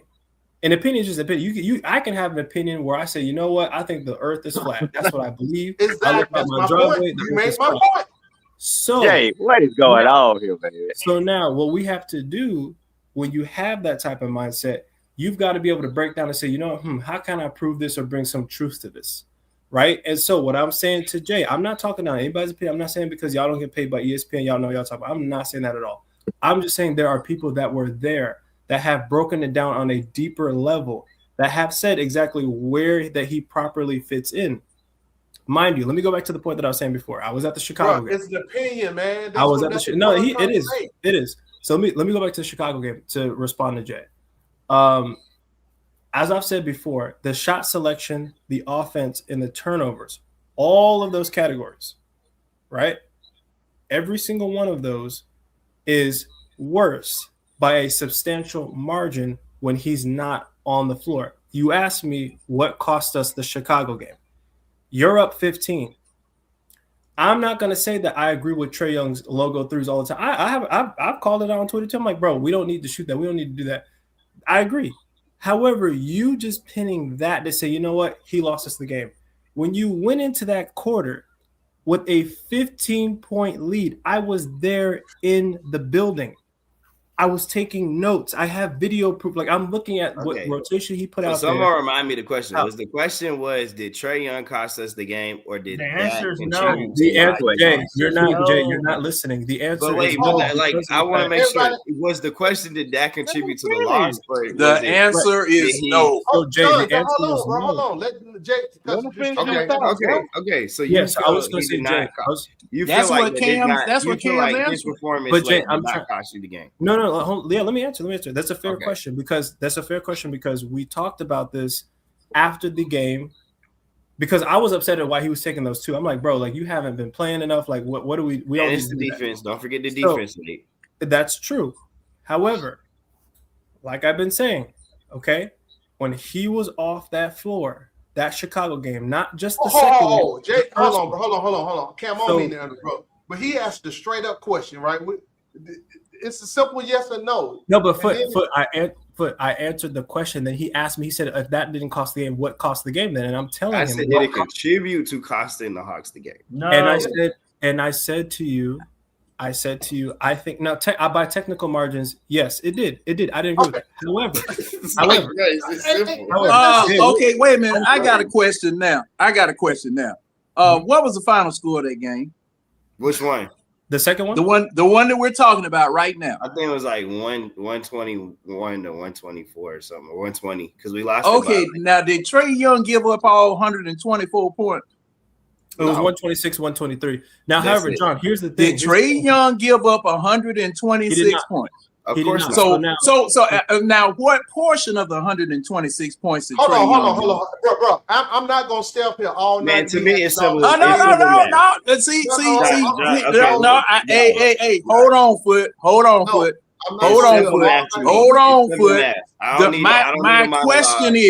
My question is, the way that people are talking about this situation, it's just like the fact that Trey Young was taking logo threes and wasn't playing defense. He was the pivotal freaking point as to how the Hawks lost the game. That's not. Oh, yes, they are. Oh, yes, they are. I'm gonna make my point very simple. I'm gonna make it very simple. Okay. And it's something. Hey, Red is something else I need to bring out. I'll say this last part for you, Jay. Like my point is very simple. The Hawks are 128. And the man unmuted my mic. You see what he do to me? They are 28th in the league when he's on the court defensively. They are 12th in the league when he is not. And offensively, it's neutral. So I need someone to explain to me what is the pathway to building a championship contender with him and this group. So and Jay, until someone can explain it, I'm not seeing the vision. So Jay, if I could, until you agree with what they tell you, if I could break down two things, let me get back to that Bulls game. So, however, to get back to that last Bulls game, you said about those shot selections. Yeah, that's fair. And the defense late. And the defense late. Don't forget the defense late. But the thing is that even when he was on the floor, I saw him literally take 2 times. I saw him try to draw offensive fouls. He tried to do it. He was getting deflections. I have video proof. Like he was the only one. I'm like, why is he the only one aggressive? Hey, hold on. Pause. So, guys, it's late. I don't want to stay up here just rambling about this. Like, ask a question, just give an answer. Then we move on. Somebody else answer a question, please, guys. Please. We don't spend 20 minutes on this same topic. Okay, I'm gonna keep it. He can't get his opinion off because y'all keep interrupting him, bro. So I'm just saying, Jay, what lost us the game was the fact that we're still struggling to try to figure out how to close. The fact that we went into the quarter, the game should have never even came back down to Kobe White flopping and getting the technical free throw that he had and then winning because they won by 3. We went into the quarter with a 15-point lead. You can't nitpick and excuse all the poor shot selections of that lineup that scored 0 points in that quarter till he came in the game to say, you know what, those logo threes cost us the game. That's not what costed us the game. Let's revisit the first Chicago Bulls game. The same thing. We were literally out rebounded. There's no rim protection. Let's go to the Charlotte Hornets game. LaMelo Ball came back. He was healthier. The first time we played the Hornets at home, how many points did we beat them by? 3. 3 points without LaMelo Ball. The next time LaMelo Ball comes back, what happens? You lose. So so the thing is, and then let's fast forward to the next game. The next game where I technically can say that Trey Young, well, I'm like the last possession that he fumbled the ball, and people were defending Trey, which I was kind of like, nah, like he did cost the game. That wasn't the only play though. They got back into the game with him on the bench for a reason. And the thing is that what game? So you were wanting to talk about context, right? People were telling me we got blown out by that last Raptors game, not the one tonight, the one on Saturday, because it was a back-to-back, and the Hawks flew in at 2 a.m. and Jalen Johnson stubbed his toe on the snow outside or something, like whatever that it was. I heard all these contexts, right? But when Trey Young came back for that Knicks game, his first back-to-back game, he clearly looked out of shape. I mean, he looked horrible. I was like, why are they playing him? He just came back from his knee injury. He should, because from what I was told at that last Bulls game, they were playing him on no back-to-backs until mid-January. That's what I was told. And they weren't going to play him over 25 minutes. That's what I was told. I don't know what happened, but they told me, they said, we're limiting him to 25 minutes. He's not going to be able to play back-to-backs until mid-January, January 15th. I mean, it's obvious why. All right, fellas, man, what's the point? What's the topic? Because we don't spend 25 minutes. Yeah, like I just want to know from Matt and from Cam, like, what is the pathway to building the contender with Trey? And this y'all ain't still. Let's go into y'all not answering. What is the pathway? Who are you adding? What do you? Because it's not. This team isn't gonna win with him. Yeah, I mean, this was a poorly constructed team. That takes to answer a question. You need a shooter. You need something. You need something of a mixture between some of the parts we have now and some of the parts that we had back in 21. So you need a shooting guard who can shoot. You need a wing who can a two-way wing. You need a power forward who can stretch the floor and score around the rim. You need a center, I would say, behind Onyeka, because you need, I like Onyeka, but you need a center behind Onyeka who can provide some rim protection and rebounding. So you need things that this roster is poorly constructed. I said all summer, while y'all was not, I won't say, I know you were, but a lot of people were praising Ansi. Hey, I said, I'll see y'all. Good all right, night, Mario. I said Ansi. All right, Mario. I said Ansi is unproven. I said, okay, wait, Matt. Okay, Matt. So let's break down what you said. You say you need a shooting guard that can shoot. So that means no Dyson. You need a two-way wing. Okay, I thought I was told that was supposed to be Zachary. I didn't say it wasn't. Okay, but you said you need it. So if it's Zach, then it ain't him today, right? That's what you're saying? No, I'm saying. I'm asking because you're saying you need a two-way wing, but you have Zach. So it's either that is your two-way wing, or you need another one. Which is it? I didn't say I don't need these players. I said I need a mixture of that's not what I'm asking. I'm asking, is you didn't listen. You didn't listen to what I said. You didn't listen to what I said, Jay. I said you need it. Listen, Jay, you didn't listen to what I said. All right. I said you need a mixture of what we have and what we had in 2021. That's what I said. Okay, got you. So you need a two-way wing. So you're saying, do you have it or not? I think I have it, yes. Okay. So you said you need another center. Behind Onyeka. Okay. And what else did you say? You said I don't last track. You say you need I said I need a power forward who can score around the rim and from three. And another three. Okay. So you're going to now have to find all of those pieces in the draft. You're gonna have to find it at the trade deadline, and you're gonna have to have it in free agency. And how long is it now going to take you to rebuild that and pay Trey Young the money? For me personally, I feel like we have some of that, right? But like the piece of, so like for instance, if we got rid of Dyson, we put Null at the 2, right? I have $25 million now. I can go pay Ayo DeSumo to be my backup point guard. So I got a Lou Williams type off my bench. Okay. I can, so then with off the bench, I can draft, right? This past draft, who do we take? Oh, not this past draft. Before Zach. Who was before Zach? Who did we draft before Zach? Was that Kobe? I think that was Kobe. Right. Kobe. Oh, right. My bad. You talking about Kobe Buck. Yeah. My bad. Yeah, Kobe. Right. The year before that, we drafted AJ, right? Right. Damn, Red. And I said, I heard Kobe. And I said when we drafted AJ. Let me be quiet. Put to cut me off. I said when we drafted AJ, that was a terrible pick when we drafted AJ. Imagine if we had Tyree. You're in Houston, Jay. Imagine if we had Tyree. Head chopper over there. If we had Tyree Easton instead of AJ Griffin, You know, so like that goes back to my earlier point about bad drafting. So the draft, as Foot says, the draft is a crapshoot. You don't know who's good and you don't know who's bad until you get them in your play. Until you get the player. I don't believe you get that. them in your system and you develop them. I don't believe that. Okay, I mean, I'm just letting you know. It's been plenty of can't miss prospects that missed. Yeah, I mean that's true, but if you know what you're Cam doing, Reddish is one of them. Yeah, if but we're being a stack.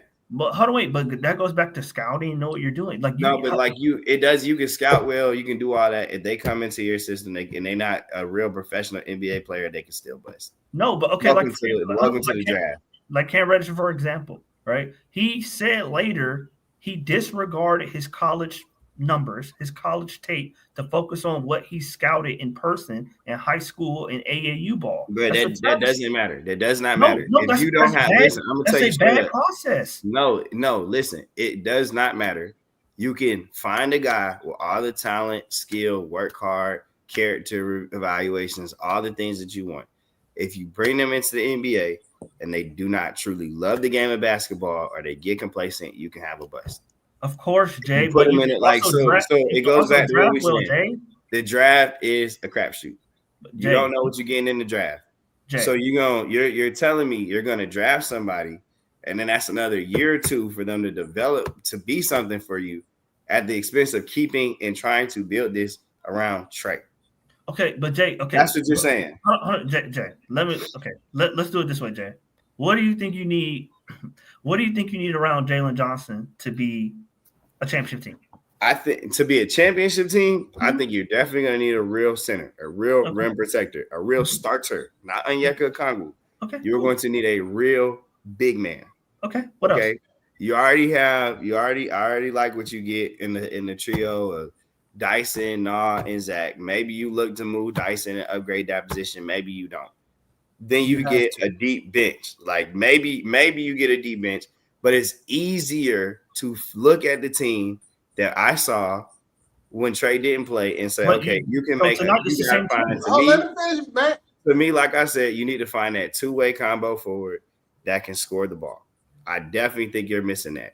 That's why I think Ryan Rollins would be a good fit. You don't like Dyson Daniels starting for you at point guard? Cool, go get Ryan Rollins. He makes a lot more sense on this squad than a lot of the players that are floated out here. You're going to need to be deeper on the bench. You're going to need a real forward behind Zachary Reese-Shea. You're going to need another big on your bench. Like the pathway to being a better team can happen with $50 million coming off your books. So with how Trey. long is that going to take, Jay? You can do that in a trade deadline and in the offseason. Are you That's serious? a lie. That's a lie. Are you serious? You can be hold on. Are y'all finna sit right here and say that can't be done in the offseason? Are you serious? That come on, man. And Cam, all it takes from here to next year is to make a couple moves. That can be happy. Hold on. It is going to be a lot easier filling the holes with Jalen Johnson on the roster. So these same moves we haven't made in 7 years, we could just make in 6 months. It don't matter what's been done. It's different ownership. Like, bro, with Trey, you have it does. An ideal team. Like you have to cover for it does, deficiencies, bro. That's what it's track record. Like it's track record. If they hadn't done it before, what makes you think they're gonna do it? I'm gonna be real with y'all because I've said this before. This is the money ball era in the NBA. Okay, it doesn't matter how much money you spend. You have to acquire the right type of players, and you have to be a deep two-way team. Okay, if you are going to be a star player and you're gonna make 33% of the cap, the expectation is you're going to be better than the things that we do not have, the things that we're lacking. Just like in football, when you pay a quarterback all that money, the expectation is they make up for you not having a star cornerback. They make up for things other ways. I do not believe that Trey Young is worth that kind of money. I do not believe having a guy like Trey Young at 33%, at $40 million or less, I love it. If he's on a Jalen Brunson type of deal where I can round out the roster in other ways, I love it. But him at 33% of the cap is not worth the contract. I got you, Jay. I just think that's an excuse in team building, personally speaking. A and B, I think you're gonna spend the same money to build around Jalen Johnson and you're neglecting to realize. Yes, but what is the difference between Jalen Johnson's contract number and Trey Young's contract number? Let me add in, Matt. He just asked you earlier about building around both of those guys. Asked you which was easier or not. What's the path? And now you saying. I just explained what the path was. No, you didn't. Now you saying it's a I problem. literally did. Bro, we spent 20, 30 minutes on this stuff, man. Come on, man. No, I no, Jay. No, I look, mentioned. Man, look, it's like this. It's like this. Let me just say this, man. It's like this. At the end of the day, why are we still talking about this? He gone. They're gonna trade. It's not about Trey Young. I think he might still be here. We're not talking about. I don't think he's worth the new contract. We're not talking about Trey Young. We're not talking. If I can ask Jay this question, then go ahead. Okay. Go ahead, Cam. You said, how would you build the roster to contend with somebody like that? You mentioned one of the things you mentioned was having a center, right? Yep. Okay. So I don't agree with a lot of things that Mark Spears says, or even Gilbert Arenas. I think Gilbert Arenas I think he's a joke too. I think he just makes jokes to be fun on his podcast. But he said something that was pretty interesting. He broke down and he said, you know what? The last time we saw Trey Young somewhat even play to the level that seemed crazy, that seemed, he's a small guard. The league is different, which, I mean, I get it. The league is evolving. However, the point still stood the same, that the type of formula that they did build was a roster that could lead it all the way to contend for a trophy.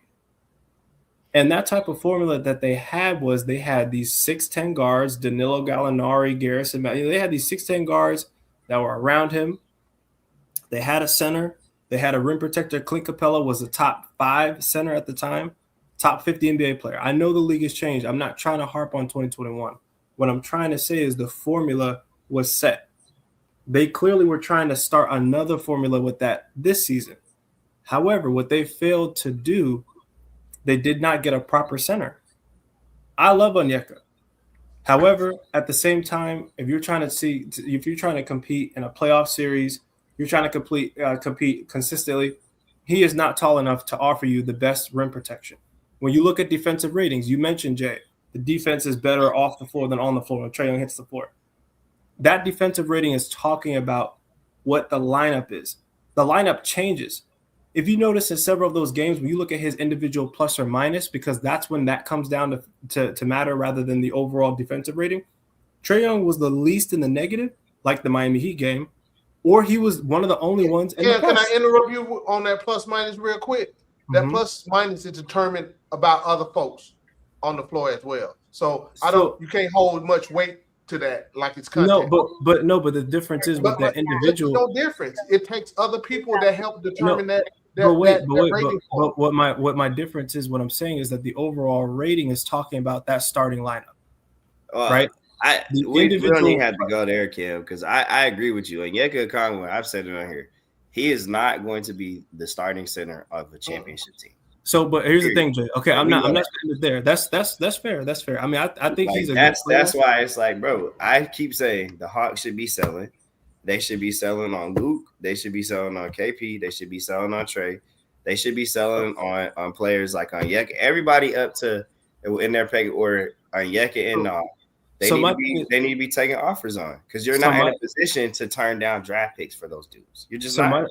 Okay. So my thing is that why is it that they haven't been as serious enough to get somebody in there protecting the glass to be there with Trey Young? Because if you were to put Trey Young, people have been saying, I was talking to y'all know Xavier. I was talking to him about this earlier today, because he used to work for the Hawks. And he remembers the time where they were entertaining San Antonio to play with Wemby.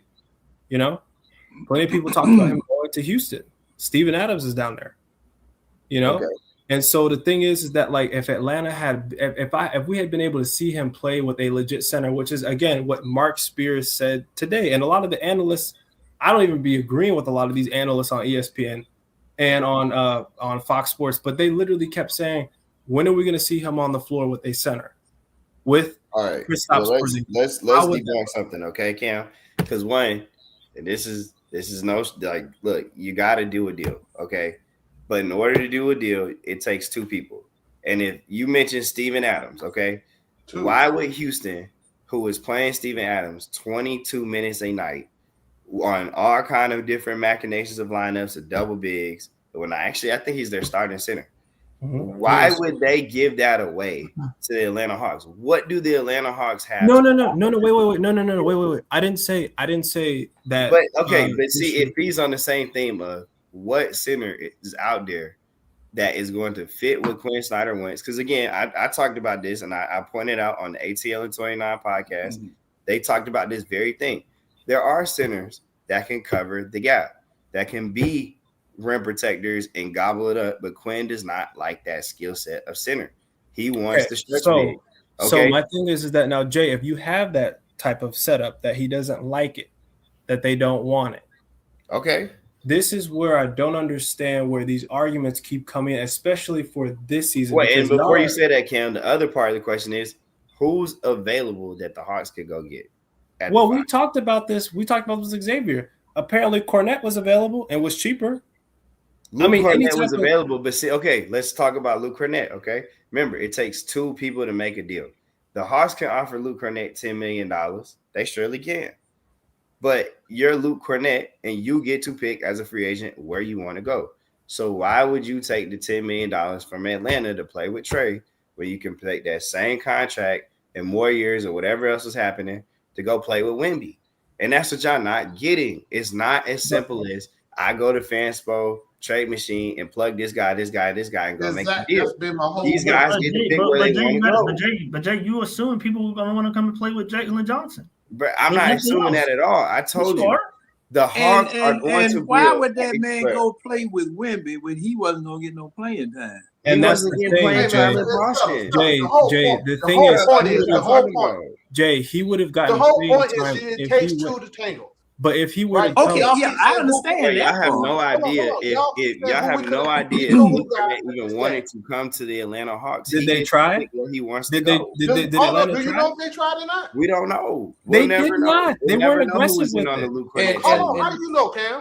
Because I was asking Brad Rowland. I was asking them. I said, "Why did we get KP who had this illness?" So you asking Brad Rowland because they needed to get off of the contract. Exactly. And that's why Atlanta Alexander Walker.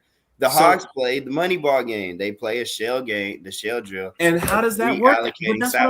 But that's what I'm saying. And see, that's our problem. No, that's our goes problem. back. No, because that's the formula works. It goes it back. Doesn't work. It wouldn't have been necessary had we not given up those 4 freaking draft picks. Okay, it probably wouldn't have. Maybe if you didn't get that up, maybe you could have been the team that got Karl Anthony Towns. And that's where the beginning of the mess started. Man, it goes back to what I said. The Hawks are the same type of franchise as Indiana, Toronto, Sacramento. Your free agency is the trade deadline in off-season trades. Hold on. Have to be finding the guys and trading for them. Hold on. That's how you have to play. Hold on, Jay. And plus the fact. Oh, go ahead, man. Go ahead. I'm saying, Jay, that that's something else I need to bring. That Indiana hit my trifecta that I talked about that the Hawks have never been able to do. They draft well, they trade well, and they sign good contracts. Aaron Naismith, they got him on a deal. They drafted with Nembhard. Those are the money ball signings that I'm talking about. But Jay, those are the Hawks got money, but they just played the money ball game. They got to kill Alexander Walker, giving him 20 points a game for $15 million. They did it. They didn't trade for now. They did it. They played the money ball game. Technically, they did. But now is the time where you're looking at asset allocation. And you're saying to yourself, I got $80 million of expiring contracts to retool a roster. Well, not really. Around Jalen Johnson. Not really. No, you don't. How do you not have $80 million in expiring contracts? And then not 80 on top million. Of all of that, it's not 80 million, Jay. Go ahead. On top of all of that, you wouldn't have had to make any of these acquisitions, sign and trade deals. None of that had these fools in this front office not listen to the real GM, the ring wearer, and done what he wanted to do. Now, I can hold on. I could accept a mistake from him. Okay? I could accept a mistake from somebody who's done it before. But I cannot accept a mistake from dumbasses who were ill qualified to be in the front office making these type of decisions. I can't accept that. Well, I'm gonna say this, right? I can't accept went to the conference finals in 2021. Them beating, I would never call it a run. I would never say it's a fluke because I don't believe in the NBA. If you beat a team 4 times out of 7, it's luck. It's impossible. You cannot lose to a team 4 times and tell me that you're a better team. Them beating the Knicks and them beating the 76ers was not an accident. Now, the concept of Trey Young being your best player and taking you there, like that itself was a fluke. That itself was just a perfect storm of things that happened. You played multiple drop coverage bigs at the time where the league hadn't figured out all you have to do is switch a stronger, more mobile, athletic dude on them. Like you still had guys like Reggie Bullock who couldn't do anything but shoot and play defense to hide Trey Young. Now today's NBA, they're putting the most athletic dudes out there. They're running more rangy lineups, and everybody has to be able to shoot and put the ball on the floor and attack a closeout. That's why the little guard is getting phased out because there's nowhere to hide them. Okay. Now, during that run, they played the money ball game. They acquired Clint Capella. Clint Capella was never going to come to Atlanta in a free agent signing. They traded for him. That was their free agent acquisition, and they gave him a new contract. They spent big to bring in Gallinari and to bring in Bogey and to try to ride it out, and then they switched it around on the margins, and they bought in Tony Snell and Solomon Hill. They played the game. They played it. And for that one season, it worked. But and every season after that, the NBA has moved in a different direction. It has moved in a different direction. Jay, I did. And since the NBA moved into a different direction, when it did move, we did not have the people from the ownership down to be able to make the proper choices or make the proper mistakes or improper mistakes because they were not people who knew what to do. But you sit up here and you have this owner's son backstab the doggone general manager. Right, but John, you stab the man in the back. You spent more time trying to build the team. John, and Trey was lobbying to get DeJounte. And whether Trey was lobbying to get whoever, this is something else too that I still hold the ownership group responsible for too. You are the owners. You have a general manager. That person is the one that's supposed to dictate the course of the team, regardless of what the star wants. Okay? If you don't think it's a good idea for you to make this move, you are not influenced by the star. Look here, star, I'm paying you. I'm running the team. I do not disagree with anything that you're saying. You know, so I'm going to tell you. Now, one thing I want to tell Red. That's what should have been done. And last thing, because I'm about to hop off here. And one thing I wanted to tell Red themselves when they thought that they were DeJounte Murray away from winning a championship. Hold on, let John go ahead. Go ahead, John. What you got? Say, wait a minute. What was that? Jay, say that again. Themselves when they thought that they were a DeJounte Murray away from winning a title. You give up 3 first-round picks like that unprotected when you're the Magic and you believe that you have a real core and your window is to win a title is in 4 years. Like you're drastically accelerating your timeline when you do that. So my one advice to Hawks fans is if they do trade Trey Young to Washington to try to get 2 first-round picks, which I don't believe that's true. I really think Trey Young has more value than people realize. And I think that, you know, all these are angling like eventually a team is going to get desperate enough. And that's why I think the Bucks make the most sense. But the Hawks should not want, if they're going to make a deal with the Wizards, they should not want future picks. They should want immediate picks. They need to be getting picks that convey from the Wizards in the next 2 seasons or less. Like they need this pick, next year's pick. Like they do not need picks from the Wizards from 2028. Because by 2028, I promise you, them picks are going to be in the back half of the draft. You need the picks wherever you're going. You need to get them picks that are conveying as early as possible, unless you're going to send them to like Milwaukee. Then you take 20-30 because well, if Unzi this good old GM that I've been too. here, If would you trade he him do to something Brooklyn, that dumb? you need immediate picks. You need picks that convey in He's 2 very years. mediocre, Red. Well, that ain't what I was hearing. I heard he was the man. I'm going to bed, man. Hold on, what's up, Merz? What's going on, guys? You guys are so on. It's so late. Yeah, we're gonna pull off. Yeah. Hey, Muris, you need to tell them about how sorry JJ is on defense because see, people not listening. Bro, to we other ain't gonna talk folks about this tonight, bro. when we talk about that. Well, he on. He can talk about what he want to. Bro, we ain't finna rehash everything. I'll take my bed. Well, no, I ain't let me get in spiel.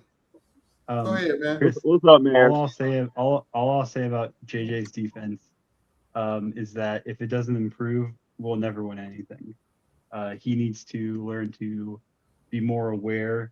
Like, he has all the physical tools. I think no one's going to disagree with that. He's the most athletic person on the court every single night. He should be able to play defense at a better rate than he's doing right now. The fact that we're getting the performances that we're getting from him on the defensive side is just unacceptable. I think it's one of the 5 reasons I think this season has been as big of a letdown as it has been. I mean, in no particular order, Porzingis being sicker than we expected, Jalen's defense being horrible, Dyson's offense regressing, the whole Zach and Quinn, whatever you want to call it. I guess they don't like each other, Saga. Saga. Yeah, that's a great way of putting it. And then finally, Trey getting injured. Like, all 5 of those things have kind of led to where we're at right now. It's unfortunate, but here we are. I think things will get better as we go forward, but as it currently stands, we have some issues and need to be addressed. And I guess Trey is going to be one of the issues that's addressed, I guess. I don't know. Yeah, that's the first one that's going to be addressed. Bye-bye. And what Mar, what you think about everything that's transpired, man, today? I mean, what do I think? Brad Rowland, Trey Young being going to be traded. Well, Brad Rowland, I think, posted on Twitter earlier. My friend sent me like a screenshot, but Brad said something along the lines of, "If we're going to trade to Washington, they actually expect a pick from us. And if that's the case, I don't want to trade to Washington. Like, that just sounds like a terrible idea. Exactly. I don't want to give them Trey and a pick. Like, that feels like really bad value. That would make sense right there. Giving Trey up and a pick. You're supposed to be giving us something back. Yeah, that's just bad value. Unless we got like every expiring pick, expiring contract they have imaginable, but like, I don't think that's going to happen. Generally speaking, I mean, like, yeah, it's gonna be an end of an era with Trey. It'll be different. I have some concerns, but ultimately, I think, the team has addressed a lot of issues. We average like 31 assists with Trey, without Trey, and then 33 assists with Trey. So like, we can still distribute the basketball at a very high level. We just need a player to fill in the role of his that can, slow the game down when need be, and we need someone with a skill set that can, get some points in crunch time. Trey was, his calling card, I guess, was, his 4th quarter performances. So we need someone that can do that. That said, I don't know how many of those guys are out there, that you can just pick up off the streets. We'll probably have to draft that individual. I mean, it all depends, this year, what kind of draft pick we get from New Orleans. But I mean, yeah, like, if Trey, when Trey goes, I mean, it is what it is. We just have to, immediately afterwards address everything else on the team. Onyeka's supremely talented basketball player. It just, it sucks that he's only 6'8". Like, if Onyeka was 6'10", none of us would be complaining. Like, we'd be like, man, this guy's just top 10 center. But the reality is he's 6'8", and there's nothing we can do about it. So we need more center depth. We need more wings, because you can never have enough wings in the NBA. And then you need. I thought we got a lot of them. I thought that's all we got. Yeah, but you need. I mean, it's never enough. If you look at Oklahoma City, look at Indiana, they have wings for days. Look at Toronto, they have so many wings they just keep on throwing out in the court. Like, you need wings. That's just modern day basketball. And then we need a guard, like I said, that can kind of fill in what Trey could kind of give us when it comes to scoring. So, maybe we draft the individual. Let me ask you this more. Going forward, do you think eventually the Hawks made the right move? I'm saying, do you think moving Trey will help the defense and help out the young players that we've got going forward? So I'm saying, bottom line, do you think this trade that will benefit the Hawks more going forward, or will hurt the Hawks going forward? I think initially it all depends on the return, right? Like, let's say, I saw someone post this on Home Court, and I don't think we're gonna ever get this trade because this trade is way too good a value. But I think the trade offer was Reed Shepherd, Fred VanVleet, Dorian Finney-Smith, and 2 future first-round picks for. Oh Trey yeah, Young. I thought it talking about the Houston If that's a real trade, trade, if that's a real trade, you don't think twice about it and you do that trade. Like you literally don't think twice about it. Like that's a trade. I didn't think it was real because I didn't think the Rockets would trade VanVleet. Oh yeah, I mean, well, he's out for the season, and if you get Trey Young, I mean, he takes over Fred VanVleet's role. So like, you wouldn't need Fred VanVleet. So, I mean, if that deal is available, yeah, you have to take it. Like that's a no-brainer. But I highly doubt we're gonna ever get that kind of deal. So yeah, I mean, ultimately it depends on what we get for Trey. I think initially things will be pretty rough for us, but at the same time, performance based, we looked fine on the court without him. Fine, 15-13 is not great, but it's slightly above 500. Do you think getting AD back will help us? Or you don't even want nothing about AD? So if you were telling me AD from 5 years ago, I'd say absolutely. Like I wouldn't think twice about that.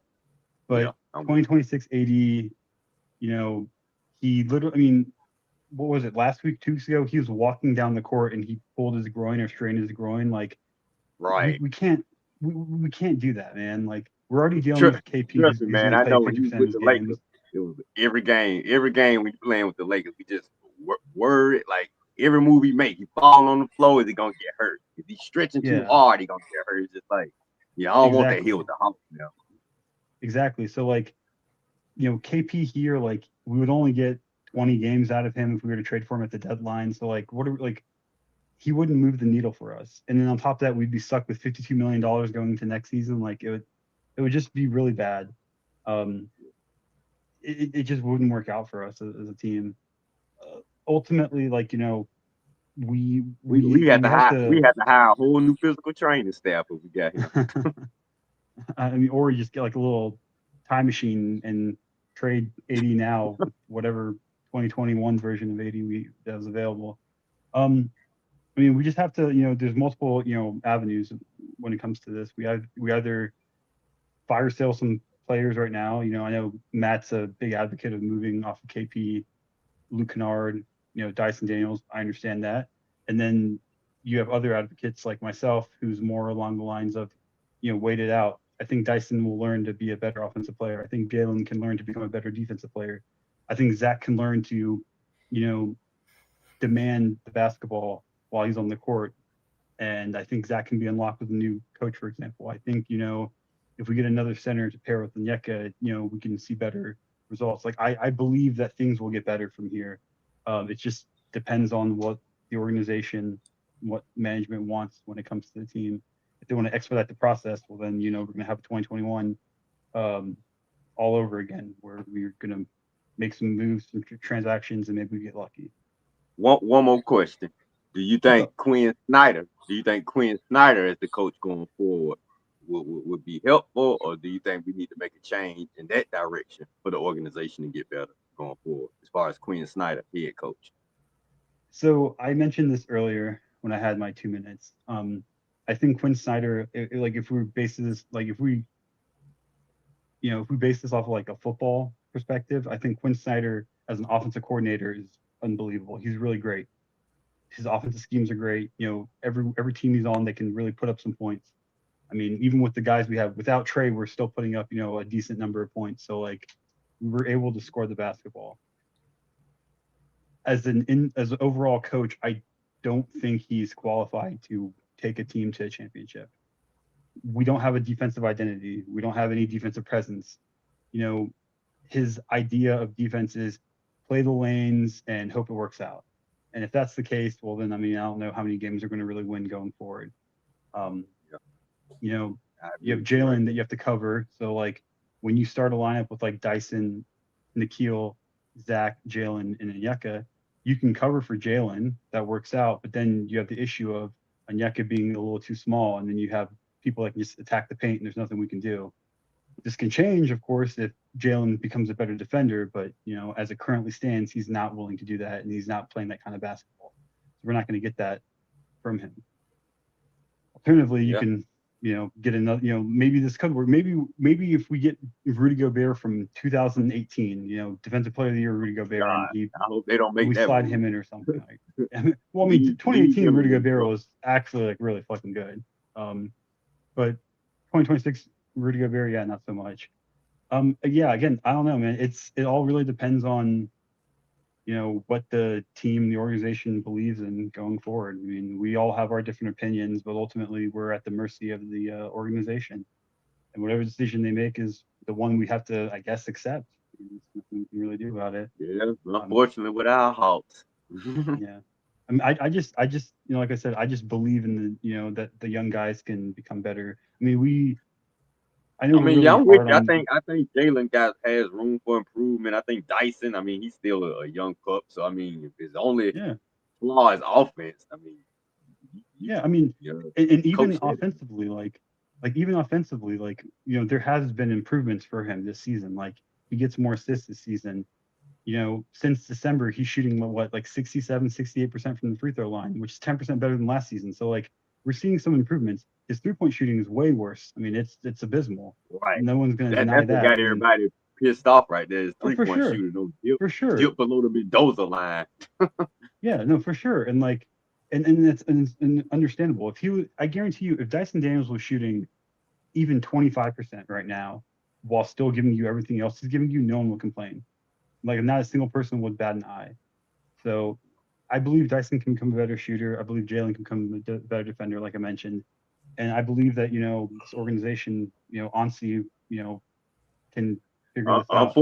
Unfortunately, Double O can't grow a few inches. Like I said, man, if Double O was 6'10", 6'11", not a single person would complain about it. Like, literally not a single person would ever complain. Like, he would be supremely talented at 6'10", 6'11". He would be top 10 center in the league, easy. Top 3 center in the East, easy. But, you know, it's not the case. Especially with that 3-point shot he don't got now. Yeah, absolutely. I mean, he developed that. I mean, that's the thing. Like, he was never able to shoot like that when he got into the league, and now he developed that. So if we can believe in Onyeka to shoot, if we can believe in Jalen, who couldn't shoot and he learned to shoot, why can't we believe that Dyson can shoot? Why can't we believe that Jalen can learn to play better defense? Like, I think we as fans are expecting too much from this team. I know Foot always talks about, you know, this is the second year of a 3-year rebuild. So you just have to, and I'm not saying I fully agree with it, but I do agree that we're not going to win a championship this year. I don't even know if we're going to win a championship next year, but I think we're laying the foundation down for something that I think will be special going forward. You know, we just have to believe in our young guys. I mean, dude, Zach is 20, Dyson's 22, Jalen's 24, Onyeka's 20. Like, we have so many young basketball players. We get mad at, you know, Asa because he's bad defensively. He's 19 years old. We get mad at Muhammad Gay because he's bad offensively. He's 22 years old. Like, we have so many young, talented players that can become two-way players. It's just a matter of, do we want to be real? We can think about that 2015 team. We were laying the pieces and foundation for that for what, 3-4 years before it finally, you know, came to fruition. Yeah. I mean, you got to look at what OKC did, right? Yeah. So my whole thing, we need to continue building with players that fit. I think too many times people look at these expensive so-called superstars, and, you know, you got to figure what's the timeline of your team. We're not one guy away from competing, as I always said. We can't just get one dude and just go compete. I don't care who it is, AD or whatever, right? Compete for a championship. So if you're not there with that, build a team like Boston did, right? It kept building like OKC, like Indiana did. Because last year final show, and then what I touched on it, you have a bunch of teams that fit well together. Yeah, you got SGA, but who did Indiana have? Halliburton just another dude that fit well. I ain't saying he like trash, but he's a student. No, he fit well. It matters to that team too to win. But again, that's a bunch of guys that complemented each other and fit well together. That Indy team, all them guys, put all them guys, the Mathers, the dude coming out the bench with the man, all of them fit in Halliburton. That's what I'm saying. You have to get dudes like that also can defend. Right. And that's just our 2015 team with folks on. To me, that's the standard for what a lot of teams are doing now. What we just said, that 2015 team, we laid the groundwork 3 or 4 years before. And I really hate LeBron because that's the only way that stopped us from going to the finals. I knew it. I knew it that whole season watching. Well, the whole thing is that the whole thing I keep talking about is, especially when people keep hitting me with this hate Trey shit, ain't got shit to do with hate Trey. He just too got. We trying to win, man. We trying to win rings. This type of player don't work in the NBA no more. I don't give a damn about. Well, he got 25 and 10. How you gonna replace that? So now I'm glad I don't have to hit how you. It's not. I told them last year, bro. Somebody else would take up the slack, and you saw that when Trey got hurt. Yeah. People stepped up. You still gonna have to score. It don't automatically, that 25 and 10 don't automatically go the way. It just get distributed. Some other places. That's how the shit work. So, I mean, hey, I wish Trey Young the best. Nothing against him because I don't know him personally. So I don't know why folks always this hate shit. That's what got on my nerve. Right? So now let's just move forward and build a contender. I mean, we're not, I mean, I think we did it once. We can do it again. But I think what the problem was, Atlanta fan had hope. Trey gave him hope, right? And that's just what it is. Oh, we got something special. I'm not saying the dude trash. But I'm with you too, man. We in 2021, dude, we balling. We upset a few teams, but we can't keep living off 5 years ago. No, I started this Trey Young thing. I started saying it. See, I was just gonna be cool with it. I made my point up here on We Talk Hawks with Marion. Then people start pushing this agenda. So you know what? I rolled with it. I played the same game they played, but I flipped it on them. And see, and I became a hater. I just took it as so-called fans. But when I come up here, like anywhere, I talk basketball. I challenge you to talk basketball. They won't talk basketball. They talk all this hate. I hate some dude I don't know. I don't know the dude. So, I want to win, bro. I've been a fan of this team since 1978. 78. I'm finna be 55. 1978. So 1987 for me. And I had season tickets. Y'all probably saw me say, I hate to do this, but when folks start talking silly, I say none of y'all probably spend as much money on these Hawks I have. Because I had season tickets for a minute. It was a business write-off to me too. So, I had to go out. You see what I'm saying? So it got to the point where I didn't even want to, I'm just pissed. I didn't even want to spend it for the write-off. So at the end of the day, man, it's about, I saw a year ago where we were going, and I said, I'm going to be patient. That's why I started that rebuild. Because I said, blow this shit up 2 years ago, let these young guys play. Merge, you was here. You see what I'm saying? Let these young guys play. Because I guess I think about stuff in the business sense. And I kept saying, fellas, this is a business. And then people keep talking about, oh, Trey is this cash cow. Bro, y'all know that shit public information, right? You see what I'm saying? And he ain't no cash cow like you think. Look at all the jerseys. Tony, bro, NBA revenue, you can do something, they get more. But, bro, at the end of the day, Tony didn't become a billionaire not knowing how to run business. At the end of the day, it's about business. And you see, with started with Luka, these owners not going to be paying all they got on long-term money with these guys. Because Luka would have been making $500 million in his last contract. That wouldn't start to next year. So he had 500-something million plus the 100-something million that was owed to him. That's almost a bit. They weren't finna do that. And Nico was a fall guy. Nico was the fall guy. People, Nico shouldn't. The owner signed off on that shit. He know. Yeah.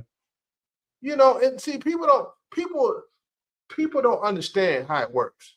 They got their ideas and they be all wrong. So I just sit back and just listen and laugh. Okay, run with it. Say what I need to say, and keep it going, man. Because at the end of the day, it's basketball, and this game is simple. And the way the NBA is right now, it's simple, but you need to understand how the NBA works, right? You're gonna have guys that are gonna be promoted by the NBA, and guys gonna be promoted by the team. You got these TV deals, so you got to do something, especially with the numbers going down past couple of years. The NBA is changing what they do. They have to because the product was trash. That's just real talk.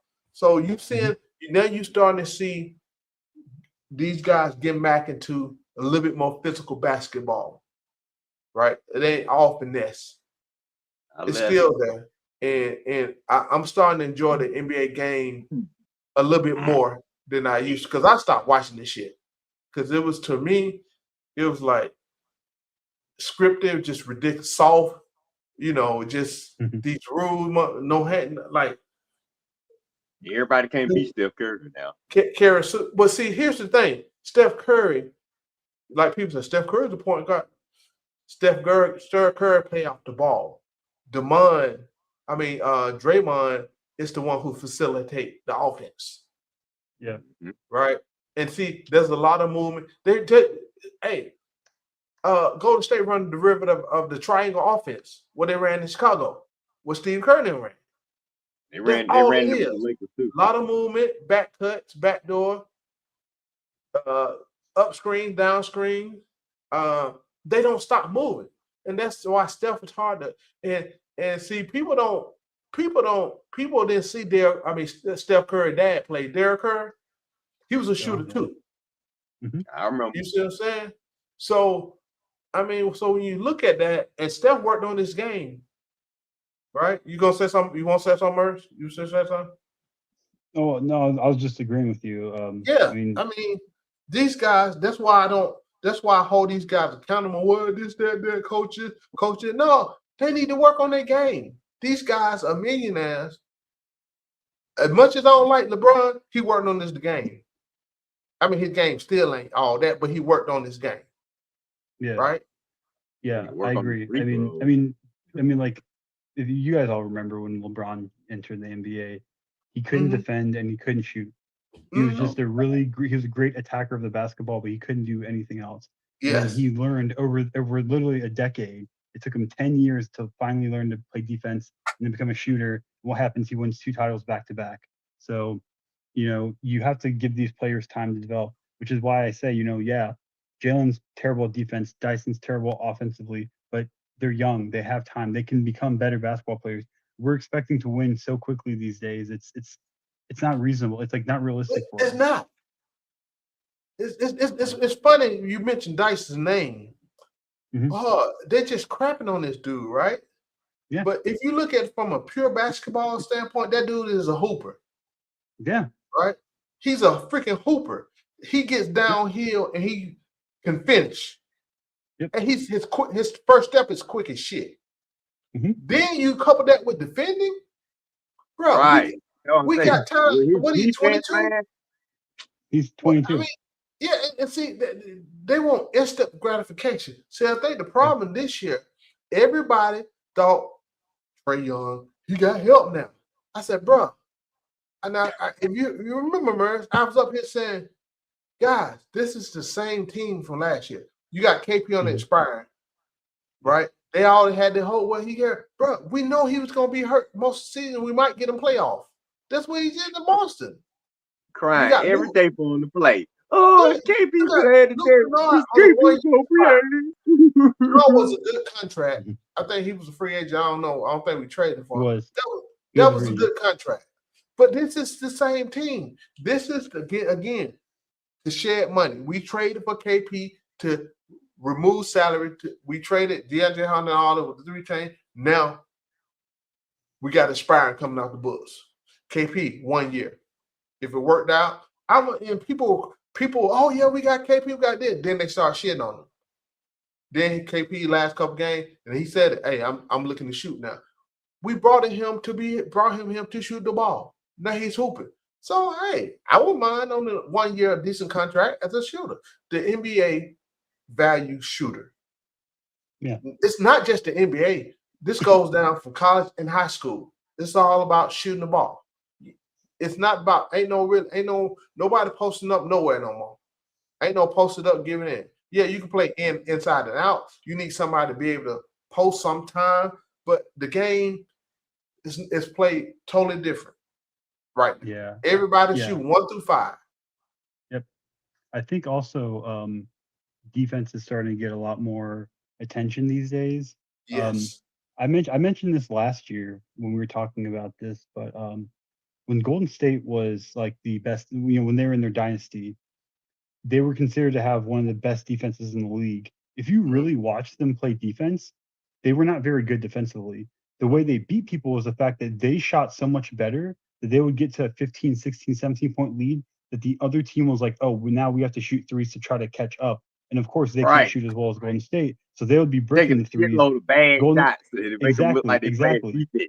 Correct. Exactly. Whereas now, 10 years later, everyone can shoot the three now. Like Foot was saying, everyone can shoot. So now, that's why Golden State struggles these days. Like they can't get away with playing that style of basketball they did 10 years ago because everyone can do what they can do. So what makes them so special? Nothing. And so that's why defense. Like look at Oklahoma City. They don't have amazing 3-point shooters, but man, do they have a team that's willing to play every single person 1 through 10 is if you put them on the court, they're going to play defense. It may not be perfect defense, but they will play defense. And because they play collectively, their defense looks incredible. That's why they all have insane defensive ratings because they all play defense together. So they all make each other better basketball players. As it currently stands on this team, we don't have that. We have Dyson, we have Nikhil, we have Zach, and then we have Muhammad Gay. Jalen's not a defender. Trey's not a defender. Luka Kennard's not a defender. Onyeka can play some defense, but he needs a bigger guy next to him to clean up all the things he can't do. So we have a team with a lot of one-way players that hopefully can become two-way players. So when that happens, and of course we're going to pick up players as time goes on, because we're going to be moving off the trade. Maybe we draft a guard who's like 6'5" or something that can play defense and offense. Then you can start cleaning up all these issues. So. Yeah, see what you see with OKC is you got guys that get after it, right? The intensity. So we don't match the intensity. Say they 100 miles an hour on defense all on other side of the ball all the time, right? So when they play like that, the ref can't call fouls all the time. Correct. Right? You see, because this is what they do. The ref ain't gonna blow the whistle all the time because they set that tone. We don't do that. We can't pick and choose when we do that. We do that at times, right? Like you mentioned Dyson and all them, they're gonna do that, right? But again, we need to come out with that physicality right off the rip and intentionality, right? We need to be up in their stuff soon as they cross half court, right? That's how I coach anyway, and then we don't do a good job of that's what you just said. That's how you coach. I don't think Quinn Snyder coached that way. Well, see, here's the thing. Here's the thing. He don't have the personnel to. Because it takes. Here's what I'm gonna say. I'm not saying this personnel can't do it, but he does need to be able to coach it. But again, with the CBA, they don't have enough time to work with these cats. So a couple of years, they should be getting better over this time. And I think you starting to see, after they had that meeting, the intensity was turned up. So it's not that they can't do it, right? But see, they need to take ownership.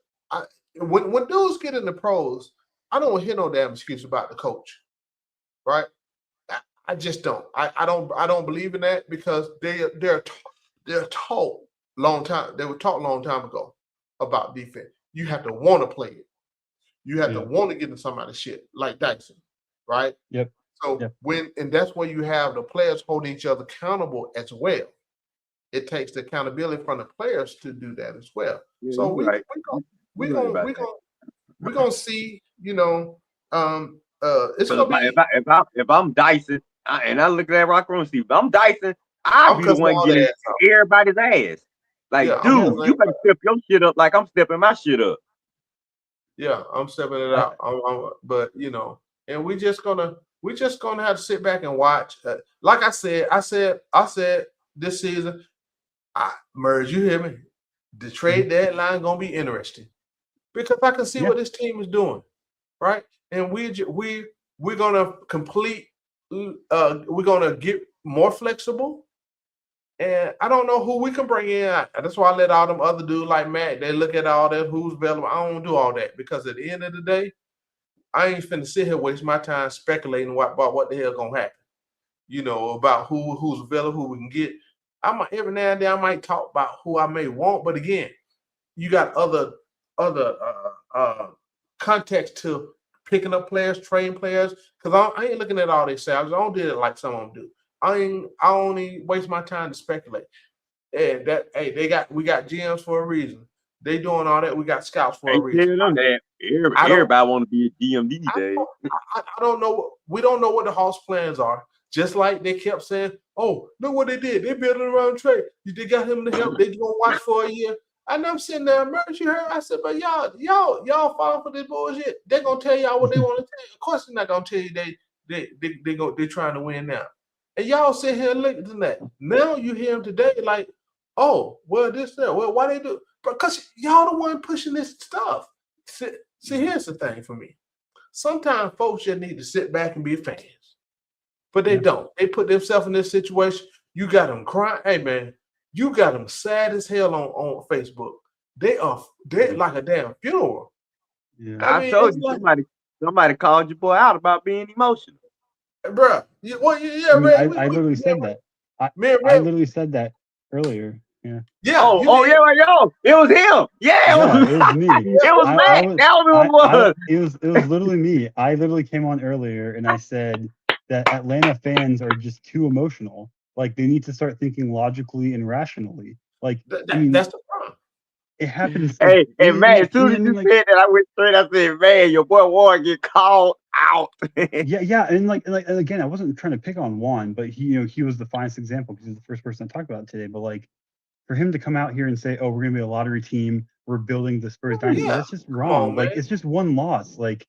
We were not thinking that two games. Man, he was going crazy today. I mean, he was literally like that. He was like that in the watch along on a messenger group. I don't know. You saw it, Merv. You probably saw it. He was like, "Oh, we go." Like, bro, every time we go through this, one in here damn crying about he giving up. Like, bro, it's and did he tell us the other day? Say, "Don't call him emotional. I'm not emotional. Don't call me emotional." Like, dude, really? I don't know, but I think, man, at the end of the day, we all fans. We all want team to win. See, the people need to learn how to separate this whole thing from from it being personal, and that's the problem. They make it personal. We're fans. All of us get on YouTube, get on here, get on Facebook because we support the damn Hawks. So, but for all this, like they said, what the haters gonna do now? What the haters? I already knew what was gonna happen. I already knew what the hater. Who's the hater? That's why. See, the problem is they have a problem with me because I check their ass. Anytime they say something stupid, show me. Because they love to say, "For you talk about Trey," I say that shit once every Monday. Once on Monday. That's the only time I ever talk about Trey. But you got dudes tell me all the time I'm always talking about. I said, no, when y'all say dumb shit, I'm going to come and make y'all stand on it. That's what I do. That's what it is right there. It's funny to me, but Philip, we still on. We finna get up off that mug in a minute because Merce yawning, I'm yawning. I don't know. Yeah. Red over there, he hype. I'm usually about to nod off. You be on dozed up. I don't know why I'm so up tonight. I guess you know why you up. Go ahead, Burrs. I mean, I was Now, gonna say Mary, you're probably. I was gonna say, Red, you're probably up tonight because this was the last 24 hours for Atlanta sports has been some of the biggest 24 hours in Atlanta sports history. I mean, obviously, we don't have a head coach anymore for the Falcons. We don't have a GM anymore. Rich McKay is technically gone. I don't know how. I mean, I think people need to take a step back and stop praising the whole Rich McKay thing because remember, he's still best friends with Arthur Blank. If Arthur Blank has an issue with something, Arthur Blank, Arthur Blank with a foundation. He still run the whole thing. Exactly. So if Arthur Blank, what's your name on exactly. Facebook, man? Because I think I already got you on. It's literally Murs. It's Muris. It's Murs. You'll probably see me posting on home court. You'll see me posting all the time. He be posting.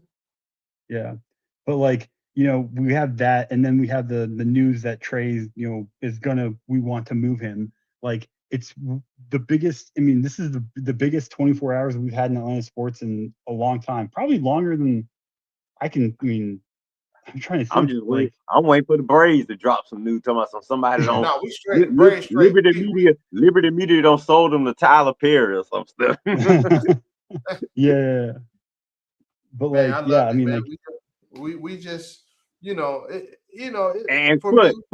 check this out. I do all this Atlanta sports talk, and all these folks with Atlanta sports chat with me. But every time somebody disagree with me, I ain't no real Hawks fan. I'm a Lakers fan. I know you a Lakers fan, but yeah, I know. But here's the thing, man.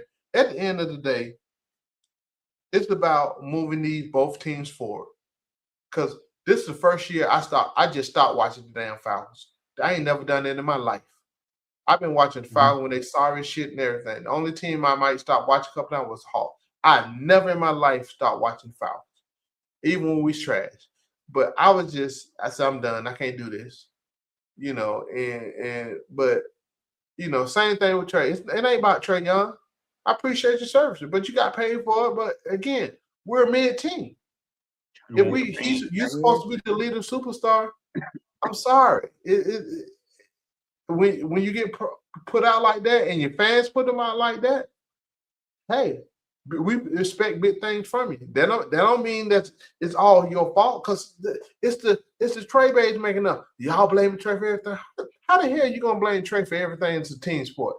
I just don't get that. I don't. It's not logical, as you said, Roberts. It's not. And I just let them roll with it, and and they thought I really was gonna go off tonight. I was easy.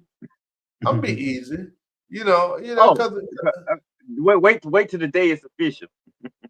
Well, I'm gonna troll, but I'm gonna be easy.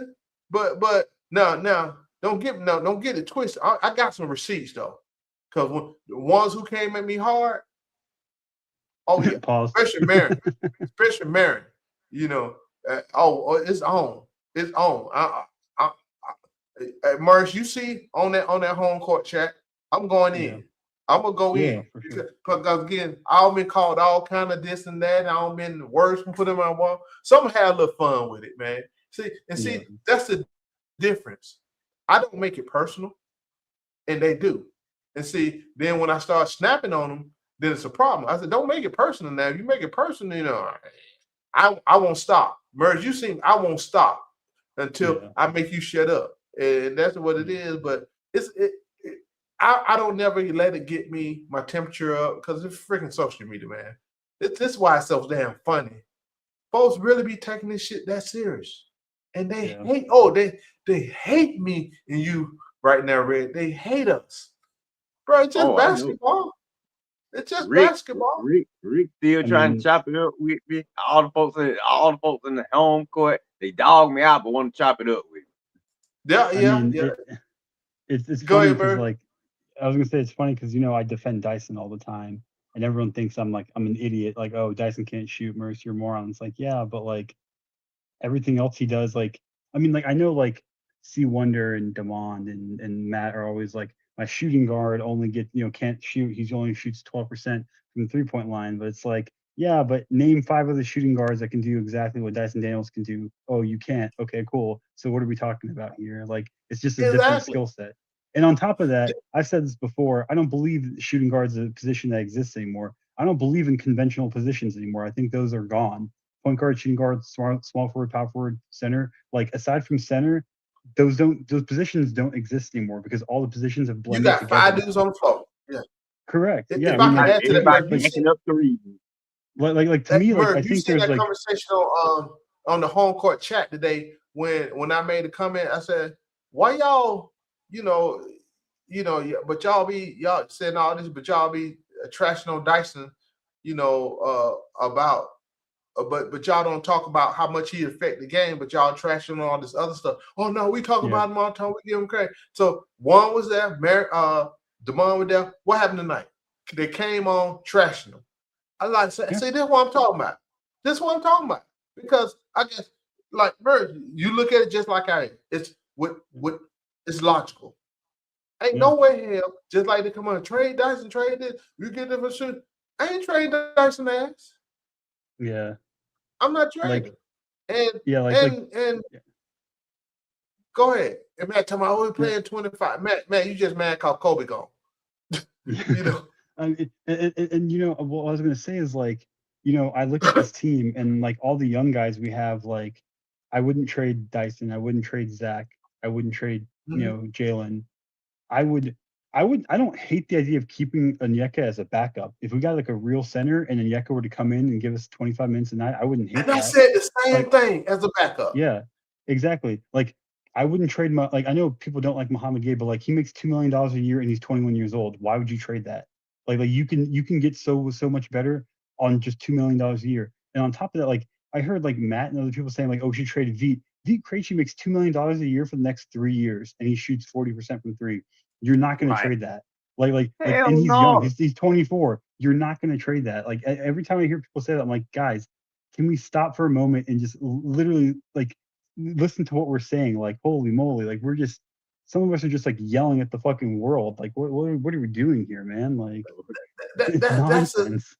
They just, again, they don't know how to just be fans. I really think a lot of these guys come on here, come on Facebook, on the Facebook groups, and that's their life. I really believe that's their outlet where they could be who they're really not. That's just my belief. They're who they really aren't. I guess because they're somebody they can't be at home, in their own environment. That's just what I feel, because some of this shit, I be saying, bro, it's social media. If you don't like it, scroll the fuck on by. And I tell dudes that. Like, scroll the fuck on by if you got a problem. I mean, all this whining, man. You grown ass man whining. And calling you a hater and this, oh, you just don't like him. Y'all always got If you're gonna call me a hater, man, you better be something I can actually hate on. And I'm sorry, but a small point guard who ain't never won anything ain't done nothing to hate on. What has he done to hate on? Why am I getting? He don't pay me. He don't take my money. He don't. I mean, I don't know him personally. Like, bro, like, really? You got to do something to be hated on. You got to actually, like, say Trey won like 5 rings, and you would be like, man, I want that 5-ring winner out of here. Then you can say, oh yeah, you a Trey Young hater. But dude, he giving an opinion about a player who ain't never won nothing, that's holding his team back. He giving an opinion about him, and you saying he hating? He ain't done nothing. If he was doing something, he probably wouldn't be talking about him. He ain't done nothing to hate on. Yeah, it's funny. Like I said, man. Like I said, go ahead, Atlanta sports fans are just too emotional, man. Like, yeah. And I think a lot of Atlanta sports fans, and this is just my take on it, but I think a lot of Atlanta sports fans, their whole lives are like just revolve around sports. They have nothing else. Like, it's like their personality starts and ends with sports. If you take away sports from them, they who are they? No, I'm gonna do one better. Man. Their life revolves around social media and sports. That's their outlet, bro. That's their outlet. That's how they live their life through this shit. Because you see how some of them take it serious. And that's why you see me, I be picking at them. And I don't be throwing no bait out there. They just what I call it, the gift that keep on giving. I be at work laughing, man. My supervisor be looking at me like, "What you laughing?" I'm like, bro, y'all. I said, y'all make it so easy, bro. It ain't that serious. It's an freaking opinion about a sports team, about a sports player. I mean, at first it took me a while. I said, these dudes are really like that. These dudes are really you gotta like laugh. that. You gotta laugh at them, but you gotta look at it like comedy, man. Like they got Rob going That's what I do. in the comedy. I do. I mean, that's the only thing you can do. You just laugh at it and just whatever. Go with whatever and make it do what it do. And I tell you, man, it's just we're gonna sit back and see what the next move of the team gonna be. But it's gonna be an interesting few weeks. Like I said. Yeah. So when is trade deadline? February what? 3rd? I want to see. I want to see if all this done. I think second week maybe. What you said, Mars? Give me 1 second. I want to see if all this done by the Super Bowl. So the deadline. Super Bowl media week. So the deadline is February 5th. So we have basically 1 month. We have exactly 1 month. The trading deadline February 5th. Correct. When is Super Bowl? When is Super Bowl? I think the week after. Wow. Oh my God. Hey, I just said it was gonna happen Super Bowl media week, didn't I? Watch. It's gonna happen somewhere around that time. I mean, remember they keep on pushing the Super Bowl back further and further. Like they're gonna eventually have the Super Bowl in March. I think people don't understand that. Like they're gonna push the Super Bowl back until March because they want to take up as much time as they can to have football. It's my birthday, February 28th. I wouldn't be surprised to end up somewhere around this. Yeah, it probably will, honestly. And then it's gonna go. The NBA All-Star game is mid-February. It's gonna end up past that. Yeah. So when's the All-Star? Thing like February. It's like second or third week of February, if I'm not mistaken. I think this year around the week of Valentine's week. Yeah, I was gonna say I think because this year the Super Bowl is gonna be in the middle of February, I think they're gonna push it a week after because you don't want to have it the same week as the Super Bowl. So they're pushing that. I thought the All-Star was before trade deadline. No, it's this year's after. Usually would be. But that's good because now if you say February 5th and this what, that's less than a month. Yeah, so all this is gonna be settled within the next 2-3 weeks. Yeah. I mean, we'll see. We'll see. I'm glad the Falcons not in the playoffs, man. I don't need all this stuff to worry about. I'm about to head out, but I was gonna say, people were saying that I think Damon mentioned that someone said like Xavier told him that Tony Wrestler wasn't happy with the contract that Dyson got. That's made up shit. Yeah, I was gonna say number one, he's the owner, so he's always involved because he's the one that cuts checks. So I feel like he wouldn't have some amount of involvement. That's number one. And number two, I don't think he's not happy with the contract. I don't think he's happy with Dyson not shooting as well as he expected. And I think we're all kind of disappointed in that regard. But like I said, once Dyson starts shooting better, no one's going to complain.